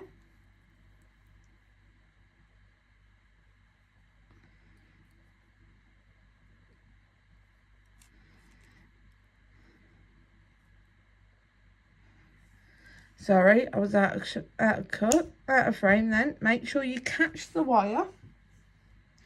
Right, and there you go, you've got it attached. Bring your beads down. Right, cut off a small length.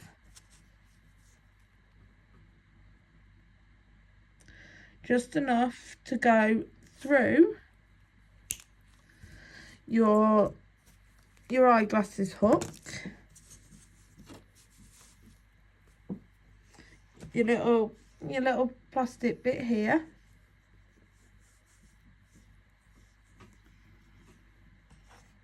get another crimp tube,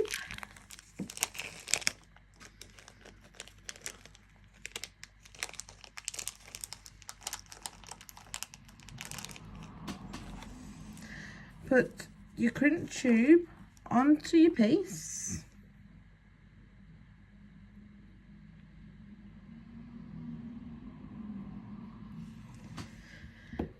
get your eyeglasses piece, hook it on,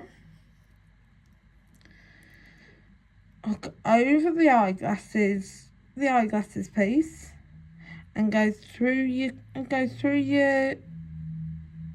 crimp tube.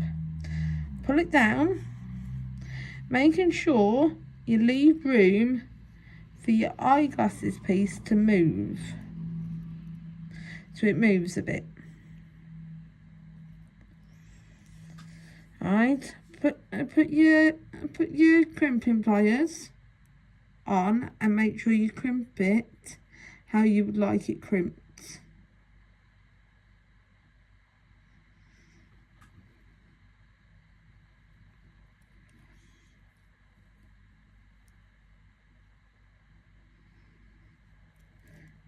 And just go round.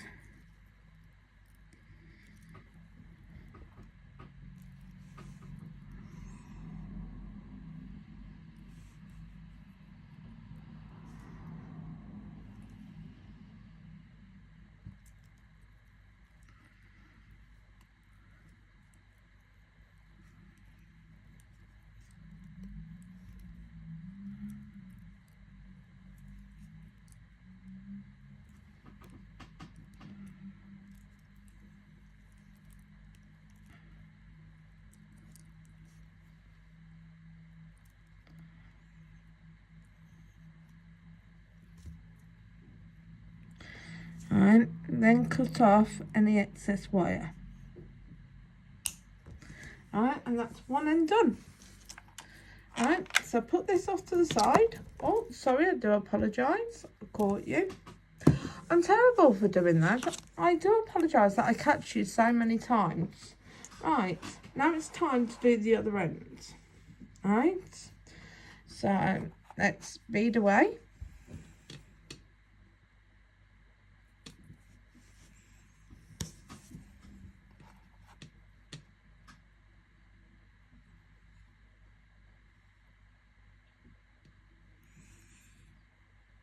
So we'll check them on the screen, which I'm not. Which I do apologise for. Keep these beads on screen and me on screen. It should always be a good start, wouldn't it? Because I think it's a bit rude that I'm not on screen when you are nice enough to come and sit and watch me.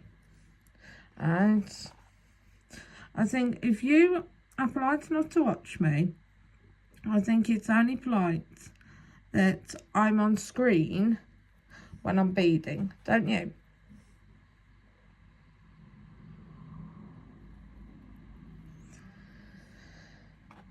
I would love to know in the comments what has been your favourite part of this video that I have made today. And did you like the necklace? Did you like the earrings? Bracelets, anklet, keyring, keychain?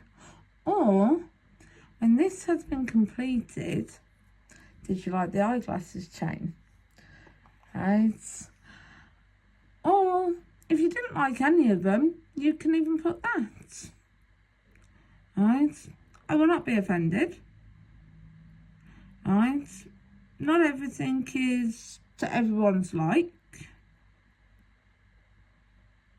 Right. Everyone has sort of their own opinions in life. Everyone doesn't like all the same type of things. What one person likes, another might not.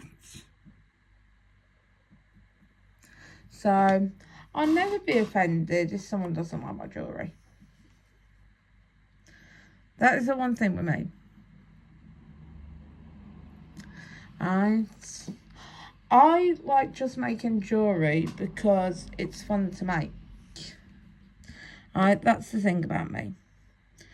Right. I'll make jewellery just because it's fun. Right. But if it brings happiness to people, that's even better. I also know that I'm probably driving everyone mad because I say right a lot. So if that's another thing that drives you mad, please tell me in the comments. I will try my very level best not to say it so much, because I know it drives so many people mad that I do it, and I'm trying everything not to do it. I was watching back a recording from the last video I made, and I noticed during one part of the segment that I said it, I think, something like 5 or 6 times in the space of like a minute.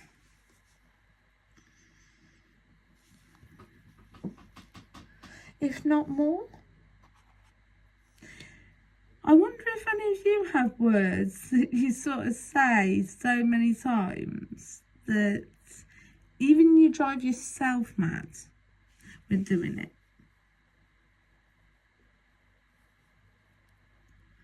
Do people ever find that about themselves? That you drive yourself mad with certain things you do? Because I know I do. There's a lot of things I drive myself mad with.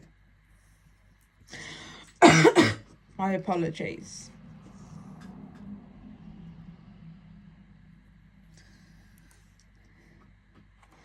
Life is just one of them that I think you tend to sort of drive people mad with things. Oh, see, I've just done it again. I've said right. You sort of drive some people mad with things. You drive others mad with different things. You can't please everyone.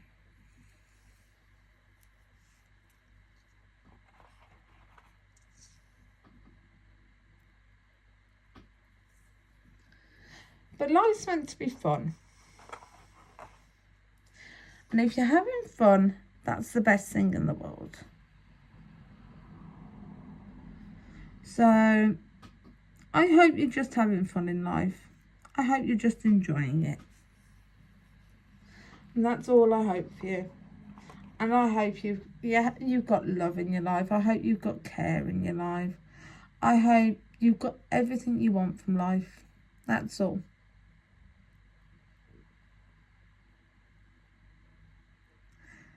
But I also hope I'm giving you enjoyment with you watching this.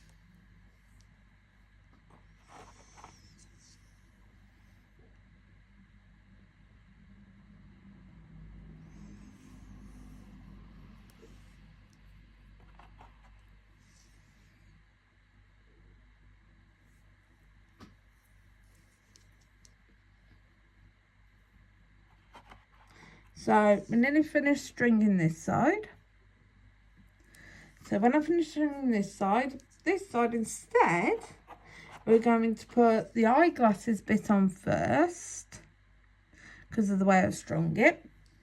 Then we're going to attach it to the chain. So that's the stringing out of the way. So let's get a crimp bead out. Sorry, crimp tube.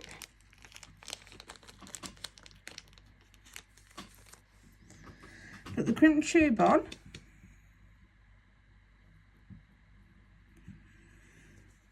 Put it through the eyeglasses bit, over, through the crimp tube, pull it down towards the eyeglasses piece. Make sure you've got a bit of movement. Grab your crimping pliers of choice.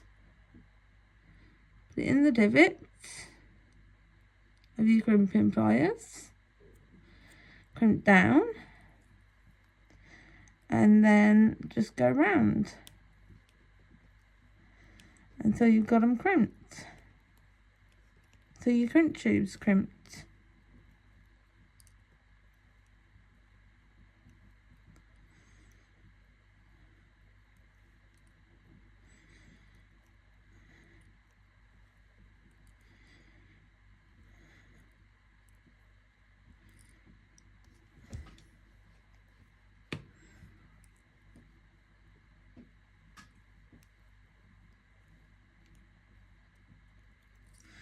Alright, give it a tug, make sure it's done. Then cut off the excess wire.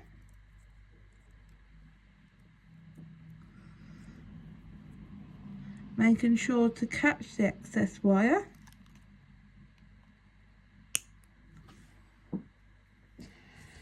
Then pull your beads down to the end. Cut off a bit of wire, making sure you've got enough to go through the other crimp bead and the chain. So grab the end of your chain, grab another crimp tube,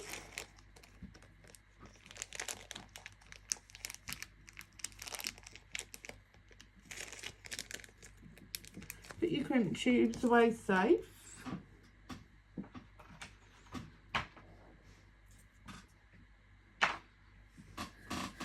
Put your other crimp tube on your wire.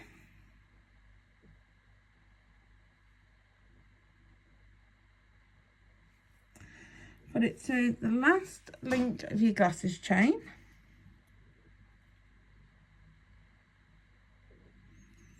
Then back through the crimp tube.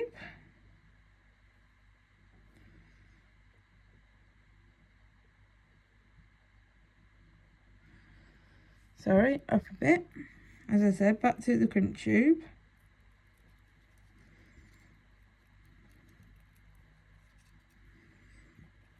Make sure you pull your crimp tube all the way down to your all the way down to your beads, making sure you leave a bit of a gap for your chain, making sure it matches the other one.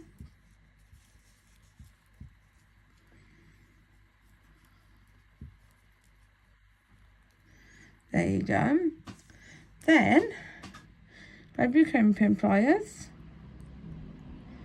put it in the notch and crimp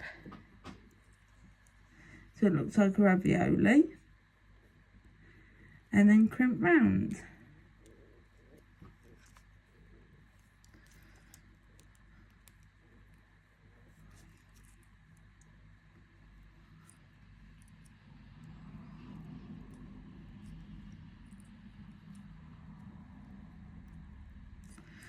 Alright, give it a tug, cut off the extra wire, and careful not to cut your main wire. Put your tools away where they live so you don't lose them, and Here we go. We have a glasses chain. There you go. You've got a lovely glasses chain to go on your glasses if you wear glasses, or to give to someone who does wear glasses. I hope you like it. And now I'm going to show you every piece I've made with the California Dreaming Kit. Are you ready for me to turn you up to face me so that you can see everything? I hope you love everything we've done with this kit, and I hope that you'll get a kit of your own, because as far as I know with Softflex there is still some left. Right, because this kit is from Customer Appreciation Week, which was from 16th to the 20th. Right, there were loads of videos and you can still pull them up on their YouTube page. I'll put that YouTube page in the description so that you can go and see Customer Appreciation Week videos. But let me turn you up so that you can see these and see what's been made in full from this video. Okay. Thank you, friends, for watching the entirety of this video. I'm so grateful. Alright, let's show you what we made in this video. Alright, first of all, made this lovely necklace. Alright, which has got the tassel on the front. Alright, it's made with the quick links and the leather, and made with the beads. Alright, isn't it stunning? Alright, hope you love it. Alright, and again, I'm at the right. Hopefully soon I'll learn not to use that word. But back to what I was saying. I hope you love this necklace, and I hope you'll try making one yourself with what's in the kit and what you have at home. You can make a tassel with almost anything. There's lots of videos on the internet. As far as I know, Softflex also have a video on how to make tassels. So have a look through their archives on their YouTube channel. I'm sure there's something in there on how to make a tassel. But as you can see, this is the beautiful necklace that I made with the kit and some stuff from my stash. I hope that's okay for you. Also, what did we make next? I think we made the earrings next, I think it was. This is the earrings. Alright, nice pair of dangly earrings. With the hearts and the blue, oh, I've lost the name of the beads. Give me a second. They are the check glass turquoise coin beads. The name just went right out of my head then. And the little check glass hearts that were on the strand. And of course, the Lapis blue medium beading wire. The ball. Mine's just totally going blank today. The ball ear wires, and of course the crimp and the crimp tubes. So I hope you like them. So next we have on our list is a lovely little bracelet made with beads from the Ocean Mix by Star Beads. Sorry, that was a little close. Some 11 seed beads. The little charm. Sorry, it's a little close. The little peach charm. Alright, a little charm from my own stash, which is a little shell. Alright, with an oyster in it. I hope you like it. And I hope you'll try and make something similar. Alright, there is also, again, those little check coin beads. With an and there is also an extender chain on here as well that is 2 inches long. So this is the entirety of the bracelets. So after that, we made an anklet that Sarah from Softflex gave me a bit of an idea to do. We're using the braiding with the beads in the braiding and then adding onto it the seashell with the bead either side, but making it into an anklet rather than the bracelet with an extender chain, but just using 3 crimp beads using the Lobster clasp, but making it an anklet rather than the bracelets. Sarah gave me the idea when she made a bracelet like this. So she gave me the idea, so I made it into an anklet instead. I added a seashell on and a star, both in the same colour. And they were out of the Ocean Mix by Star Beads. All those beads were. Then next, I made a charm bracelet using a mixture of beads and charms, using the bangle from the California Dreaming Kit, which is 2.5 inches in diameter. It's okay for either a child, a teenager or a young woman, but it's a bit small for someone of my sort of size.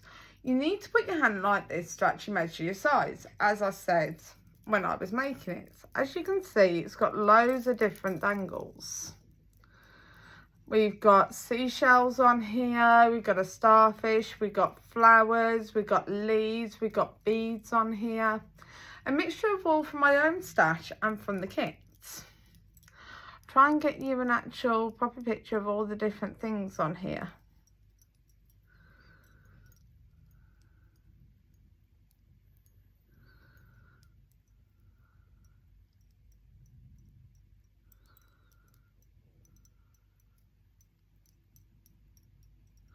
But this is basically what is on here. So I hope you like that. Next, we made a little bookmark with the California charm on the end of it, using beads from the kits.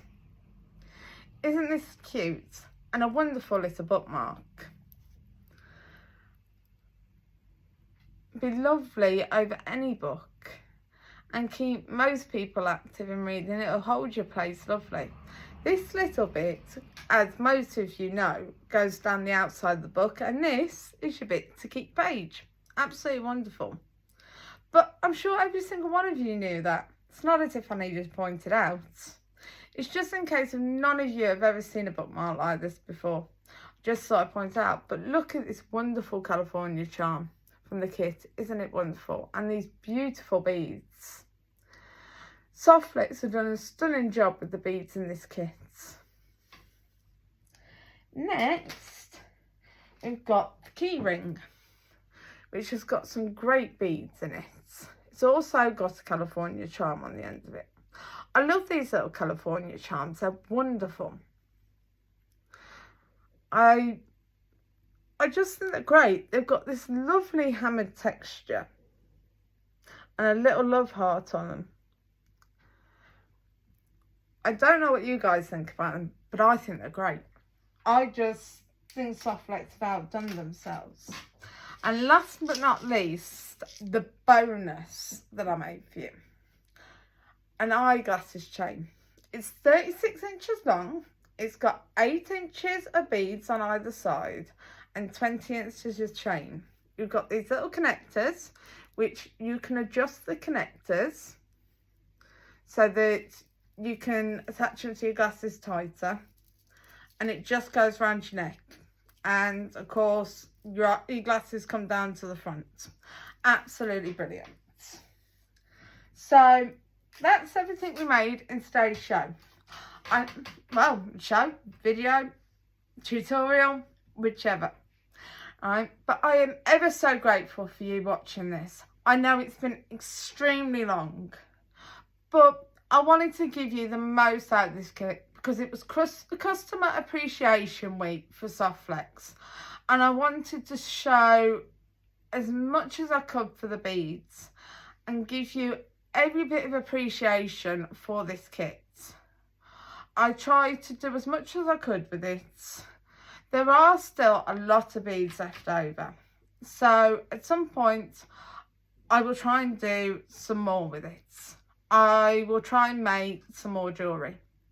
So I hope you'll go and watch all the videos from Softflex's Customer Appreciation Week, because there were so many wonderful people that came on for Customer Appreciation Week and did tutorial videos.